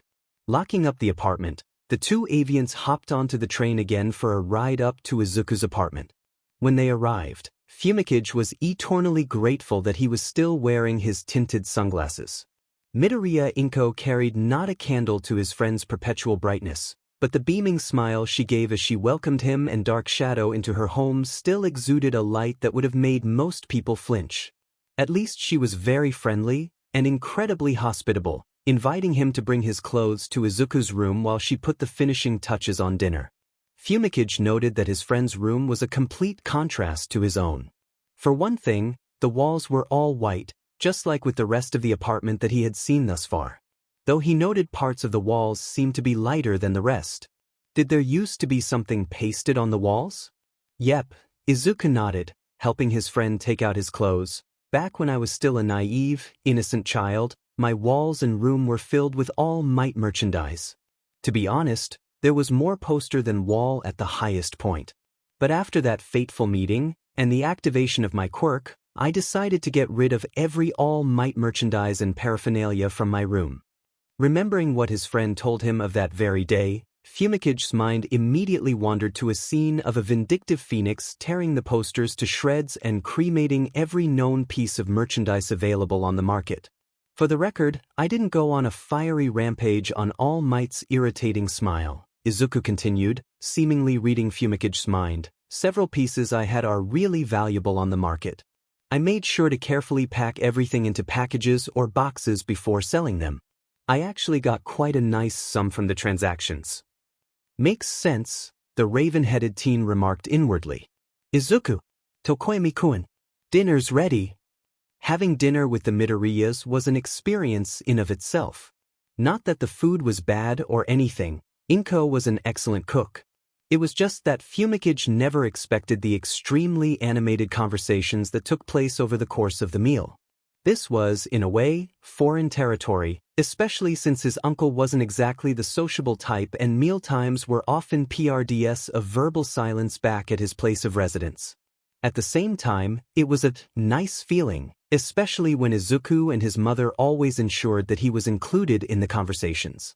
Although he could do without the intense brightness that radiated around the dining table, Fumicage was almost certain that he had taken a few steps closer to going blind. He would have worn his sunglasses, but he didn't want to come off as rude. That aside, Fumicage could count dinner with his friend's family a success. Inko cleared the dishes and bowls, shooing him and Izuku off to have alone time while she ran the dishwasher. The two teens headed back to Izuku's room, who immediately beelined for his wardrobe to pull out the extra futon that he stowed up on top for such occasions, which was almost never, thanks to a certain explosive BSRD that shall not be named. How deep into the occult do you go into? The Phoenix asked offhandedly. The temptation to fully submerge myself into the deep unknown always follows me, Fumicage replied, watching his friend pull down the futon and lay it out on the floor next to the bed. But I am aware that going too far can have unintended consequences, so I de-escalate myself with whatever practice or ritual I discover.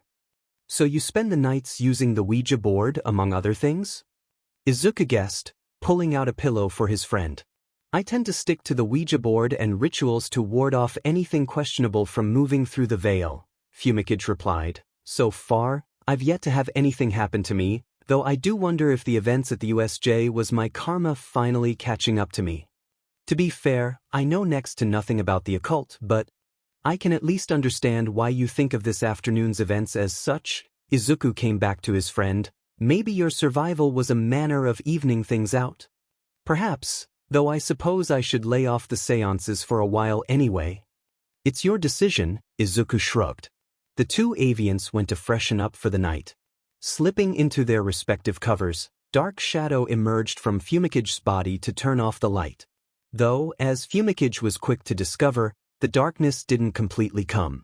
I didn't know that your body continues to glow even in darkness, Midoriya.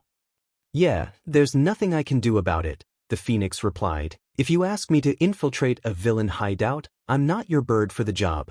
On the bright side, Fumicage replied, unintentionally making a pun. It'll keep Dark Shadow from doing too much. What do you mean?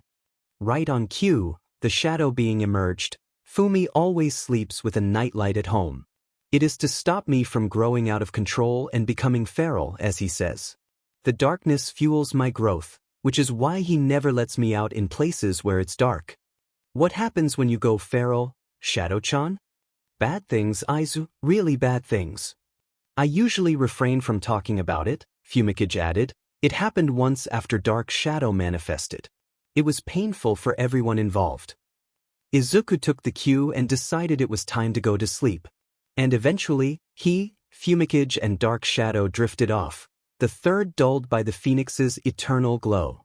For a while, all was silent. It wasn't uncommon for Izuku to wake up in the middle of night, seeking a glass of water. With his entire body made up of fire, it meant that his insides tend to get parched easily, requiring more frequent rehydration. While this partly the reason why Izuku woke up in the early morning hours of 15 minutes past 3, the other part lay with his friend, tossing and turning in his futon and making noises of distress. Dark shadow hovered over her host, trying and failing to rouse him from the clutches of nightmare he was caught in. Izuku was immediately out of his bed. Dark shadow moved out of the way, as the phoenix knelt down beside Fumikage. Tokoyami, wake up.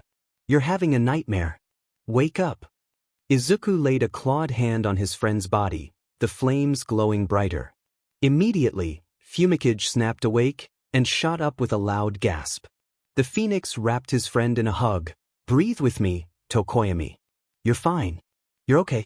Everything's all right. You're in my room. Just breathe with me, okay? Dark shadow hovered anxiously, as Izuku led her host through a series of exaggerated breaths to help him bring the adrenaline down. Midoriya? It's okay, I'm right here. I'm not going anywhere. Izuku tightened his hug to prove his point. Dark shadow made a distressed whine. Do you want to talk about it? Fumikage subconsciously leaned into his friend's warmth. It was a fragmented sight, like I was watching a badly edited film. But I remember, I was back at the U.S.J. I saw our classmates and Aizawa-sensei. All of them were dead. I saw you. Your head was bent at an unnatural angle, your wings torn off your body. The hand villain was laughing, and the Numu was reaching for me. Then I was woken up by you. Izuku carted a hand through his friend's head feathers. I'm here. I'm not going anywhere. I killed the villains and the Numu. They will never hurt a soul ever again. Dark shadow quickly joined the hug. The minutes ticked by. Nobody moved. I am at ease with the dark, but in such occasions like this, it reminds me that true darkness is a place where no mortal should ever face. Does that mean you won't be able to sleep now? I'm not entirely sure. The nightmares I've had in the past were never this vivid. Izuku considered something, a bit unsure if Fumikage would appreciate it. His conscience overruled his doubt quickly. How about a lullaby? What? This sounds really cheesy, but when I was younger, nightmares used to plague my sleep almost all the time. Fumikage didn't need to guess the source of such nightmares. My mother would hear my screams, and she would burst in with a lullaby at the ready. Despite its rather ominous messaging, it always works for me. What lullaby is it? Are you familiar with the Frozen franchise, specifically the second movie? Fumikage shook his head after a moment. He couldn't say that he knew such a franchise, since it doesn't ring a bell, and even if he did, he probably wouldn't have watched it since it wasn't his favorite genre of movies. Well, it's titled All Is Found. Let's hear it then. Izuku adjusted his position to make Fumikage feel more comfortable. Where the north wind meets the sea. There's a river full of memory. Sleep, my darling, safe and sound. For in this river all is found. Fumikage never expected this. Midoriya, your voice is so melodious. I guess it has to do with the fact that I'm a phoenix, Izuku replied. Do you want me to continue? Yes, please. In her waters, deep and true, lie the answers and a path for you. Dive down deep into her sound. But not too far, or you'll be drowned. Fumikage now understood what Izuku meant by ominous messaging. Yes, she will sing to those who'll hear. And in her song, all magic flows. But can you brave what you most fear? Can you face what the river knows? By this point, Fumikage could feel his eyelids beginning to droop, but at the same time, he didn't want to sleep yet, not when he felt the temporal energy in the room rise with the building orchestra. Where the north wind meets the sea. There's a mother full of memory. Come, my darling, homeward bound. When all is lost, then all is found. With the winding down of the emotional energy, Fumikage couldn't stop the effects of Morpheus from dragging him under. Izuku glanced down, realizing that his friend had fallen back into sleep. Aizu, you are a great burb. I would do anything for him. Dark Shadow regarded him with pleading eyes. Can Aizu sleep in the same bed with Fumi? Aizu will protect Fumi from all nightmares if he is with him. I will. Being careful not to wake his sleeping friend, Izuku slipped back into his own bed, and pulled the covers over him and Fumikage. Dark Shadow slipped in too after a moment, wrapping herself around her host and Izuku. All three forms bundled together, coupled with Izuku's permanent warmth, meant that the Phoenix and Shadow being had joined the Raven in quiet slumber within minutes. None of them noticed that the bedroom was slightly ajar before quietly closing. Just like her son, Inko was prone to waking up in the middle of the night, needing a glass of water. On this particular night, she managed to get what she needed. One glass of water later, she was heading back to her room when she heard voices coming from her son's bedroom. Pushing down her fears that some villain had managed to invade their home, Inko opened the door slightly, sighing in relief when it was just Izuku and Fumikage talking. Though the relief quickly became concerned sympathy when the two teens talked about the nightmare one of them just had. Poor things, they were only 16. None of them should have been made to face what they went through at the U.S.J. until they were prepared and ready. At the very least, Inko thought to herself, Yui is making sure that they will receive all the help they should get once the school reopens. That in of itself was a good move, but it would be days until they would receive such help. What could they do now? Where the north wind meets the sea. Inko blinked. There's a river full of memory. She did not expect this. Like Fumikage, this was the first time Inko had heard her son sing, and she couldn't look away. She quietly watched Izuku sing the exact same lullaby she herself would sing to him when he was younger to the raven-headed teen. It had its intended effect by the end of the song. Fumikage had fallen back to sleep. Izuku then climbed back into his bed, with Fumikage in his arms, and was soon asleep himself, with Dark Shadow wrapped around them. When their gentle snores reached her ears, Inko quietly closed the door. She could have returned to her bedroom, reassured that her son had gotten the situation under control. But Inko was more perceptive than that. She knew that this was a temporary solution for a long-term problem. Her son and Fumikage needed something else to help them move forward from this traumatic event. Hearing the lullaby gave Inko an idea. Instead of returning to her bedroom, she made a detour towards the study. Booting up the family computer, she opened a website to make plans for the coming day. To be continued. Come sunrise, Izuku believed that this particular Friday was just going to be a laid-back one. He and Fumikage had nothing planned, and wasn't that the beauty of flexibility? All sorts of possibilities laid before them. They could spend the day at home, surfing through the channels on TV or the vast expanse of the internet. Or they could head back to Fumikage's favorite cafe and people watch. Maybe, they could even wander around Muzutafu, letting fate determine what they would do this particular day. Neither he nor his friend could have expected Inko's announcement over the breakfast table. Izuku, Tokoemi-kun, you two are off to Disneyland and Disney Sea today. What? Inko explained, I couldn't help but overhear about Tokoemi-kun's nightmare last night, and I figured that you two need something to put your mind elsewhere until you receive sanctioned help from Yui. And I thought, why not the so-called happiest places on Earth? Izuku's mind made the connection. Is it because of the lullaby I sang to Tokoemi? Partly, and also because I've never taken you to either park before, Inko replied, but that's beside the point. These are your tickets. She pushed 2 pieces of paper with barcodes printed on them towards the 2 avians. I've also taken the liberty to include whole-day unlimited fast passes into your tickets so that you won't have to deal with those annoying crowds and queues. Both Izuku and Fumikage took the tickets, stared at them for a moment, before turning to one another. I know this is extremely sudden and out of the blue, but are you okay with this? To be honest, I don't really know much about Disneyland or Disney Sea, other than they are theme parks, Fumikage admitted, but I can't say that I am not curious about it.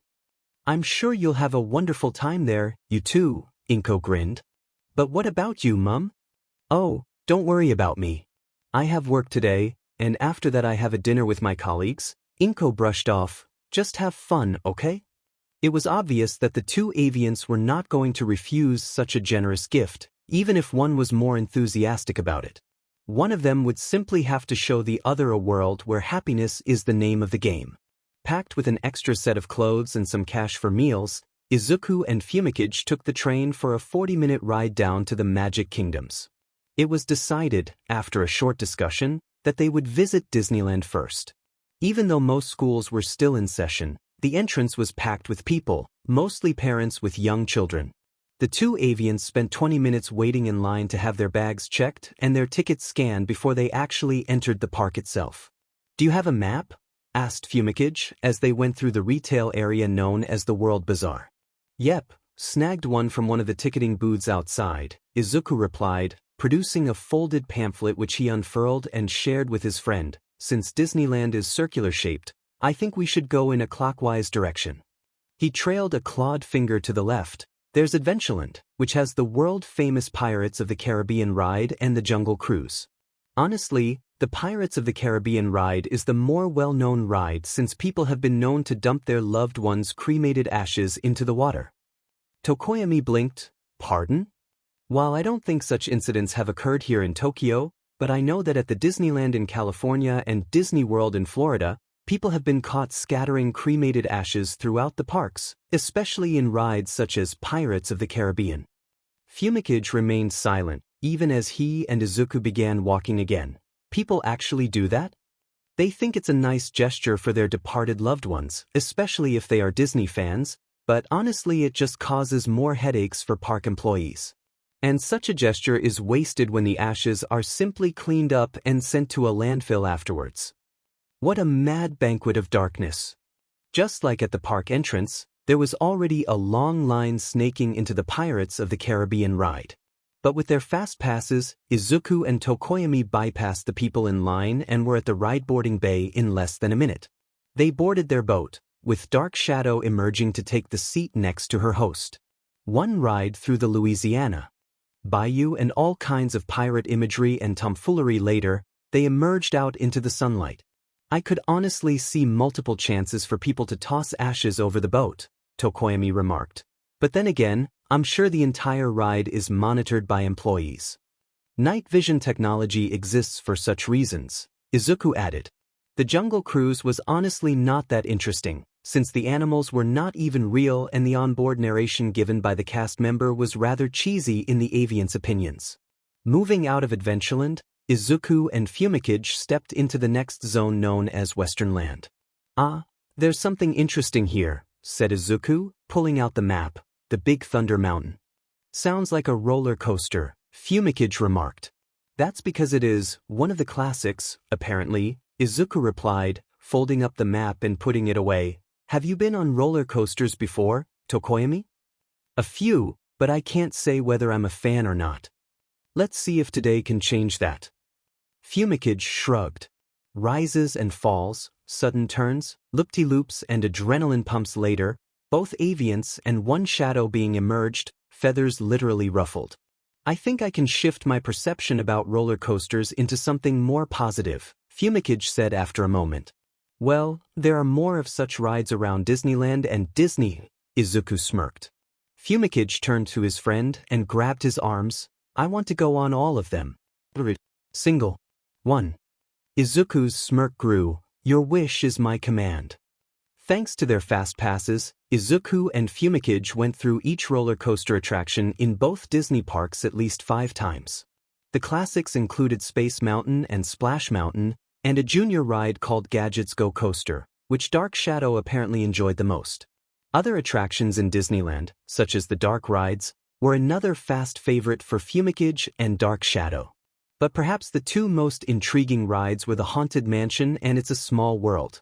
I can understand why people in America would scatter their loved ones' ashes in the Haunted Mansion, but the It's a Small World ride? Again, I think these people believe it's a nice gesture, but it just gives the park employees unnecessary headaches. But why that particular ride? Even I found the entire experience bizarre. Why would anyone want to spend eternity hearing that unsettling song on repeat? Some people just have different tastes, I think. Truly a mad banquet of darkness. Once all the Disneyland rides had been completed, they headed next door to Disney Sea where their adrenaline-seeking adventure continued. Fumikage and Dark Shadow especially enjoyed the Tower of Terror ride, a free-fall attraction with a backstory that prompted a discussion about colonialism and cultural exploitation during the pre-Quirk era between the two avians over their lunch meals. Having covered all the rides they wanted to try by mid-afternoon, Izuku and Fumikage finished off their day in the Magic Kingdoms with a must-do activity, character meet and greets. Admittedly, Fumikage couldn't exactly enjoy this wind-up of their outing since he never really watched Disney movies before and knew about the characters that took up residence in the parks. They did it more for the sake of photographic mementos, rather than a chance to meet their favorite characters. That being said, Izuku had some fun during this time. Heading back to Disneyland, Izuku and Fumikage got in line to meet with Elsa and Anna from the Frozen franchise. The line was filled with excited children hoping to meet the characters, and this wait was arguably the longest since there were so many of these little cretins and their desires to take as many photos as they wanted. Growing a little bored, Izuku decided to be a little cheeky and experiment with something. Immediately, all activity in the room stopped. Izuku tried again. Fumikage turned to his friend with a questioning look. The children were looking around the room in confusion, as were the two women acting as Elsa and Anna. Though, the Elsa actress was quick to catch on, and with an enviable skill of acting in character, she improvised. "Anna, did you hear that?" Her counterpart joined in. "The voice?" The two women turned to the queuing children. "You all heard that, right?" Izuku snickered when all of the children made replies and noises of assent. Elsa clasped her hands together. "Why don't we all have a little adventure? A voice is calling out to us. There must be a meaning behind it." Anna gripped her sister's arm. "I'm coming with you. I'm not going to let you just run off on your own like last time." As the children cheered and followed the two women out of the room, Fumikage turned to Izuku. What did she mean by last time? Izuku regarded his friend with a serious expression. "I have got to show you both movies when we get back." He then took out his phone to check the time. 5:45. "I think we should grab dinner before the fireworks show." The show itself was supposed to start at 9 p.m., but Izuku and Fumikage wanted to avoid the dinner crowd and grab a good spot to watch the night sky light up with colorful explosives. Given how crowded Disneyland was throughout the day, nightfall did nothing to deter the numbers of parkgoers who still lingered around. By 7:30 p.m., when Izuku and Fumikage snagged a spot in front of the iconic Cinderella's castle, there was already a crowd forming. An hour later, barely anyone could move as spectators began taking up any remaining space available. By 8:45 p.m., employees had stopped entry to any more parkgoers for safety reasons. At 9 sharp, the show commenced. Despite the loud noise and blinding lights, Dark Shadow loved the performance of exploding fireworks, bursts of fire and dancing fountains against the backdrop of the iconic castle and orchestral music playing in tune to many well-known songs from the films. Lasers and lights projected images upon the castle, adding to the visual performance amidst the sounds. Finally, at the closure of the 20-minute performance, an orchestral climax propelled the final blast of fireworks high into the air, ending with a continuous explosion of gunpowder that lasted for about 15 seconds.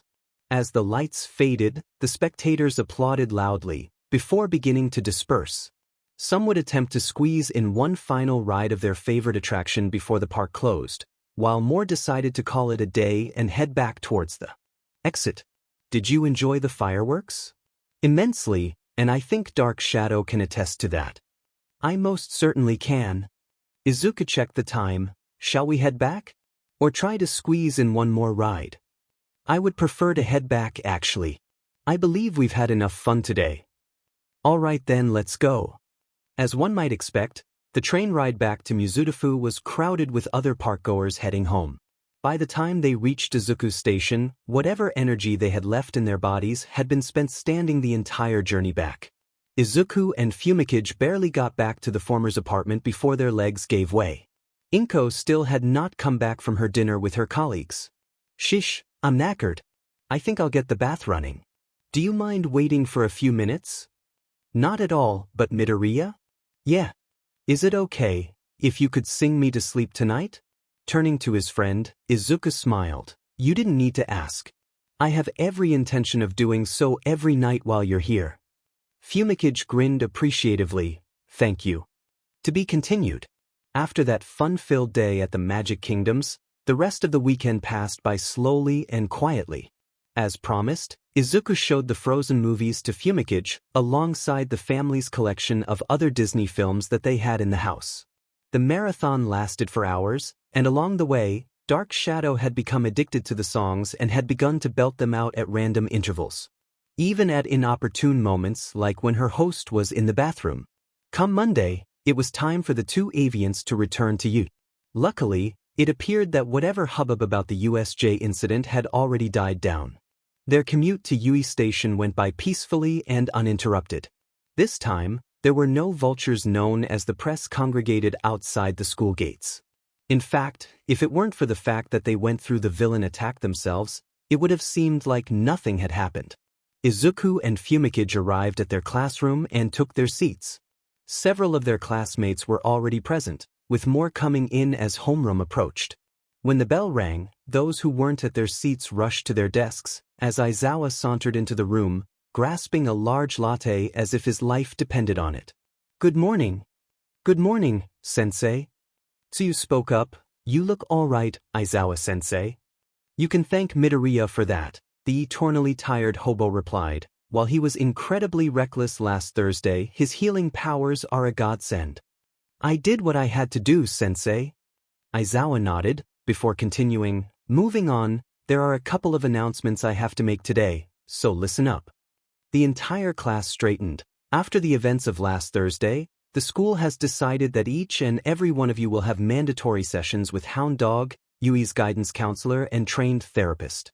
You all have gone through a traumatic event that none of you should have been forced to experience until much later in life, and the school is not going to take any chances. Several of the students appeared like they wanted to speak up, but Aizawa raised a hand for silence. "You may think that such sessions are unnecessary, that you are all fine. I can guarantee you, this is not the case. People adapt to trauma differently, but having a trained professional by your side will help the process move along easier. I also want to stress that such sessions are mandatory. Unless you have a valid excuse, missing such sessions will warrant a detention. Am I clear?" "Yes, sensei," the class chorused. "Good, now the second announcement. In 2 weeks, Yui will be holding its annual sports festival." A beat of silence. "Aizawa-sensei," Izuku spoke up, "do you think this is a good idea, given how Yui was invaded by villains only a few days ago?" "I did raise such a point myself," the hobo replied, confirming the Phoenix's suspicions that the man himself didn't think it was a good idea, but Nizu also raised several good points. First, while we were able to contain the media spread about the U.S.J incident, we can't sweep the fact that Yui was invaded by villains under the carpet. By holding the sports festival, we are showing to the country that we will not be cowed by villainy. Second, Nizu reasoned that teleportation quirks are extremely rare, none that can hold a candle to Keikurogiri's quirk. Izuku didn't miss the slight hiccup over Kuro no Oboro's post-death identity. Nizu believed that a repeat of what happened at the U.S.J is extremely unlikely, especially with the third reason: we will have more pro-heroes stationed around Yui to prevent any funny business from happening. Izuku nodded. 2 weeks. Aizawa turned his attention back to the class as a whole. That is the time that you have to prepare. You have 3 chances throughout your education at Yui. As much as I dislike theatrics, this is a rare opportunity to get your image out there and establish your name as a hero in training. Realistically, many doors can open, but also slam shut, depending on your performance. Don't squander this opportunity. Leaving his words to set in, Aizawa turned to Izuku. "Midoriya, a word outside, please." Nodding, the Phoenix got up from his seat and followed the hobo out of the room, just as the rest of his class broke into an excited hubbub. "Midoriya, as you scored the highest number of points during the practical assessment, you will be opening the sports festival with the competitor's pledge. A speech, I presume?" "That's right," Aizawa nodded. "Also, during the lunch break, go see Recovery Girl. She wants to talk to you." "Noted, sensei." Class 1A had modern art history, taught by midnight, and modern literature lessons before the lunch break, but it was evidently clear that most of the students were too excited to completely pay attention to their teachers. The bell for lunch couldn't come soon enough, and no sooner had Cementos left the room, whatever excitement that had been brewing throughout the morning came up to the light. The sports festival. Aidru punched his fist into the air. I am so effing pumped. This is going to be effing fun. Tetsu shared the excitement with his red-headed counterpart. I can't wait to kick some butt. This was the sentiment experienced by most of the class. Izuku and Fumikage were two of the exceptions, ignoring their classmates as they headed for the door. The Phoenix had informed his friend of what he needed to do later, so they went off first so that Izuku could eat something before his meeting with Recovery Girl. That was the plan, at least. None of them expected the literal crowd of students standing outside their classroom when Izuku opened the door. A beat of silence, when the gathered crowd realized that their presence had been discovered. Excuse me, but what are you all doing here? Another beat of silence. So, this is the famous one, an unpleasant-sounding voice sneered. There was movement in the crowd, as someone pushed themselves to the front. It was a teenage male with slick blonde hair, slightly taller than Izuku, and wearing the most arrogant expression the Phoenix had ever seen someone have on their face. Who are you? Fumikage asked. The blonde clicked his tongue. Of course you wouldn't know who I am. So full of yourselves that you don't even deign us a glance, despite the fact that we are literally next door.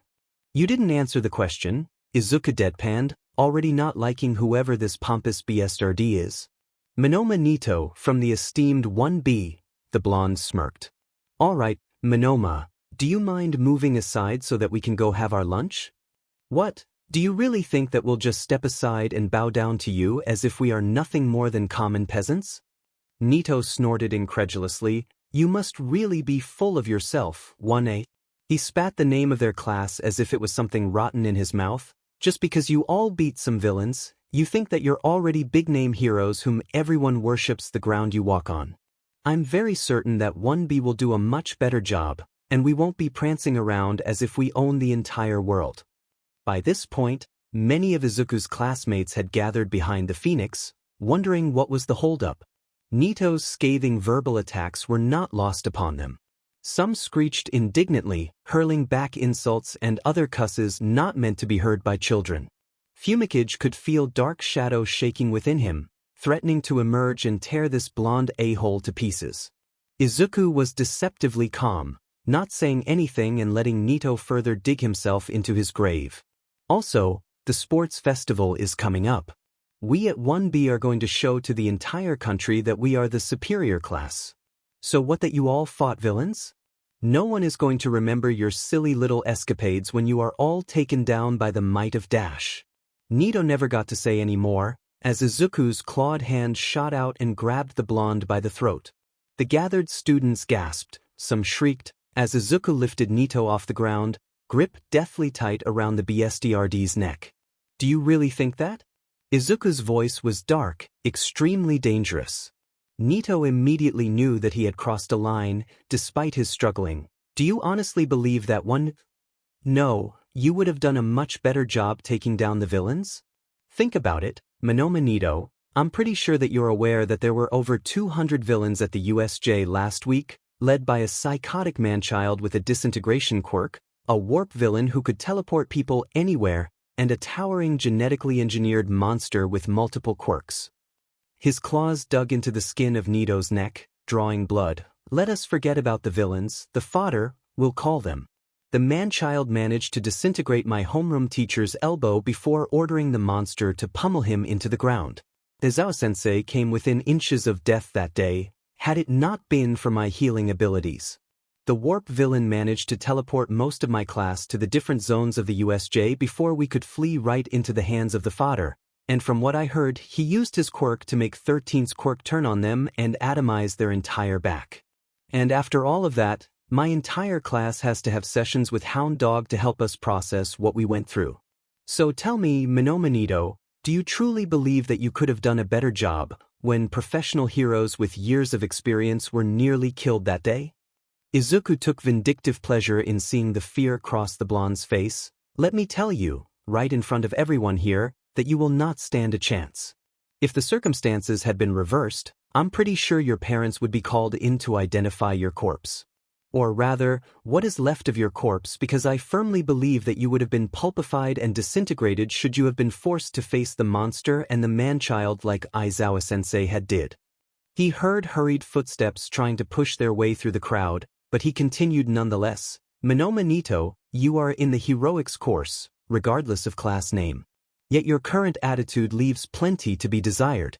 Let me fill you in on a secret. Aizawa-sensei expelled someone from 1A because he had no potential and exhibited unheroic behavior towards his classmates. If my homeroom teacher was yours instead, you wouldn't have survived the first day. You would have been kicked to the curb faster than you can go on about your little spiel on superiority. Count your blessings, and pray that you develop enough brains to actually be a decent person, because I can guarantee that if you continue this arrogant behavior, your days as a hero in training will be numbered. This is your only warning. Trash talk my class again, and you will very quickly learn why that man-child, warp villain and monster that I mentioned earlier are no longer threats to society. Izuku tossed Nito to the ground, the watching students moving back out of reflex. The arrogant blonde coughed and spluttered, grabbing at his throat which was red from the flames and bleeding. Why you dash? Minoma, that's enough. A girl with orange hair emerged from the crowd and grabbed Nito by the scruff of his collar. She turned to Izuku and bowed deeply. I'm so sorry for all the trouble Minoma-kun has caused for you. He doesn't represent the entirety of 1B, and I don't know where he got all of his delusions of superiority from. Who are you? Kendo Itsuka, class representative of 1B. The girl introduced herself. Please excuse us. Without a further word, Itsuka dragged Nito away, the latter squawking in protest and earning a hard slap to the head for running his tongue. Izuku and Fumikage watched them go, the former turning back to the crowd. I believe we're done here. Can you please move? You're blocking the corridor. The crowd began to disperse, many giving the Phoenix uneasy looks as he and Fumikage passed. Two individuals, in particular, stared at Izuku's direction long after he had disappeared from sight. One of them was a chronic insomniac with gravity-defying lilac hair. Initially, he had joined the crowd in an attempt to issue a declaration of war against 1A, but his plans were completely upended by Izuku's speech while almost choking Nito with just one hand. Seeing that his would-be audience was already dispersing, the boy left, vowing to make his proclamation come the sports festival. The second was one we temporarily bid farewell to after his departure many chapters back. Just like the lilac-haired insomniac, the spiky blonde-haired bully had his own declaration of war to give against the students of the class which he believed he should have been part of since the beginning, not stuck in general education like the insomniac. And again, like his lilac-haired classmates, the blonde was forced to temporarily shelve his plan following Izuku's actions and the dispersing of the crowd. But unlike the insomniac, the blonde didn't leave quietly. Muttering darkly and dropping expletives like hailstones, he stomped off to someplace where he could explode things without getting into trouble. With 20 minutes left before the end of lunch break, Izuku separated from Fumikage to head down to the infirmary. Knocking on the door, he let himself into the room that faintly smelled of disinfectant. 2 rows of beds lined the room with curtains partitioning each one for some privacy. At the other end of the room was a desk with folders, files, and a high-end laptop. Recovery Girl was attending to some paperwork when Izuku entered. Recovery Girl? You wish to see me? The elderly Medi-heroine looked up from her laptop. Ah, Midoriya-kun, you're here. Yes, there's something I would like to talk with you about. Please, have a seat. Izuku nodded, going up to the bed closest to Recovery Girl's desk and sitting down. Aizawa-kun should have mentioned this by now. The sports festival is in 2 weeks. As such, we can expect a lot more injuries from students battling one another and going overboard with their antics. I would like to recruit you as my temporary assistant to help me tend to the injuries during the festival, especially since your healing abilities do not appear to have any side effects on the recipient. I'm willing to help, but I guess this means that I won't be sitting with my classmates to spectate the festival, then? That's right, Recovery Girl nodded. However, we will have television monitors installed in the infirmary so that you can still watch the festival as it progresses. Understood. So when exactly do you want me to come in? I am not allowed to disclose what you and the rest of the first years will be doing during the festival, but I will say that the whole thing is split into 3 parts. As the first 2 are back-to-back, I will only require you to come in after the second event. Alright, got it. Is there anything else? Yes, actually. Minoma-kun from 1B came in earlier with first-degree burns around his neck and puncture wounds that were bleeding. When I asked what happened, he said that you attempted to choke him. Is that true? I did, Izuku replied bluntly, but only because he was trash-talking my class and trivializing what we went through at the U.S.J. last Thursday. He was braying like a donkey about how 1B was superior and that they would do a better job taking down the villains we faced that day. If he had left us alone and not let his superiority complex compel him to dig his own grave, none of this would have happened. That may be so, but I beseech you to exercise restraint when dealing with unpleasant individuals. Not everyone are on the same level as the villains that you faced. Furthermore, Minoma-kun is not your classmate. Leave him to his class representative to be dealt with. I'm willing, but what if Minoma deliberately seeks me out? I have no choice but to take matters into my own hands if he doesn't stand down or if Kendo-san is nowhere in sight. Recovery girl sighed. As I said, just exercise restraint. I do not wish to see a promising healer get into unnecessary trouble. Seeing that nothing else needed to be said, Izuku excused himself and left the infirmary. There was only about 10 minutes left before the next bell, and he didn't want to be late returning to class. To be continued. The 2 weeks were extremely busy for both Izuku and Fumikage. It would have been easy for them to rely on their quirks to sweep through the sports festival, but realistically, that was not possible. Fumikage knew all too well that Dark Shadow can be completely defeated if someone was to shine a blinding light upon the shadow being, leaving him completely defenseless as he had virtually no experience in hand-to-hand combat. Izuku found himself in a similar situation, but the events leading up to this conclusion was extremely different. As cliched as it sounded, it came as a revelation in the middle of the night. Izuku had been on the precipice of falling asleep when it came with as much subtlety as a train wreck. He shot up from his bed, stared into the darkness as the realization fully set in, and uttered just one word. Sheet. He then fell back onto his pillow and fell into a rather disturbed sleep. As soon as the opportunity presented itself, Izuku beelined to Nizu's office and told the Chimera what had been on his mind. You wish to inhibit your strength during the sports festival? Izuku nodded. I realize that I do not really have control over how hot my flames are. Sure, I am able to control the size of the flames I produce, but I suspect that the temperature remains the same. And given how every time I've used my flames in combat. Nizu set his teacup down. I understand. You're worried that you might accidentally cremate your opponents. Izuku nodded. A very valid point, said Nizu. Luckily, Yui has arguably the best support equipment program in the entire country, save for Island. Given such a short time frame, I believe modified quirk suppressant cuffs will be the best solution for this predicament, although I would also suggest that you seek a second opinion from Power Loader. He's a better expert after all. Thank you for your suggestion. Izuku got up. Do you happen to know if Power Loader Sensei is free this afternoon? I'm sure he can spare a few minutes, Nizu reassured. He should be in the support labs. If not, in the staff office. Thank you, Principal. The rest of the school day passed. Izuku told Fumikage to wait for him, and he hurried down to the support labs as fast as he could. Stopping to make sure that the doors didn't explode off their hinges and flatten him into minced chicken, Izuku knocked loudly and let himself in. Hello? Is Power Loader Sensei here?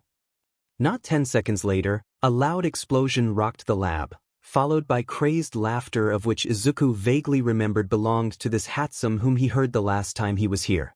Power Loader could then be heard shouting incoherently, though Hatsum's laughter only intensified. Izuku briefly wondered if this was a bad time, and made to leave when he heard mechanical noises approach him. Midoriya-kun, I suppose? Good afternoon, Power Loader Sensei. I'm here for an urgent request. What do you mean? Izuku gave the man a brief rundown of what he had discussed with Nizu. By the end of it, Power Loader nodded consideringly. Given the need to protect your fellow first years, I can approve and expedite the process. With a bit of luck, we can create what you need and have it delivered to you by Friday. Thank you so much, Sensei. It's no trube dash. Another large explosion rocked the labs, almost making Izuku fall over. Power Loader literally screamed in exasperation, Hatsum! For the last time. Do not explode anything or else I will kick you out from the lab and permanently ban you from it. You can't ban me. This handsome cackled back amidst the smoke that enveloped the labs. I'm your best student. You will be committing a grave crime against creativity. Do not test me, handsome. All Power Loader got for that threat was more crazed laughter. Izuku decided that it was time to make himself scarce. He may be a phoenix, but he didn't want to test if he had immortality or not. As promised, come Friday, Power Loader met up with Izuku just as he was returning to class with Fumikage from lunch. He gave the phoenix a small box, containing the modified Quirk suppressant cuffs, styled in the form of bracelets. The man explained that unlike regular suppressant cuffs, this pair would only limit the temperature of Izuku's flames, not eliminate them completely. Now came the next step, training. The afternoons after school had ended for the day were spent in one of Yui's many training grounds. Under the supervision of Aizawa, Izuku tested out his suppressant bracelets to determine how hot his flames now were. The digital thermometer in the hobo's hands registered a much lower temperature of about 540 degrees Celsius, when the normal temperature was easily at least 10 times hotter. Once that had been settled, Aizawa sat Izuku and Fumikage through a crash course on hand-to-hand combat, which their inadequacy became apparent extremely quickly, just as Izuku had suspected. Give the number of times they had their butts kicked by their homeroom teacher and having their beaks taste the faux leather covers of the floor pads, not much needed to be said. But Izuku and Fumikage were determined, and they always jumped back up until exhaustion finally shut their bodies down. Even though his capture weapon hit it, this determination made Aizawa give one of his rare smiles. The hobo would bet his life savings on both of his students making it far in the upcoming sports festival, and if they continued this mindset, they were going to make waves once they stepped foot into the industry. Maybe, perhaps with a lot of luck and guidance, they will bring much-needed reform to a profession that was quickly losing its original meaning for shallow frivolity that was going to one day cost society, as a whole, irrevocably. There was one more thing Izuku needed to do before the day of the sports festival arrived. English class had just ended, and lunch break was upon them. While his classmates rushed off to sate their grumbling stomachs, Izuku hurried to intercept his teacher. "Present, Mike-sensei." The voice hero turned around. "Oh, how may I help you, little listener? I need to ask, are you emceeing the sports festival?" "That's right, alongside Shoyuda." Present Mike nodded. "How do you know that?" "A calculated guess," Izuku replied, "but that's beside the point. Are you willing to consider a request of mine?" "What do you mean?" "Can you have my class and 1B enter the stadium together, and have us introduced as a combined unit? I don't want anyone to think that 1A is being given preferential treatment or attention just because we fought villains back at the U.S.J. The relations between 1A and the rest of the first years are at a crossroads because of our experiences, and I don't want things to sour just because our lives were threatened by the worst of society." Present Mike was silent for a moment as Izuku's reasoning sunk in. However, within 2 seconds the hero was back into his loud, boisterous persona. "You got it, little listener. I will make sure to let Principal Nizu and Vlad King know as soon as possible." "Thank you, Sensei." "Oh, also, do you mind introducing the other first years based on their departments, so that there is no differentiating between us and them?" The older man flashed him a thumbs up. "You can count on me, listener." Izuku bowed in thanks, before heading off to the cafeteria. There were only 3 days left before the festival, and he had an opening speech to write. To be continued. He was pensive. It had been more than 2 weeks already, and his loyal pawns were still missing. He had already ordered the doctor to organize search parties and investigations on their whereabouts, but everything came back empty. He had no information on what happened to Shigaraki and Kurojiri. He couldn't allow this. Things were not supposed to go this way. But he knew he could do little. He would be jumping the gun and exposing himself for capture. He had to bide his time and think of new strategies. The overall plan had to be overhauled, and he had to seek new avenues. More time will be inevitably wasted, but there was nothing he could do to prevent that. Curse All Might for putting him in this state. And curse whoever it was that took his pawns away from him. He swore, once he regained his strength and rebuilt the league from the ashes, he will enact his revenge. And he will be victorious. This was it. Izuku took a long, deep breath to settle his trembling nerves.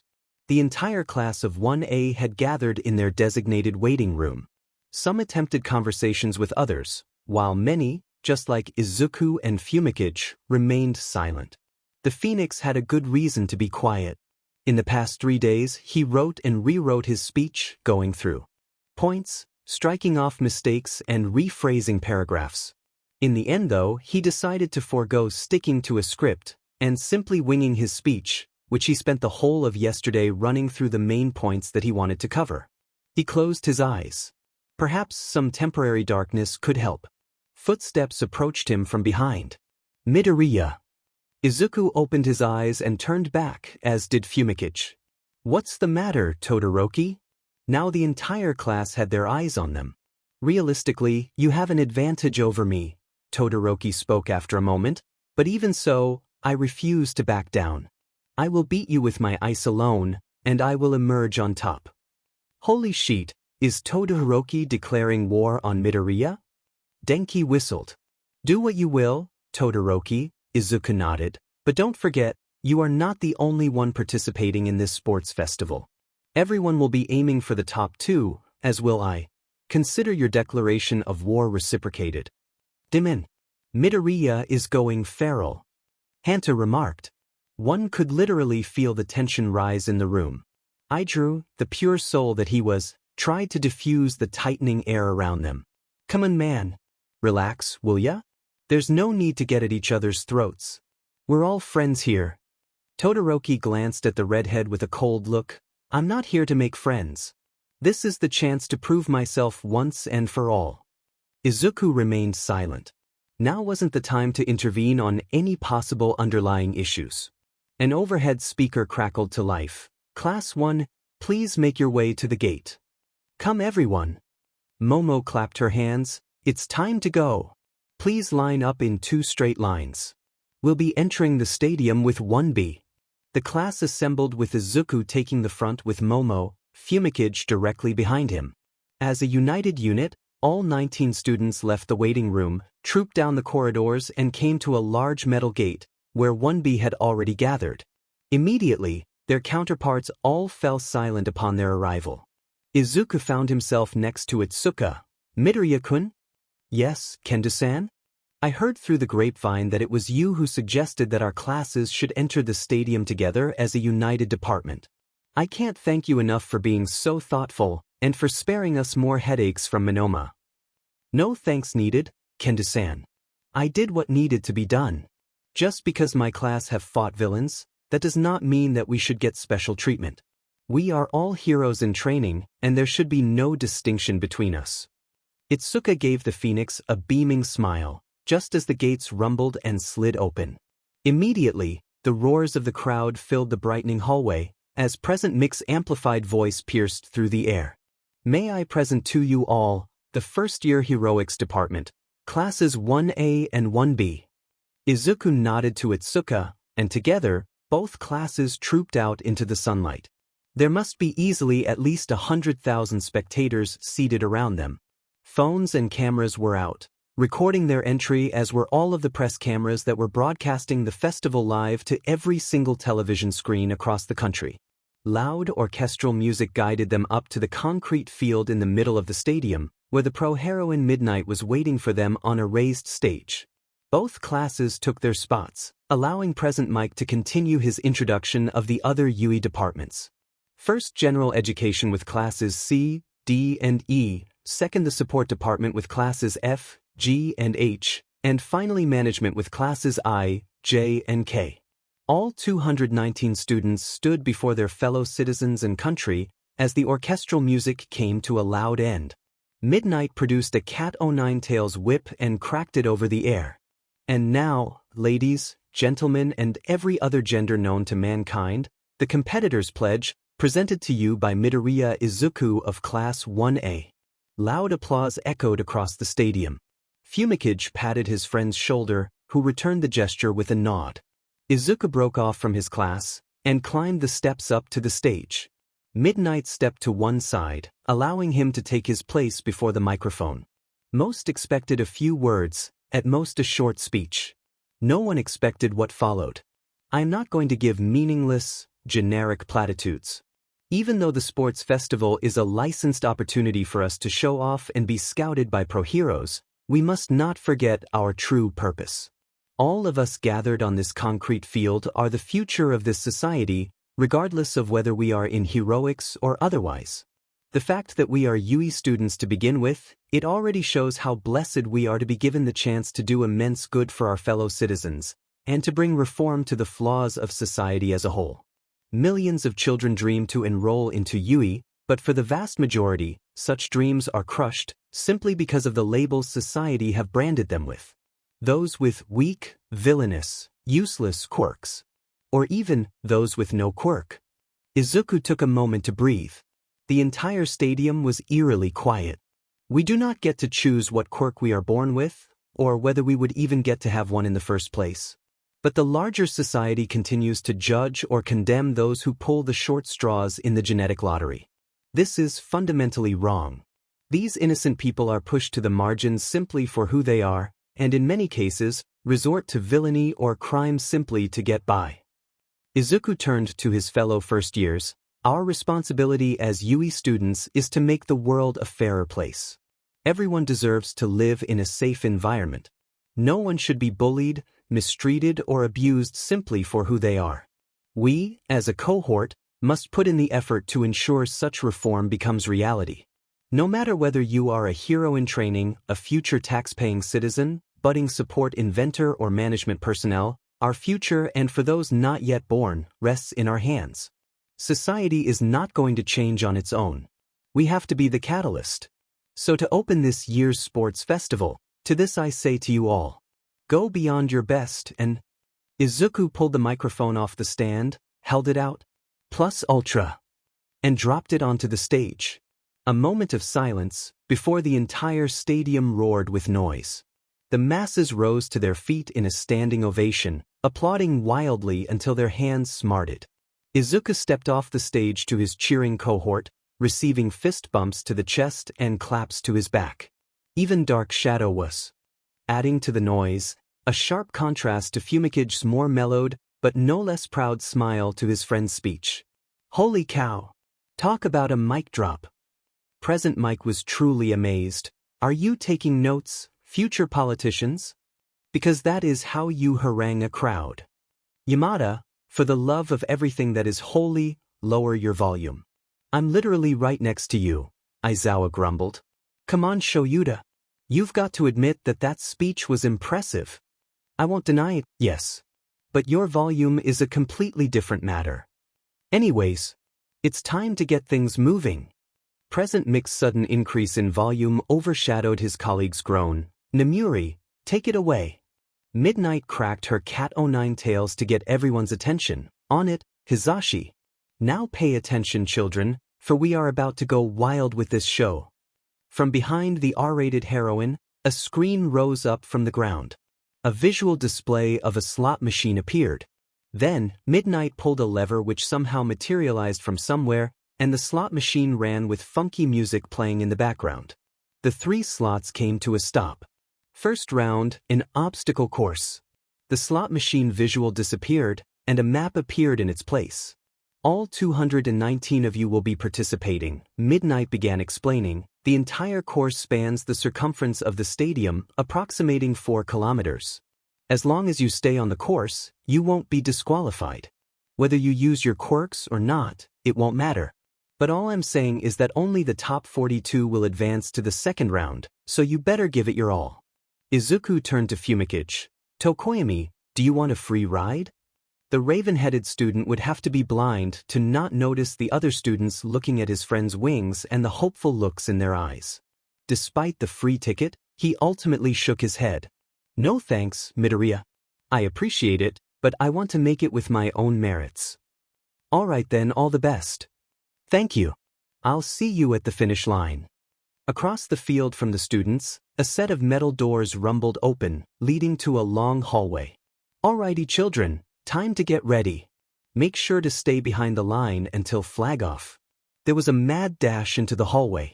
Izuku followed behind at a much more sedate pace. Over 200 teenagers within a confined space? No way, that was a mess waiting to happen. And when the countdown went off, a mess it definitely became. At the flag-off buzzer, the tight spaces created a bottleneck, exactly the same situation when the press set off the intruder alarm several weeks before and the students panicked in the cafeteria. But Izuku did not let this deter him. As soon as the buzzer went off, he unfurled his wings, kicked off the ground, and while his cohort were stuck against one another, he was already flying out of the hallway and into the light. As he flew off, he vaguely heard the sound of Shudo's ice crackling and Katsuki's explosions igniting, but they quickly petered off as he gained distance. In a show of majestic flight, Midoriya Izuku from Class 1A takes the lead. Will the others manage to keep up? Meanwhile, Shudo and Katsuki burst out of the congested hallway and propelled down the race course with their quirks, quickly followed by several of their 1A classmates who managed to dodge Shudo's ice attack, and one certain crazy inventor from the support department. Several hundred meters ahead, Izuku quickly found himself faced with the first obstacle. The first stage is against giant robots. Will machines be able to stop our flying, flaming chicken? The same robots that were used in the entrance exam loomed large and ready for fire. Several of the two-pointers were already shooting towards Izuku, lasers and bullets aiming at Izuku to knock him out of the sky. But the Phoenix was prepared. Even with his suppressant cuffs on, his flames were still incredibly hot. While the resulting fireballs and flame bursts weren't hot enough to cremate metal, they were enough to blast the robots away. More robots who came after Izuku met the same fates, and when the final line of defense, the zero-pointers, came into view, Izuku unleashed a wall of fire that melted the electronics within the robots, nullifying them into metallic statues. Midoriya Izuku clears the first obstacle with practiced ease. And he is still a good distance from his classmate Todoroki Shuto and Bakugo Katsuki from 1C. I think we can confirm that this round is already in the bag for our flaming chicken. Izuku would have raised an eyebrow if he had any. What did present Mike mean? Leaving the robots behind him, he continued flying ahead. Come about several hundred meters, he came up to the second obstacle. Watch out for that chasm. If you fall, you will be immediately disqualified. Calling it a chasm was an understatement.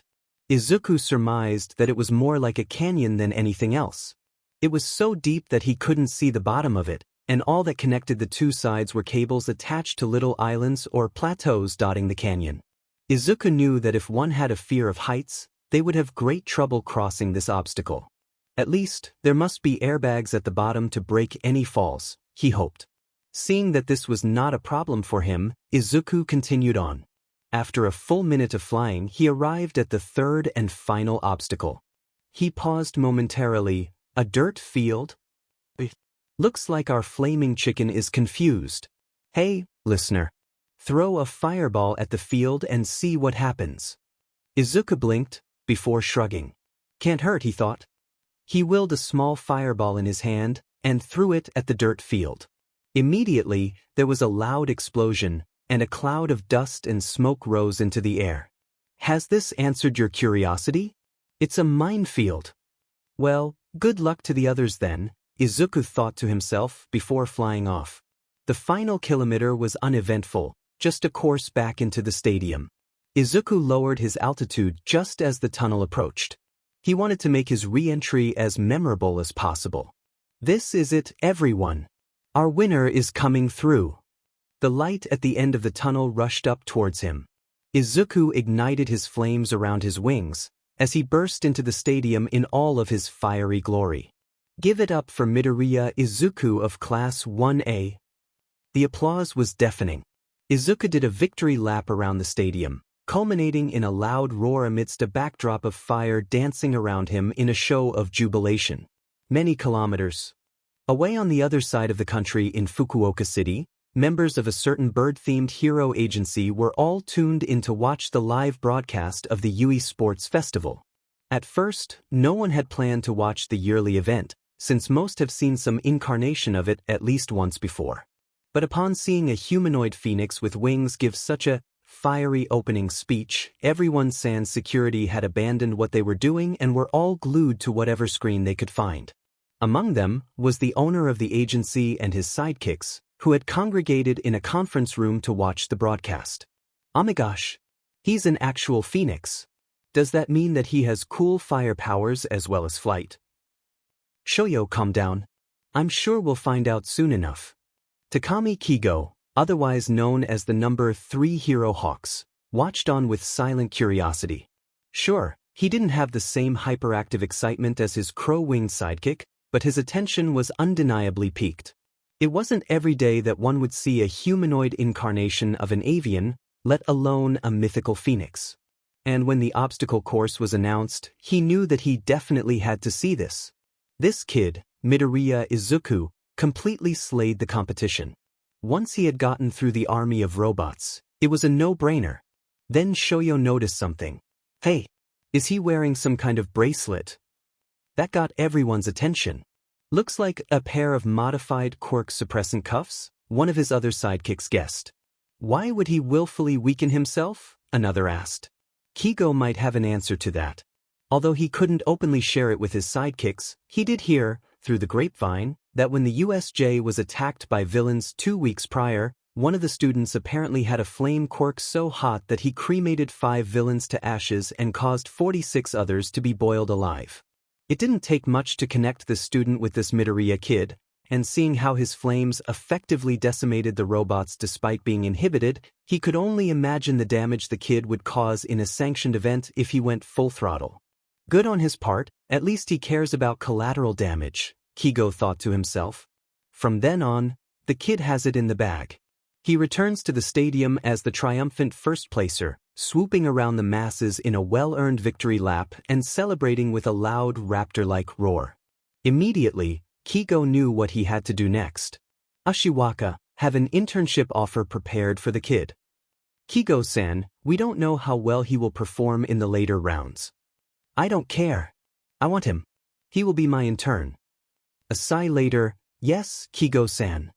Back in Mizudafu, Izuku touched down onto the concrete field from his victory lap, the flames dissipating into the warmed air. It took a moment for him to realize his current predicament, once he had also come down from the emotional high. He had 100,000 spectators staring at him, and he was on the screens of every television set in the country. The other 218 competitors were still clearing the course, and God only knows how long that would take. Izuku had to do something, preferably to end the imminent awkwardness that would swiftly come if he didn't.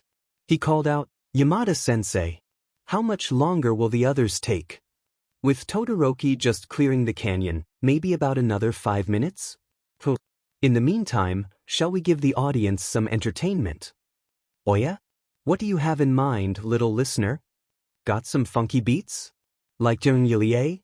Immediately, the spectators began to cheer. Even though Gyeongyeolye was from the pre-Quirk era, the pair has become immortalized by the government as a national treasure. Their songs are still played on radio stations and remained popular on social media platforms till this day. Any song of your choice? Surprise me. You got it, little listener. Izuku positioned himself in the middle of the concrete field. Present Mike hit the play button, and the first song began to play. It was just as well that Izuku was familiar with all of the songs from Gyeongyeolye, and because he had no friends growing up, a lot of his extra time was spent on learning the dances to amuse himself, alongside his hero analysis notebooks. Link is this https www.youtube.com/watch /8. Immediately, the spectators burst into enthusiastic cheering in time with the music. Izuku released a small stream of flames that acted as both a visual aesthetic and bait for awe. As he performed the famous Charleston-inspired steps, the audience hyped up their chants, building up the atmosphere for the first verse. Admittedly, Izuku never considered singing while dancing, since his voice movement coordination wasn't exactly the best. But his dance steps were enough to entertain the crowd, especially the intense fire displays during the choruses. Come the instrumental bridge, instead of sticking to the choreography, Izuku put on a firebending show that absolutely wowed the audience. The final chorus had the fire amped up to the next level, with the last note finished with an almighty flame burst that sizzled the air behind Izuku. The spectators burst into raucous applause, giving him a second standing ovation that day. Izuku bowed and waved to his audience. Suddenly, the cheering became a repetitive chant. Encore! Encore! Izuku turned towards the commentator's box. Yamada-sensei. Do we have time for one more? We sure do. Todoroki is just crossing the minefield, followed by Bakugo. I think we can squeeze in one more performance. Again, surprise me, sensei. Hit it. Link is this --https www.youtube.com watch VOC6EW6GGGC8. The second song came up. This one carried more story than the first, and mixed between electronica funk, soft ballad, and technopop. The fire came once again, and Izuku pulled off another flawless performance, with added attitude for greater effect. Halfway through the song, Shudo crossed the finish line, closely followed by Baku. But Present Mike was too caught up with the impromptu concert to notice and announce their placings. The runners-up stared at Izuku in confusion, who continued dancing as if he hadn't noticed their presence. The other competitors streamed into the stadium and were met with the same sight. Even when the song reached the final chorus, the students were too stunned to join in with the cheering audience. It was only Izuku's final pose at the end and the spectators. Uproarious hollering did someone among the students react. Who? Aizu. Best burb is best dancer. Izuku bowed to the spectators and spread his arms out. Are you all entertained? The entire stadium screamed the affirmative. What a rockin' performance, brought to you by Midoriya Izuku of Class 1A. Yamada, the other students are back. Wait, what? Present Mike did a double take. So they are. Welcome back, everyone else. The names of the top 42 competitors will now be shown on the screens. For those who didn't make it, there's always next time. Namuri, I believe it's time for the second round. Indeed it is. The R-rated heroine cracked her cat-o'-nine tails. All of those who didn't make it, please vacate the field and head up to your designated seating arrangements. As for the 42 of you, gather around, because we're not done yet. The same screen from earlier rose up from the ground, and Midnight pulled the lever.